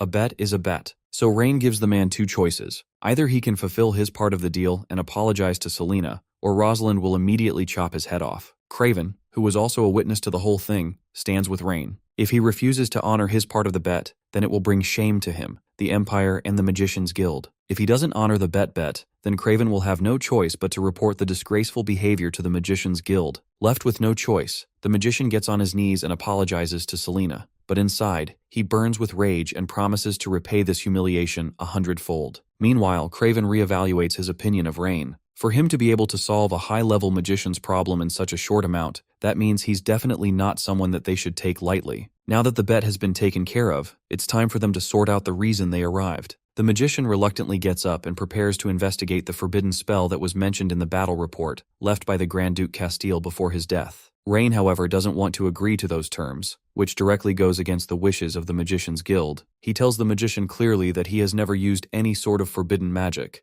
and although that means that he shouldn't be worried about any sort of investigation the Magician's Guild would want to conduct, Rain still says that the investigation would be unnecessary. On top of that, he even claims that the Magician's Guild has no right to investigate the Magician's Guild. Craven comes in as well to assure Rain that all the Magician's Guild wants to do is to uncover the truth and avoid misjudgment. After all, forbidden magicians were to participate in wars, then it would cause great casualties. Rain laughs at that since the Orvis Empire invades their borders every year, and the number of casualties taken during those raids is easily more than the number killed by a forbidden spell. While Craven understands that the young master would have a deep hatred of the Orvis Empire, but he didn't come to fight, and instead he came with the genuine desire to avoid the war. Rain has no issue with avoiding the war, but for that to happen, the Orvis Empire has to agree to release Wilvina's father so they can be reunited. Then he wants them to cede 3 cities on the southwestern border of the empire. If they do these things, then peace would be achieved immediately. Of course, those conditions are completely impossible,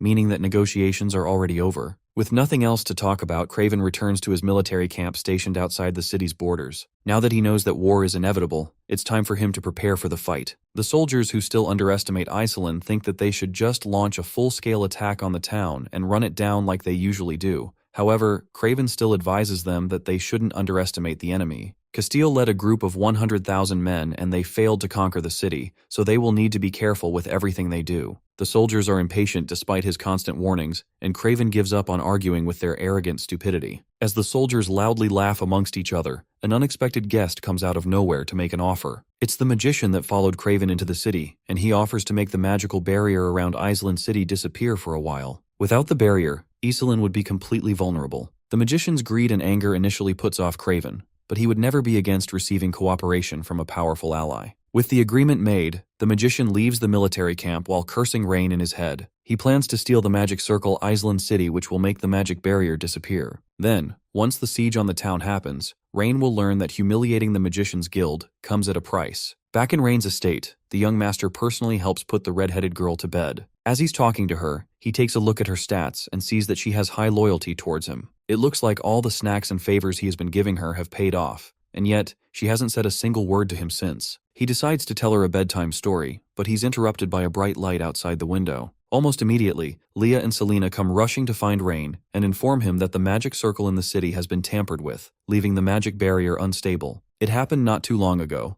and a few soldiers that were sent to guard the circle reported that they were attacked by a powerful mage. The magician was dressed in a black robe which obscured his identity, but it's speculated that it might be the same dark magician that killed the bandit not too long ago. Rain doubts that theory and thinks that this has nothing to do with any black magician. He instead suspects that it's the magician from earlier in the day that is responsible for this. While they do need to investigate this immediately, Leah is more concerned with Rain's safety. Selena suggests that he find somewhere safe to stay while they go and check on the magic circle and see if they can repair it. Rain of course doesn't want to hide while women fight his battle for him, so he demands to come regardless of their concerns. In the city, there's fire and chaos and soldiers rush to find water to put out the flames. As Rain arrives, one of the soldiers comes to apologize for failing to guard the magic crystal, and Rain demands an explanation for what exactly happened. The soldier recounts that the magic circle was working as normal while they were on their routine patrol, when all of a sudden, everyone fainted simultaneously. By the time they had woken up, things had gone to hell. Selena confirms that the traces of magic aren't dark magic like they were before, which confirms that this wasn't the work of the dark magician like they suspected.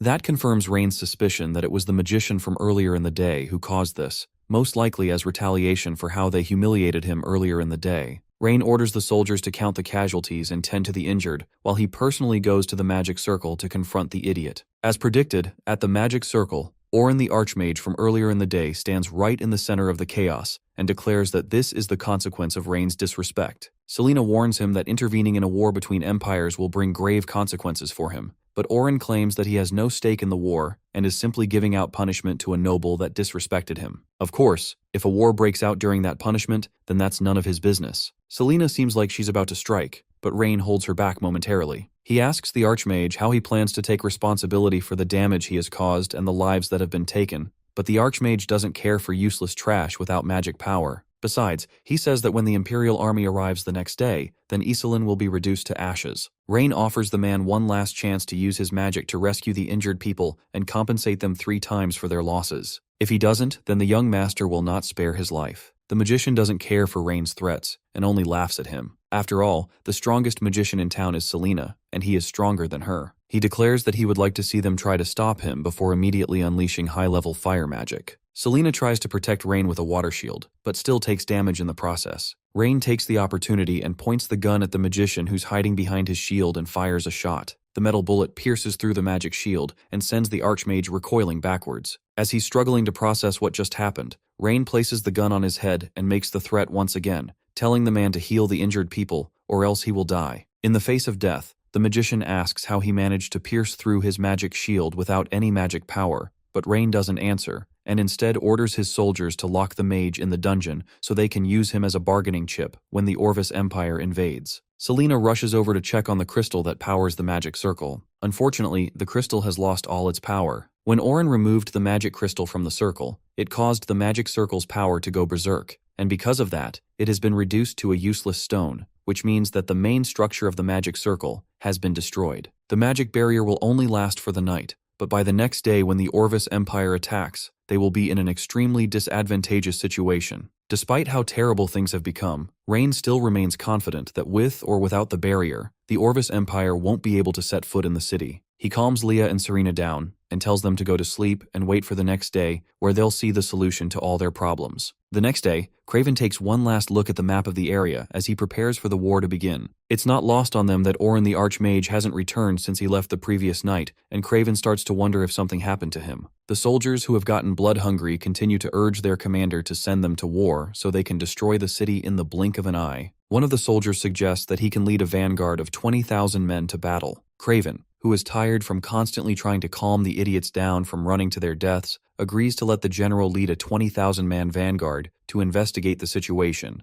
but he still warns them to not do anything too reckless. At the border of Iselin City, Selena floats above the walls and is the first person to notice the vanguard making their way towards the city. Rain orders Rosalind to head to battle, but reminds her of his order to make sure not to win too quickly. The general of the vanguard gives a quick threat, telling Rain to surrender so his life can be spared, but our protagonist isn't fazed by the idle threats. With the formalities out of the way, the soldier orders his men to charge and kill, making their way towards the troops. Rosalind in turn mounts a horse and charges with her men towards the enemy. She and the general are the first to clash, but she's disappointed by just how weak the man's attack is and wonders if he's holding back. Her doubts are cleared when the man boasts that he used the full force of his axe in that attack. That only makes Rosalind even more disappointed because if the general is this weak, then it'll make it difficult for her to pretend to lose. To make things more believable, she dismounts her horse and runs her spear into the enemy horse, before retreating, remounting her horse and taking off. The general, too blind to see the obvious fake retreat, orders his men to pursue them and end this. Rain, on the other hand, is simply impressed by how easily they were attracted towards his traps. The men rush closer towards the city gates, and once they are within range, Rain orders Selena to activate the traps and sell them on their way. After retreating a decent distance, Rosalind stops and translates to face them. The Orvis soldiers approach even faster, thinking that their prey has given up on running and are trying to rely on their city walls for protection. As they approach, Rain notices that there are only 20,000 people left, which is a shame because he was hoping to annihilate them all in one go. But as small as they are, it's still a massive blow to the enemy army. He tells Selena to launch the traps and she charges a massive fireball, aiming down at the ground below the approaching enemy. The barrels blow up immediately, unleashing a massive explosion that immediately engulfs the soldiers who can do nothing but scream out in agony. The general realizes way too late that this is the forbidden spell that Castile had warned them about,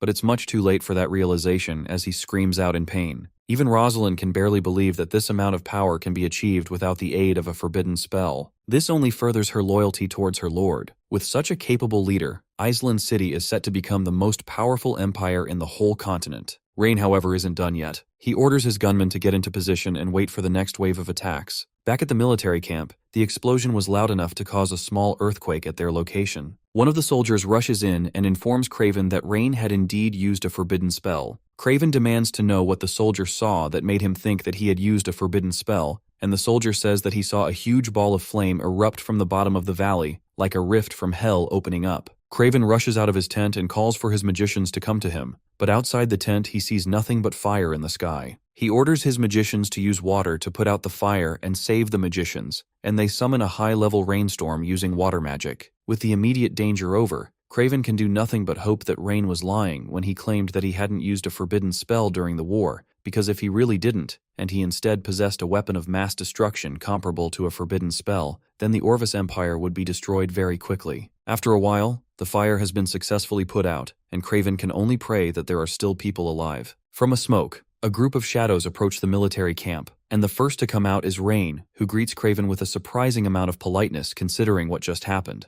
Craven smartly asks if they can end the fighting here before it goes too far for them to stop, and he even suggests that he can go back and plead with the Emperor to make sure that a ceasefire can be reached. But Rain isn't interested in his suggestion to just end the war because they are losing. Behind him, his gunmen point to the sky and aim towards the floating magicians. The mages try to defend with a magic shield, but just like with Orin, the bullets easily pass through the magic shield and pierce through all of them. Seeing it in person only makes Craven even more sure that Rain isn't using magic, but if it's not magic, then he has no idea what it could possibly be. Rain sends Craven back with a message to tell the Emperor that the young master is coming. Craven returns to Orvis with the grave news that the assault on Iselin had failed, and 20,000 vanguard troops were wiped out but Rain. The Emperor calmly demands to know just how they could have failed. Craven tells him that Rain had somehow managed to master a sort of power that had never been seen before on the battlefield. He warned of the strange power that turned the entire valley into a burning hell of flames, as well as an iron tube weapon that can pierce magic shields and kill mages flying in the air with a single shot. Then he warns the Emperor that if they keep fighting the Iselin city, they will most likely face total defeat. Instead, he urges them to halt their offensive and try to negotiate peace with Rain.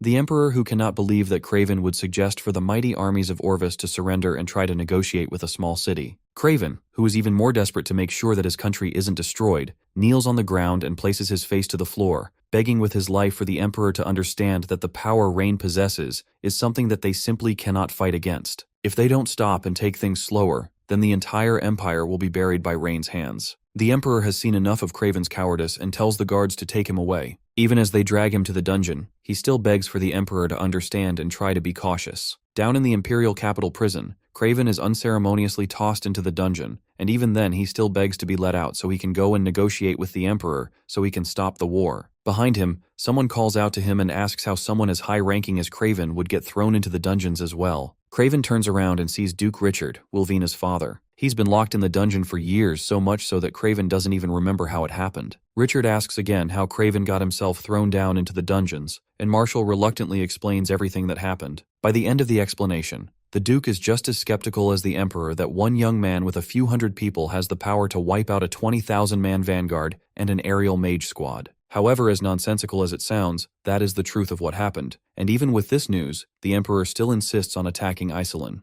The reason for that is actually something that Duke Richard is familiar with. It's because many years ago, before he was imprisoned, Richard once accompanied the Emperor on an inspection tour of the western border. While they were there, they stumbled on an abandoned altar near Iselin, where a monster had been sealed by an ancient magic array. The creature spoke to the Emperor and promised that if he could break the seal, then he would be granted supreme power, enough to make him the sole king of the entire continent. The Majesty, who's never been satisfied with ruling just a single continent, happily accepted the opportunity to have an entire continent kneel before him. He doesn't care about the consequences that would follow from releasing such a fearsome monster that could potentially lead to the destruction of the whole empire. That's why Richard used his family's unique seal barrier art to conceal the magic array's presence. That's also the reason he sent troops to slaughter Iselin year after year in hopes of finding a way to trigger the array. On top of that, he can't kill Richard because only he knows how to undo the seal barrier art. That's at least a little bit of hope for Craven that the entire empire isn't doomed, and he hopes that if he keeps his head down, he can escape to go work under Wilvina in Iselin. Hearing that his daughter is in Iselin sends Richard into a panic. Craven asks what's going on, and Richard's face turns heavy as he admits that this is what the Emperor had planned from the very beginning. He explains that breaking the ancient seal requires the blood of either him or Wilvina, which means if Wilvina falls inside Iselin City, the sealed monster is finally set free. The truth hits Craven all at once, and fear mixes with regret as he realizes every soldier who fell and every choice he made pushed the king one step closer to this moment. Nothing happened by chance, because every move was part of the king's plan. Richard lets out a tired sigh and admits that he always believed that staying alive kept the king in check, but he never expected him to go this far. Even placing Wilvina in Island City was part of the plan, and innocent lives became nothing more than pieces on the board. Craven completely loses his cool, rushes to the cell door, and shouts for the guards to let them out because the entire empire is in danger. Nobody answers, and the silence only makes things worse. Then a loud crack echoes through the room as Richard easily breaks the chains around his wrists, while a strange, fiery aura surrounds him. He calmly walks toward the door and says there is no reason to stay locked up after the king decided to sacrifice his own daughter. Richard tells Craven to get ready, because the Mad Emperor is finally coming down. Craven just stands there in disbelief, because Richard has this kind of power the whole time. Richard explains that escaping early never mattered, because exposing the king's final move was far more important. He raises a hand, unleashes his magic, and the prison door explodes into pieces. The massive crash brings fully armed knights rushing into the hallway, and they immediately order both men to surrender. Richard barely reacts, and he simply says that he will clear the way while Craven finds an exit. A strange magic circle forms in his hand before he slams it into the ground. The floor splits apart, flames burst from below, and the entire corridor is swallowed by fire. Panic spreads everywhere as the surviving knights run for their lives, giving Craven the opening he needs. The two of them rush through the burning prison and finally make it outside. Two tired knights are guarding the area, but they react far too late. Craven drops the first one with a single hit, then takes down the second before any alarm can spread. Richard gives him a nod of approval, clearly impressed by how quickly he acts, but Craven does not care about the praise. He tells Richard to grab the horses and leave before the entire city surrounds them. They ride away at full speed while alarm bells ring across the capital. Soon enough, news of the escape reaches the Emperor. The knight delivering the report expects the Emperor's anger, but the Emperor only smiles. Instead of being upset, he becomes even more certain that Wilvina is the key to breaking the seal. Everything is moving exactly the way he wants,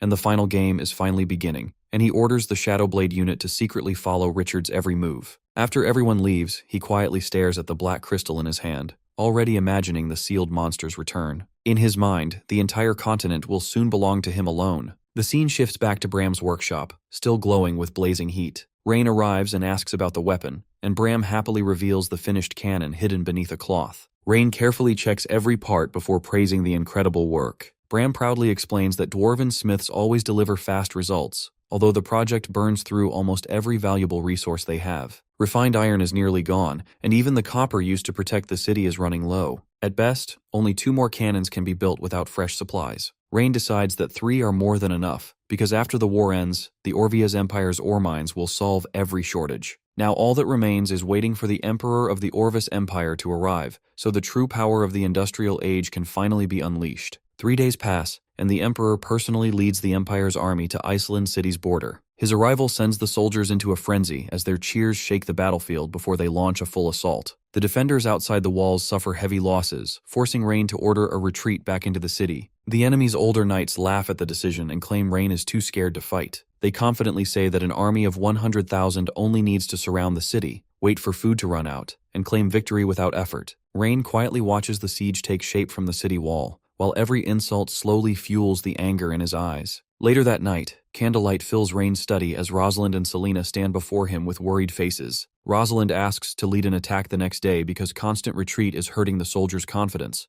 and Selena quickly agrees, believing they still have a chance if they strike first. Rain calmly explains that war is never about winning every battle, because only the final one truly matters. Fighting now would only waste lives and precious supplies, especially when the city still lacks enough weapons and ammunition. Instead, he wants the enemy to grow comfortable, because overconfidence always comes with a price. Rain then reveals that 36 massive barrels of oil are already buried beneath the planned battlefield. Once they are ignited, the explosions will completely wipe out the Empire's front line. Rosalind's eyes light up as she realizes Rain has already prepared a massive trap, and she openly praises his plan. Rain does not celebrate, but instead quietly admits that the situation is far more dangerous than it looks. If every buried barrel explodes together, Iceland City's protective wall will collapse along with them. Selena immediately understands what that means, because losing the wall means losing the city's greatest defense. Rain nods and reminds them that everything depends on getting this one chance right. Before anyone can speak again, the door suddenly swings open as a soldier rushes inside with urgent news. 2 enemy spies have been captured, and they claim to carry information that cannot wait. Rain finds the report strange since there is little reason for spies during a full siege, but he orders them brought in anyway. The moment the prisoners enter, Rain immediately recognizes Craven. Standing beside him is Duke Richard, Wilvina's father, and a former high-ranking official of the Empire. Rain assumes they have come to surrender and asks whether the Emperor knows about this, but Craven quickly shuts that idea down. He says they are not there to surrender, but rather they are there to stop the Emperor. Richard steps forward and asks Rain to listen despite every reason to doubt him. He reveals that an ancient sealing magic array lies deep beneath this city, where a terrifying ancient monster has remained trapped for countless years. Long ago, he and the Emperor discovered the hidden ruins, and now the Emperor plans to break the seal with blood so the creature can be unleashed.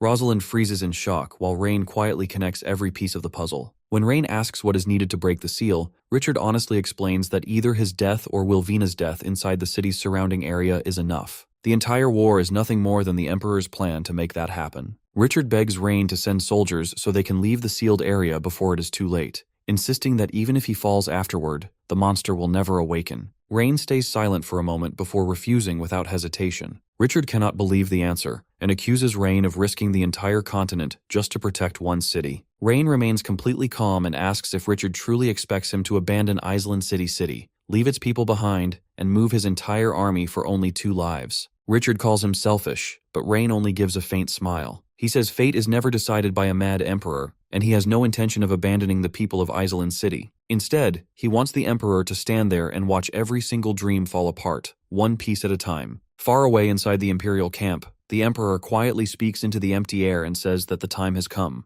Black smoke gathers behind him before taking the shape of a cloaked shadow guard waiting for orders. The Emperor commands him to sneak into Iceland City and take Wilvina's life during the chaos of the battle. The shadow guard accepts the mission and disappears into the darkness. Left alone, the Emperor smiles as his ambition grows even stronger. In his mind, once the ancient seal breaks, every obstacle will fall before him, and the entire continent will become his alone. The next morning, the Empire's massive army lines up outside Iceland City, ready to begin the assault. Rain stands on the city wall and quietly studies the endless sea of soldiers. Even with everything prepared, the sheer size of the enemy force is enough to make anyone stay alert. Richard points toward the Empire's elite heavy cavalry and warns that they are the strongest unit in the entire army. He explains that their charge can smash through almost any defense. Rain only smiles and says they are nothing more than walking tin cans. Richard cannot believe the response and insists that Rain has never faced heavy cavalry before. Rain laughs and says they are no threat at all, because bringing them down is much easier than they think. Richard quietly shakes his head and starts believing Rain has become too confident after winning one battle. Deep down, he hopes one crushing defeat will finally convince Rain to send troops to take him and Wilvina away from the city. Before the conversation goes any further,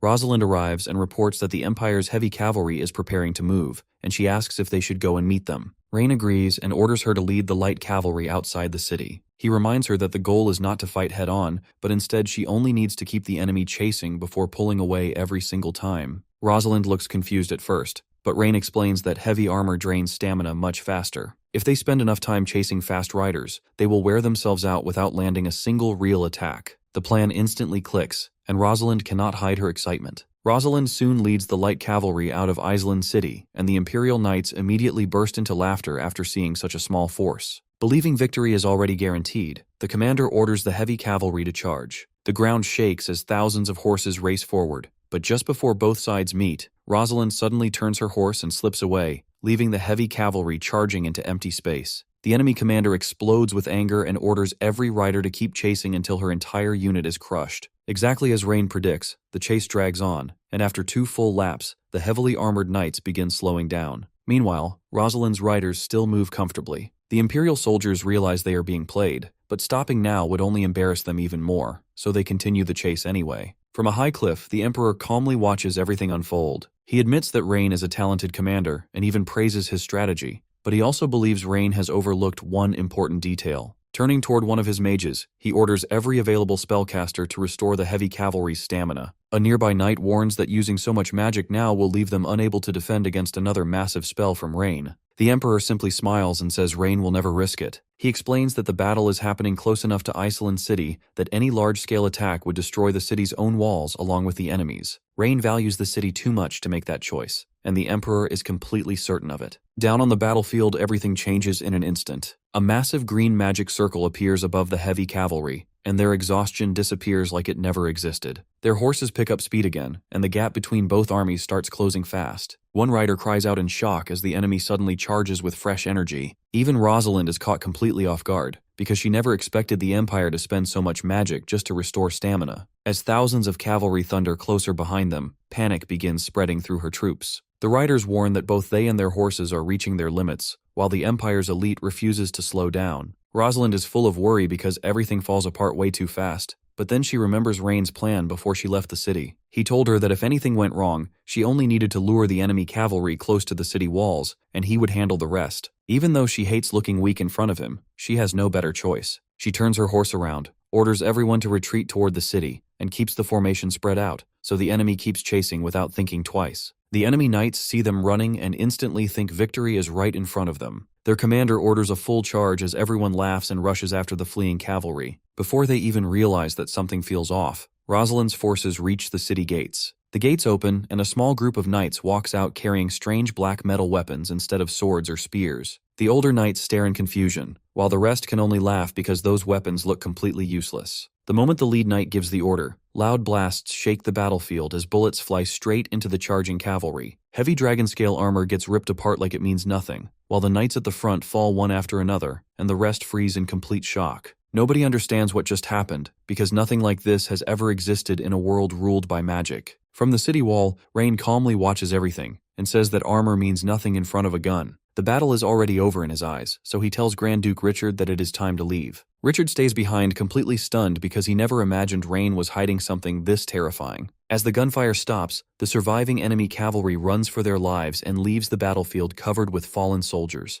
The city celebrates the huge victory, and everyone cheers for Rain. But while all the attention stays on the celebration, 3 dark figures quietly slip into the city without anyone noticing. Hidden by powerful magic, they enter the stables and reveal themselves as assassins sent by the Emperor. Then a knight walks into the stable to check on his horse, but before he can react, the assassin takes him down in one clean move and uses dark magic to copy his appearance perfectly. With his new identity as Karn, he tells the other two to stay outside while he heads into the Lord's residence. That night, everyone gathers for a small banquet as the knights keep praising Rain for leading them to victory. Disguised as Karn, the assassin joins the celebration and acts like nothing is wrong. Rain accepts the praise without getting carried away, then reminds everyone not to celebrate too much because the war is far from over. Meanwhile, Wilvina quietly watches from the side. Looking at Rain brings back old memories, and she starts wondering what their relationship will become once everything finally ends. Lost in thought, she leaves the hall and walks alone toward the garden. The fake Karn quietly follows her and starts a casual conversation. At first, Wilvina lowers her guard because the face looks familiar, but something immediately feels wrong. He calls her Lady Wilvina, even though everyone in the city only refers to her as the chief finance officer under Rain's orders. Instead of showing her suspicion, she calmly tests him by bringing up wedding plans with Lelia,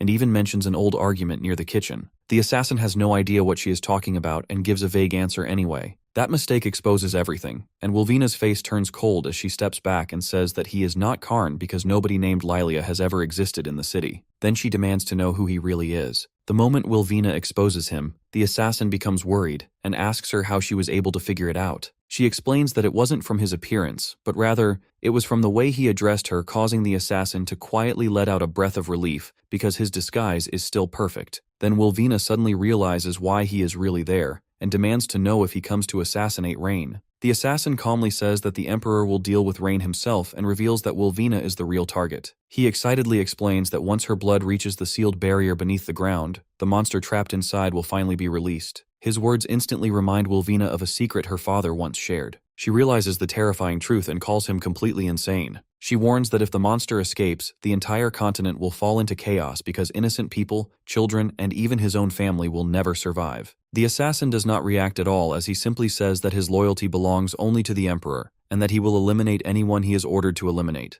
Wilvina calls him someone who is not even worthy of being called a dog, causing his eyes to turn cold as he pulls out his sword and rushes straight at her. Wilvina has no way to defend herself and can only watch as the blade comes closer. A loud clang echoes through the garden because someone blocks the attack with nothing more than a silver fork. Wilvina looks up in complete shock and sees Arya standing right in front of her. The assassin cannot believe his sword has been stopped by something so ridiculous. Arya calmly tells him that he must not hurt Wilvina because Brother Rain would be heartbroken. Wilvina is just as shocked because ever since Rain rescued Arya from human traffickers, the girl has never spoken a single word until now. The assassin laughs at her confidence and asks if she really believes a fork is enough to stop him, as Arya calmly says that it is. That confidence gets under his skin, so he attacks again with even more force as dark magic bursts from his body and covers the area. The sound of metal crashing fills the night as the sword and fork collide again and again. Inside the mansion, everyone keeps enjoying the banquet while Grand Duke Richard admits that he never expected Rain's rifles to tear through the enemy's armor. Rain casually says that those rifles are still not strong enough and plans to make even stronger weapons with the dwarves after the war. Richard suddenly senses powerful magic nearby and immediately realizes that someone is fighting. Rain quickly notices Wilvina is missing and asks where she went, as Leah says that she saw her heading toward the garden a few minutes ago. Richard instantly understands that his daughter is in danger as the glass in his hand slips and shatters on the floor. Rain wastes no time, orders everyone to search the area, and rushes toward the garden with a pistol already in his hand. When Rain arrives, he stops in surprise because the fight is already over. The assassin is kneeling on the ground while Arya and Wilvina stand safely in front of him. Arya quickly explains that the assassin came to eliminate Sister Wilvina. Rain immediately praises her after hearing that she protected Wilvina because he once said that he never wants to lose the people he cares about. Then he points his pistol at the defeated assassin and offers him one chance to stay alive. The assassin refuses without hesitation and declares that his loyalty belongs only to the Emperor. While everyone focuses on his words, he secretly sends two dark shadows through the ground as they silently race toward Richard and Wilvina, leaving both of them frozen in fear. Before anyone understands what is happening, the shadows split open, and two assassins jump out with swords aimed straight at Richard and Wilvina. They move so fast that nobody has time to react, and Richard throws himself in front of his daughter without thinking, ready to protect her no matter what. Just before the blades can reach them, a loud gunshot shakes the night. One assassin is hit instantly as the bullet tears straight through him, sending him crashing to the ground. Everyone stares at Rain in complete shock while he calmly blows the smoke from his pistol and says that within 7 steps, a handgun never misses. Richard finally relaxes after seeing Wilvina safe, but he forgets about the second assassin for 1 second. That tiny opening is all the assassin needs. He rushes forward and swings his sword. Richard barely dodges in time, but the blade still slices across his arm. Even with blood running down his sleeve, he does not back down because someone who has survived countless battles is not stopping over one wound. The assassin hesitates for a moment, giving Richard enough time to land a powerful punch that sends him flying across the ground. The assassin quickly realizes the fight is no longer in his favor and immediately turns to escape. Wilvina rushes to her father's side, worried about the injury, but Richard ignores the pain and tells Rain to chase the assassin before he gets away. Then he reveals something that instantly changes the mood. The assassin's sword is stained with his blood, and Wilvina's face turns pale because she already knows what that means. Richard confirms that if the assassin escapes with his blood, the ancient seal beneath the city will break, and the monster trapped inside will finally be set free. Richard and Wilvina both look at Rain with obvious worry, but Rain stays completely calm. He tells Richard to let Wilvina treat the wound first while his men deal with everything else. He orders the fallen assassin's body to be removed and the surviving one locked inside the dungeon. Deep down, Rain is not worried at all. Instead, he sees the monster as the perfect chance to test the massive cannons he recently finished building. Later, Rain thanks Arya for saving Wilvina's life and asks why she has stayed silent ever since arriving in the city. Her answer catches him completely off guard. She quietly says that she is afraid of being sold again. Rain immediately tells her that slave trading is forbidden in his territory, but she explains that she lost her parents at a young age before being adopted by people who eventually decided that she was too strong and too clumsy. She kept breaking dishes, furniture, and other things without meaning to, so they sold her. The same thing kept happening again and again until she learned that staying quiet helped her avoid attention and made people less likely to buy her. Hearing everything she has been through, Rain gently comforts her and promises that nobody will ever sell or force her away again. He reminds her that she already proved her strength by protecting Wilvina and asks if she wants to use that strength to protect even more people. Instead of answering, Arya tearfully asks if breaking things will make everyone abandon her again. Rain firmly says that this place is her home now. Those words finally break the wall around her heart as she hugs him tightly. Rain accepts her request to become one of his subordinates and says Rosalind will test her abilities tomorrow. Right after that, the system announces that Arya is officially his 4th talented recruit. Only one person remains, and Rain already decides that Wilvina will be the final piece. Night settles over the castle, beneath a thin crescent moon and a sky filled with cold stars, as the entire fortress falls into complete silence. Inside her grand room, Lady Wilvina sits alone at her desk, while the moonlight gives her bright red-orange hair a soft glow. She stays calm, although caution fills her eyes, and the quiet breaks as Rain walks in with his usual calm confidence. He wastes no time and says that he wants her to join his side, because he believes she can become one of the most important people in the future he is building. Wilvina pauses for a moment before politely declining the offer. She admits that she cannot see herself standing beside someone with dreams as big as his because she comes from a rival nation and believes she could never truly support him. She even laughs at herself a little and says that her only real talent is changing account books. Rain simply smiles, because he never sees that as a weakness. She quickly says that plenty of people can do the same thing, so there is no reason for him to choose her. Rain then asks if she even knows what his real goal is, although she quietly admits that she has no idea. The room grows quiet as Rain explains that someone with her talent should already understand how powerful controlling resources can be. He says that many people can change numbers, although almost nobody can do it as perfectly as she can. Winning battles is not only about strong fighters, because smart people shape the battlefield long before anyone starts fighting. Those words completely catch her off guard, and for the first time she starts wondering if her talent really matters. Rain then reveals that he wants to teach her something far greater than changing ledgers, and he calls it finance. The strange word leaves Wilvina completely confused, because she has never heard of it before. Rain explains that finance uses numbers to control wars and guide the flow of every resource. In the right hands, a simple ledger becomes more dangerous than any weapon. He believes finance is the golden key to taking down entire empires without wasting countless soldiers, and he promises to place that power in her hands. One day, when the world enters a brand new era, he says that everyone will remember her as the person who started it all. She stares at him, completely speechless, because the future he describes feels far bigger than anything she ever imagined. Rain reaches out his hand once again and asks her to walk into that new era beside him. Wilvina looks at his hand as her heart races, while a small blush appears across her face before a bright smile finally breaks through. She jokes that he is even more convincing than the smoothest swindler alive, although her expression soon turns serious. From that moment on, she promises to devote everything she has to young Master Rain. At the same time, a system notification appears before Rain and announces that he has successfully gathered 5 top-tier talents. As a reward, he unlocks an extremely valuable artillery shell blueprint, and he immediately plans to have the Dwarven clan produce it as soon as possible to crush every monster standing in his path. Far away, beneath another crescent moon, a massive army gathers before ancient ruins covered in glowing symbols that give off a heavy and unsettling feeling. The Emperor of the Orvis Empire stands before the giant wall, holding a vial of blood, while excitement twists across his face. He pours the blood onto the ancient stone, and every symbol lights up with a deep crimson glow as the entire structure shakes beneath a rising dark force. A giant pillar of black smoke bursts into the sky before a massive shadow creature slowly forms inside it, opening glowing crimson eyes that spread fear across the land. Dark markings cover the king's face as he proudly declares that the world will bow before him again. He turns toward the distant city of Iceland City, orders the army to march, and begins an all-out war driven by revenge. The next morning, the sky above Iceland City is bright and clear, although the air feels strangely heavy, as if disaster is already waiting. Outside the city, the army of the Orvis Empire marches forward in complete silence. At the front walks the Emperor, surrounded by a violent purple aura that seems ready to swallow everything around him. His glowing crimson eyes and corrupted body leave even his own soldiers uneasy, because the ruler they once followed now looks more like a monster than a man.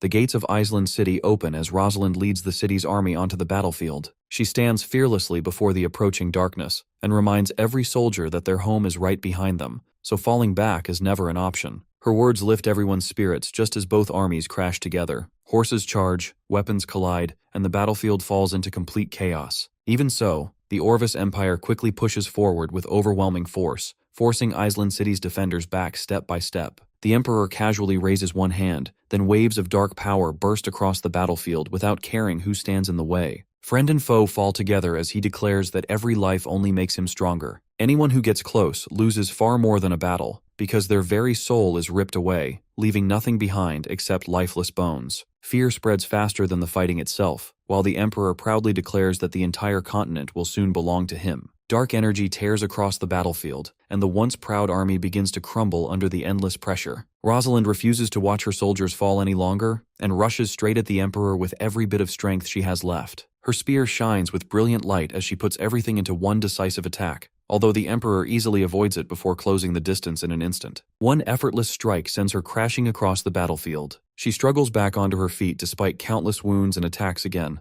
although the result never changes. A blast of dark power tears through her body before throwing her into a massive boulder. As the Emperor slowly walks toward her with complete confidence, he looks down on her as though the battle has already ended. High above the battlefield, Rain quietly watches everything unfold while Grand Duke Richard struggles to hide his fear. Looking at the countless bodies below, Richard realizes that this is no longer a battle, but a complete slaughter, and desperately urges Rain to call for help from the Magic Association. Rain stays completely calm as Leah confirms that every civilian has safely reached the shelters. With everything finally ready, Rain fires a signal flare into the sky and officially begins the operation. Seeing the bright light, Rosalind understands the plan at once. She forces herself back up and orders every remaining soldier to retreat toward the southeastern mountainside before falling back into the city. The Dark Emperor laughs as the defenders retreat, completely convinced that nobody can escape him. Standing beneath the city walls, he calls out to Rain and promises a painless end if the gates are opened. Rain calmly replies that nobody knows who will be the one to fall today. Rows of strange black barrels rise above the walls before Rain gives the order to fire. Thunderous blasts shake the battlefield as countless rounds slam into the Emperor's dark barrier, although the smoke clears to reveal him standing without a single mark. Panic spreads across the walls, but Rain never loses his smile. He quietly says that ordinary rifles are never enough, then orders the massive cannons forward. Giant artillery pieces roll into position as the ground trembles beneath their weight, and Rain looks down at the Emperor before calmly deciding that the real battle finally begins. Below the walls, the Emperor laughs and declares that a few chunks of iron without magic could never scare him. Rain only smiles and says that this weapon carries more destructive power than anything the Emperor has ever seen. With a single wave of his hand, he orders Bram to fire. Bram follows every step exactly as he was taught, and the three cannons lock onto the Emperor before unleashing a deafening blast. The shells tear through the sky faster than the eye can follow, and blazing fire crashes straight into the Emperor's position. Even the Emperor feels a chill as the attack reaches him almost instantly. Realizing how powerful the blast will be, Rain tells Selena to move everyone away from the wall before the shock wave reaches them. She quickly casts a teleportation spell, and blue light wraps around the group before carrying them to safety. The moment they arrive, Selena admits that the cannon's power shakes even her. They turn back just as a massive explosion lights up the sky. Rain pulls Selena close and orders everyone to get down before the shockwave slams into the battlefield. A giant pillar of fire rises into the air, and the ground shakes violently.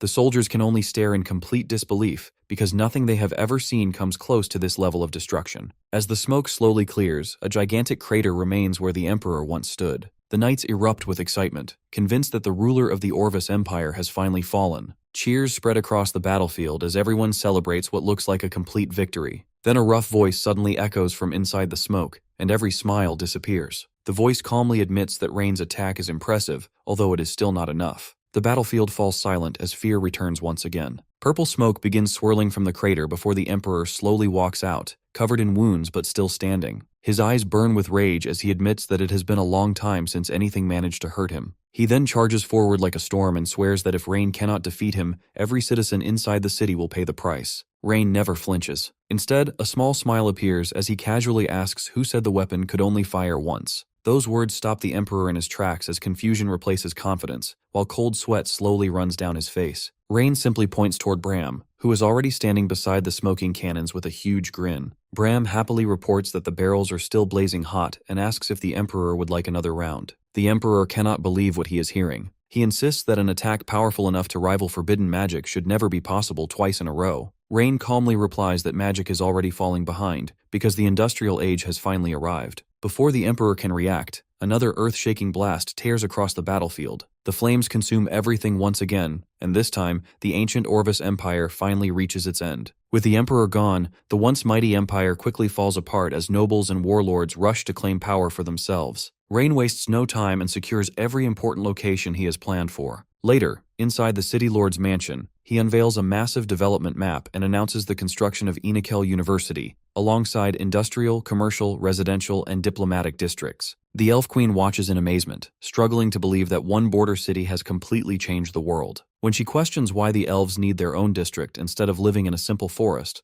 Rain explains that bringing different races together will create understanding through culture, food, and everyday life. Before the meeting can continue, a royal envoy from the Kalidor Empire arrives. The envoy immediately mocks the Elf Queen for sitting beside Rain, although Rain steps forward without hesitation and coldly orders him to apologize at once. Otherwise, another body will be leaving the room. The room falls completely silent as the tension becomes almost unbearable. Even after Rain's warning, Enrique refuses to back down because, as the Emperor's special envoy, he believes nobody would dare lay a hand on him. His confidence only makes Rain smile. Rain calmly tells Rosalind to teach him how to speak with proper respect. Without saying another word, Rosalind steps forward and draws her sword in one smooth motion. The instant the blade points at him, Enrique panics and warns that attacking him means challenging the entire empire. Rosalind does not care as she swings without hesitation, forcing him to barely dodge before stumbling backward in complete shock. Enrique cannot believe the attack is real, although Rosalind gives him no time to recover. She rushes him again, driving him back with one strike after another until panic turns into anger. He hurriedly draws his own sword and tries to fight back, but the gap between them is obvious. Their blades clash for only a moment before Rosalind completely overpowers him and sends him flying. Blood spills from his mouth as he crashes onto the floor. She keeps the pressure on, refusing to let him catch his breath, then finishes the exchange with a powerful kick that leaves him on the ground. The moment her sword rises for the final strike, every bit of arrogance disappears as he immediately begs for mercy and repeatedly admits that he is wrong. Just before the blade reaches his throat, Rain tells Rosalind to stop. Enrique cannot believe that the son of Grand Duke Ardalian actually allows someone to humiliate him like this. Hatred burns inside him, although staying alive matters far more. Swallowing every bit of pride, he apologizes to the Elf Queen and begs for her forgiveness. The Elf Queen thanks Rain for standing up for her, although Rain simply smiles and reminds her that they are partners. Hearing those words only makes Enrique's hatred grow stronger, even as he keeps his head lowered. Rain then orders Enrique to read the Emperor's decree. Still kneeling with blood on his lips, Enrique opens the scroll and announces that Rain must return to the capital within 3 days to receive his official reward from the Emperor. He also reveals that the future of Anicaps City will be decided by the Imperial Court. The Elf Queen immediately questions why a city won by Rain should even be discussed, although Enrique explains that those are simply the Empire's rules. Rain quietly considers everything before deciding that his strength is still not enough to openly challenge the Empire. He accepts the decree and announces that he will leave for the capital without delay. Enrique hides a satisfied smile, already believing Rain is walking straight into a trap.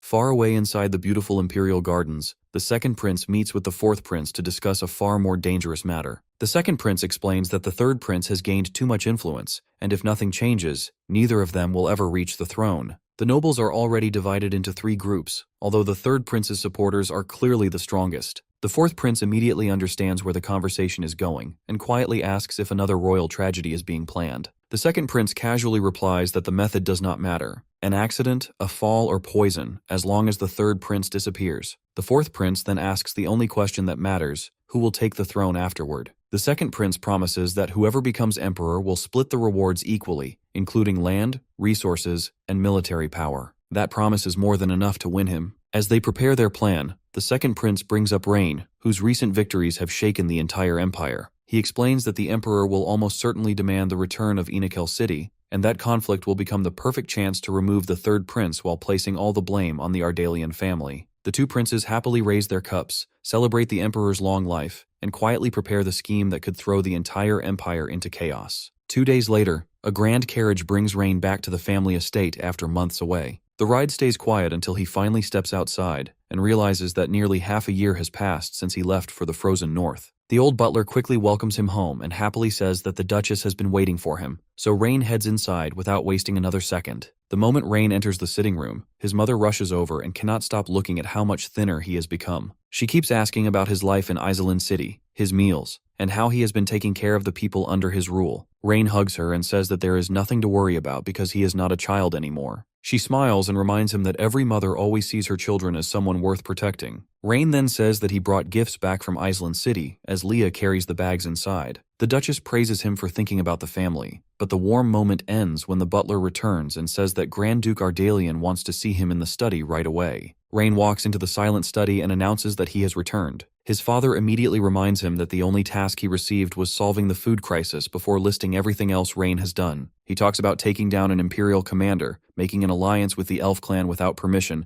and creating trouble along the border. He then asks if Rain already sees that land as his own. Rain calmly says that the land may not belong to him by name, but the people trust him to protect them and give them a better future. That answer makes the Duke pause because he can clearly see that his son has grown far beyond expectations, which is both impressive and a little worrying. The Duke warns that the real test will come during the ceremony tomorrow because many powerful people will try to use recent events against him. Rain confidently says that as long as he refuses to give up, nobody will take the city away from him. He then asks how his father sees the Empire and which side he will choose if the fight for the throne finally begins. The Duke stays quiet for a moment before saying that Rain is still too young and far too confident. He warns that the Emperor is not someone who can be pushed aside so easily, and says that unless the family is forced into action, he has no plans to make a move. Rain accepts the answer, and the heavy conversation finally settles down. The Duke then changes the topic completely by placing a stack of papers on the desk. They are all marriage candidates from powerful noble families who could strengthen Rain's position in the future. Rain quickly says that there is already someone in his heart, which catches his father completely off guard. When Rain reveals that the person is Leah, the Duke slams his hand on the table and refuses to accept the idea because she is only a servant. Rain refuses to back down and says that nobody else gets to decide who is worthy. His father explains that power alone is never enough because allies and noble connections also matter,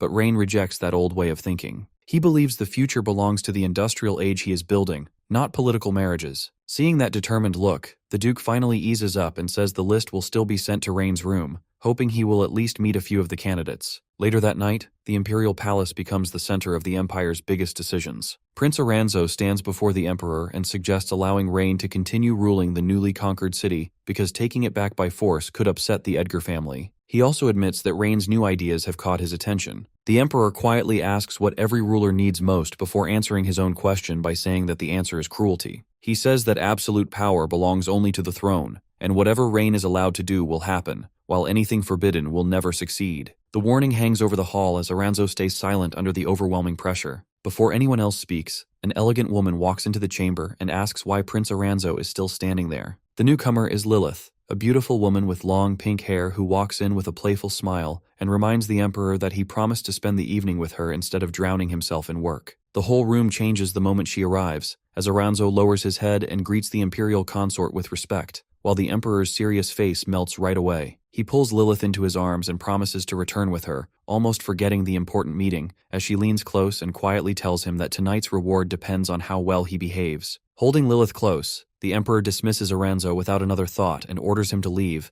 making it painfully clear that personal pleasure now matters far more than the Empire's future. Aranzo has no choice but to obey, although the frustration inside him keeps growing until he finally leaves the room. Only then does his real expression appear, as he realizes that his father no longer cares about protecting the Empire and only wants to keep everyone fighting while chasing his own desires. His eyes turn cold, and he quietly promises that if this rotten rule continues, he will be the one to burn everything down and build something better from the ashes, no matter the price. The next morning, the Grand Imperial Hall fills with nobles as the Emperor announces that he is pleased with everything Rain has achieved in Island City. As a reward, he declares that Enikel City will become part of Rain's land. Both regions will become one new territory, and Rain will receive the title of Count. The hall instantly fills with whispers because everyone knows that someone this young reaching such a position is almost unheard of, while Rain stays calm because everything is happening exactly as his father predicted. Before anyone can settle down, Minister Fells steps forward in his purple robe and loudly declares that giving Rain such authority would be a terrible mistake. Rain does not react and simply watches him with a calm smile,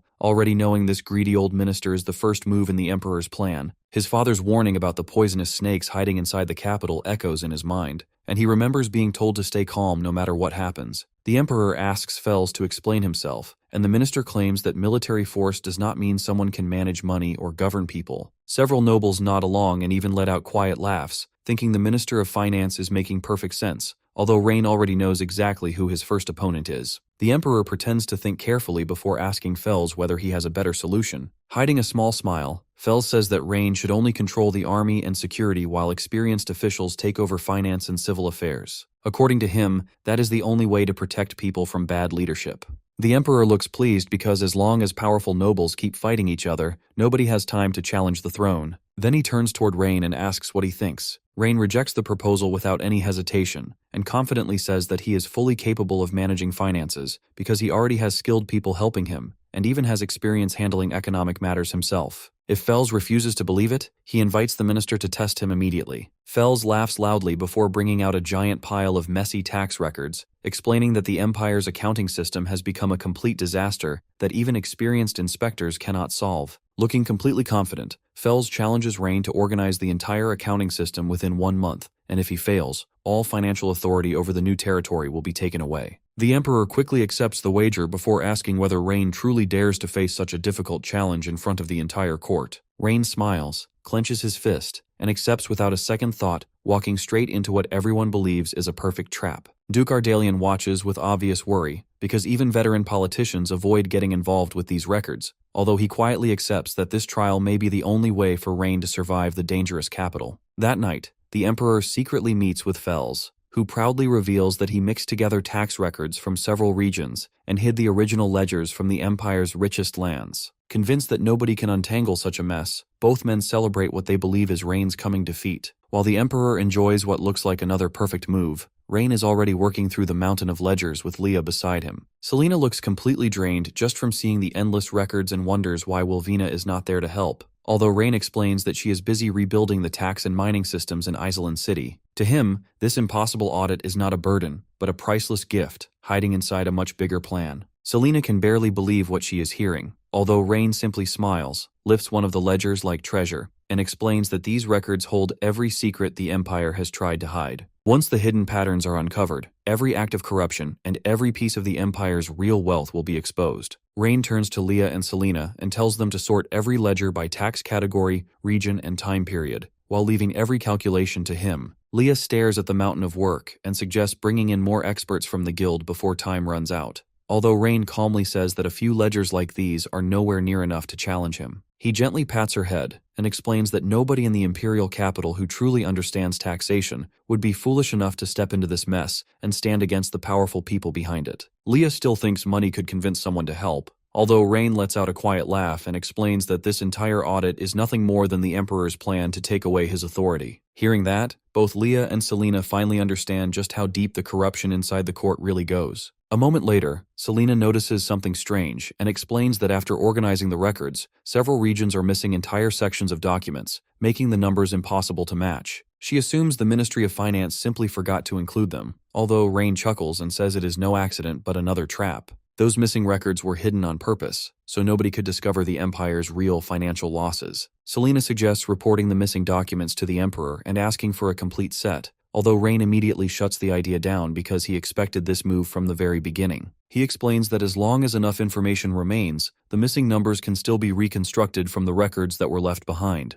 Pointing to one ledger, Rain explains that land rent in the northwestern region has dropped by 17% compared to last year, even though farm production has stayed exactly the same. His pen moves across the paper as he quickly calculates the missing tax and concludes that the difference was clearly stolen. He then points out that land ownership records were never properly updated, making it easy to hide property and avoid paying taxes. Moving to another ledger, he notices that the northern salt tax was delayed by a full month, although transport costs somehow never changed. He calmly explains that officials are using fake shipments on paper so they can claim the same transport costs again and again while quietly draining money from the imperial treasury. Leaning back in his chair, Rain says the Empire has turned corruption into an art form. Every part of the financial system is filled with fake numbers, hidden land, duplicate records, and empty reports that only exist to cover stolen money. He shakes his head and says it is no surprise nobody has managed to produce a clean audit in years. Selena watches in complete amazement and wonders how he solved everything so quickly. Rain smiles, points at his head, and explains that it is not magic at all but a modern financial system built on logic, proper organization,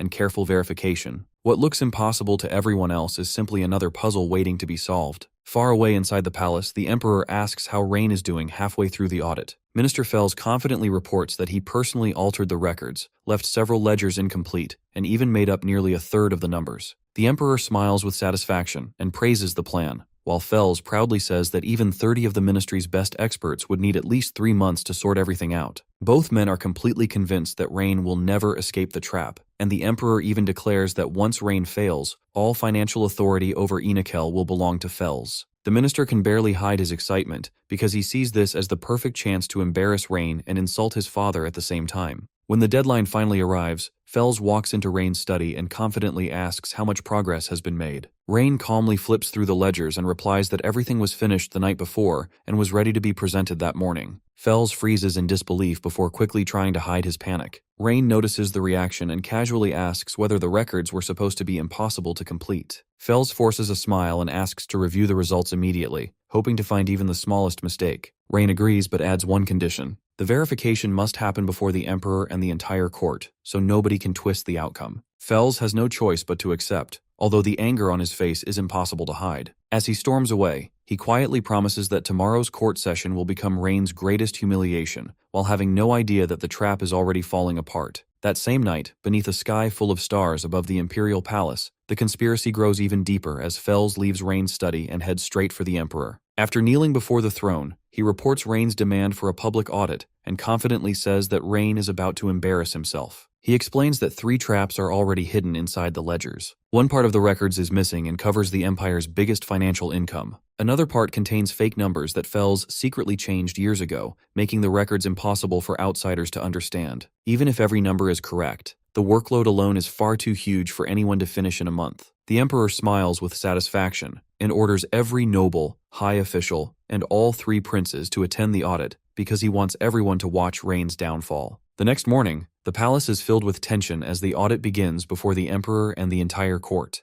Rain walks into the hall with nothing more than a thin scroll, leaving everyone confused. Most nobles believe he is simply acting brave, while Fells welcomes him with fake respect before proudly announcing the Ministry of Finance's results. He even pretends to be generous by saying that small mistakes in Rain's work will be forgiven because it is his first time handling imperial finances. Rain immediately cuts him off and calmly asks what reward he will receive if the ministry's numbers are wrong. The entire hall goes silent before one official steps forward in anger and asks whether Rain truly believes he is smarter than every expert in the ministry. Rain gives a calm smile and says that he does. That confidence makes the whole room lose its mind. Fells quickly calms everyone down before asking the Emperor to begin the comparison. The ministry reports the Empire's total tax revenue as 14,830,000 gold, with border taxes at 2,160,000 gold and mineral taxes at 1,800,000 gold. Rain calmly presents completely different numbers and says that the real total is 16,057,000 gold, with border taxes reaching 3,120,000 gold and mineral taxes at 2,650,000 gold. The huge difference shocks the entire court as officials immediately call Rain's calculations nonsense. The Emperor points out the massive gap and demands an explanation. Rain simply says that the answer is obvious because the Ministry of Finance changes the records, so the numbers never match. The accusation leaves the hall completely frozen as everyone stares at him in disbelief. Fells bursts into anger and accuses Rain of spreading lies, but Rain calmly asks what he will say if proof exists. That single sentence makes Fells nervous, although he convinces himself that Rain is only trying to shake his confidence because almost nobody inside the ministry knows the real records. Rain slowly opens his scroll and begins listing the evidence one section at a time. He explains that the Empire's taxes are divided into direct taxes, indirect taxes, and licensing taxes before focusing on indirect taxes first.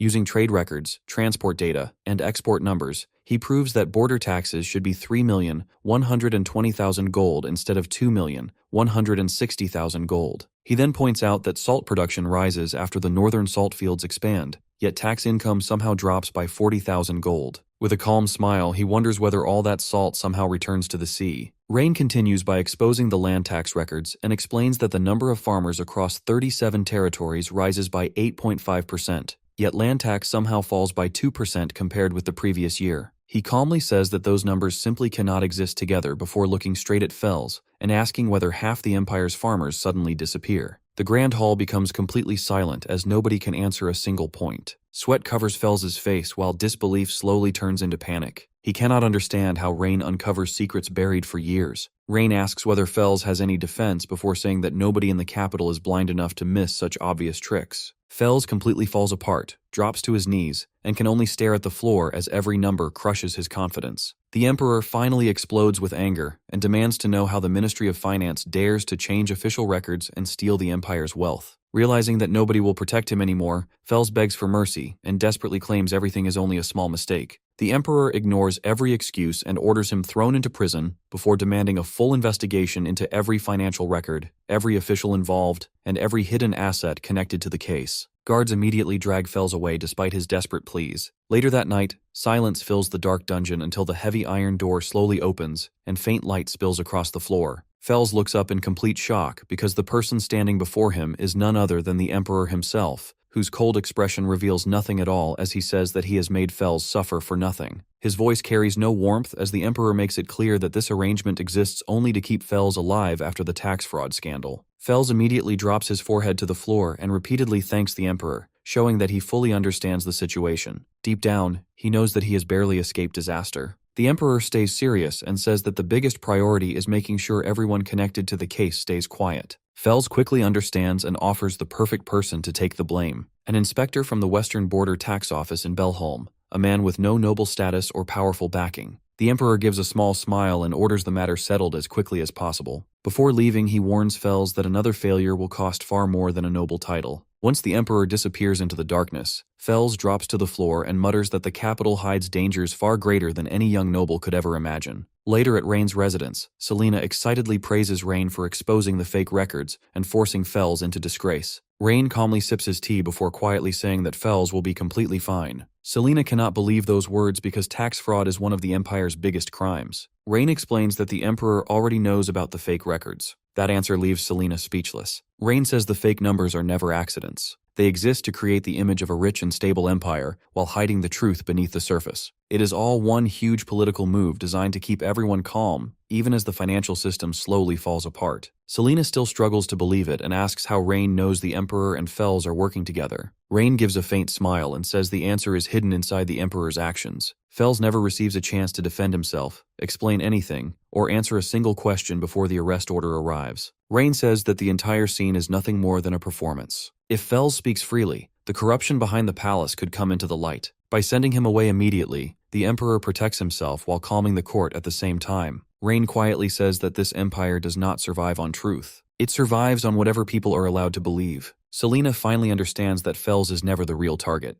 as he is only a shield protecting the throne. Rain lets out a quiet laugh because the Emperor may have protected himself, but he is also forced to hand financial authority over Enikel to Rain. At that moment, Grand Duke Ardalian walks into the room with a serious face and immediately scolds Rain for going too far during the court session. Rain calmly asks why speaking the truth should ever be wrong. The Duke slams his hand onto the table and says that Rain did far more than tell the truth because he openly challenges the most powerful people in the capital. He warns that power does not belong to whoever is right. It belongs to whoever nobody dares to challenge. Rain stays completely calm and says that if those changing the records feel no fear, then the one holding the truth has even less reason to fear. The room instantly becomes quiet. Grand Duke Ardalian lets out a long sigh before changing the subject. A list of noble daughters is placed before Rain as he orders him to choose a marriage partner, because political marriages are part of every great family's future. Across the room, Leah quietly prepares tea, but her hands begin to shake. She lowers her head to hide the tears gathering in her eyes before excusing herself to prepare more hot water. Rain immediately understands what is happening and follows her into the corridor. Standing beneath the dim light, Leah quietly says that she is only a maid, and his marriage has nothing to do with her. She never looks back, yet her voice already says everything. Before Leah can walk away, Rain gently wraps his arms around her from behind and softly says that the marriage has everything to do with her. Leah freezes as every wall around her heart begins to fall. Rain gently reminds her that from Island City until now, she is the one person who has always stood beside him and understood him better than anyone else. Tears finally roll down Leah's face, although fear still remains because she knows the gap between their positions has not disappeared.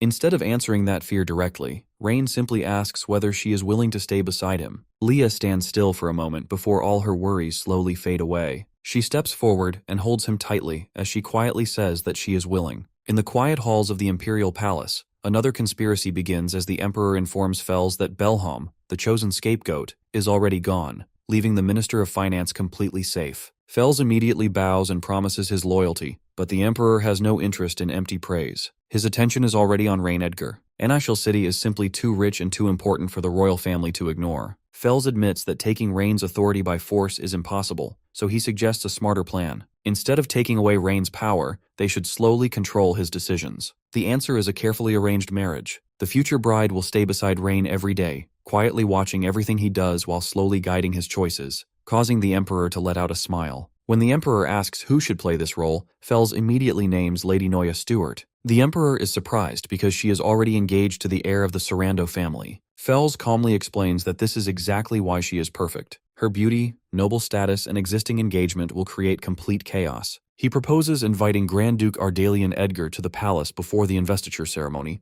then secretly spreading rumors that the Grand Duke personally requests the marriage himself. Once the story spreads across the capital, the Edgar family will have no choice but to accept it to protect their reputation. The Emperor is delighted because the royal family stays clean while the three great houses turn against one another. Fels quietly smiles because Rain is about to walk straight into a trap disguised as a reward. As morning arrives at the Enikel estate, Leah wakes Rain and reminds him that today is his reward ceremony. The The royal envoys will arrive soon, yet Rain only groans because he has no interest in leaving his warm bed for another ceremony arranged by the old man in the palace. He jokingly pulls Leah close and says that after returning to Island City, someone else can handle the work while they enjoy peaceful mornings without interruptions. Leah blushes before reminding him that a lord's duty always comes first. Rain laughs and says that he can always work after waking up, and besides, she will keep everything running while he sleeps. Leah simply smiles because she already knows that is exactly what will happen. Not long afterward, Rain arrives at the imperial palace where the emperor publicly praises his achievements. He speaks about Rain defeating the Orvis Empire's army and protecting the empire,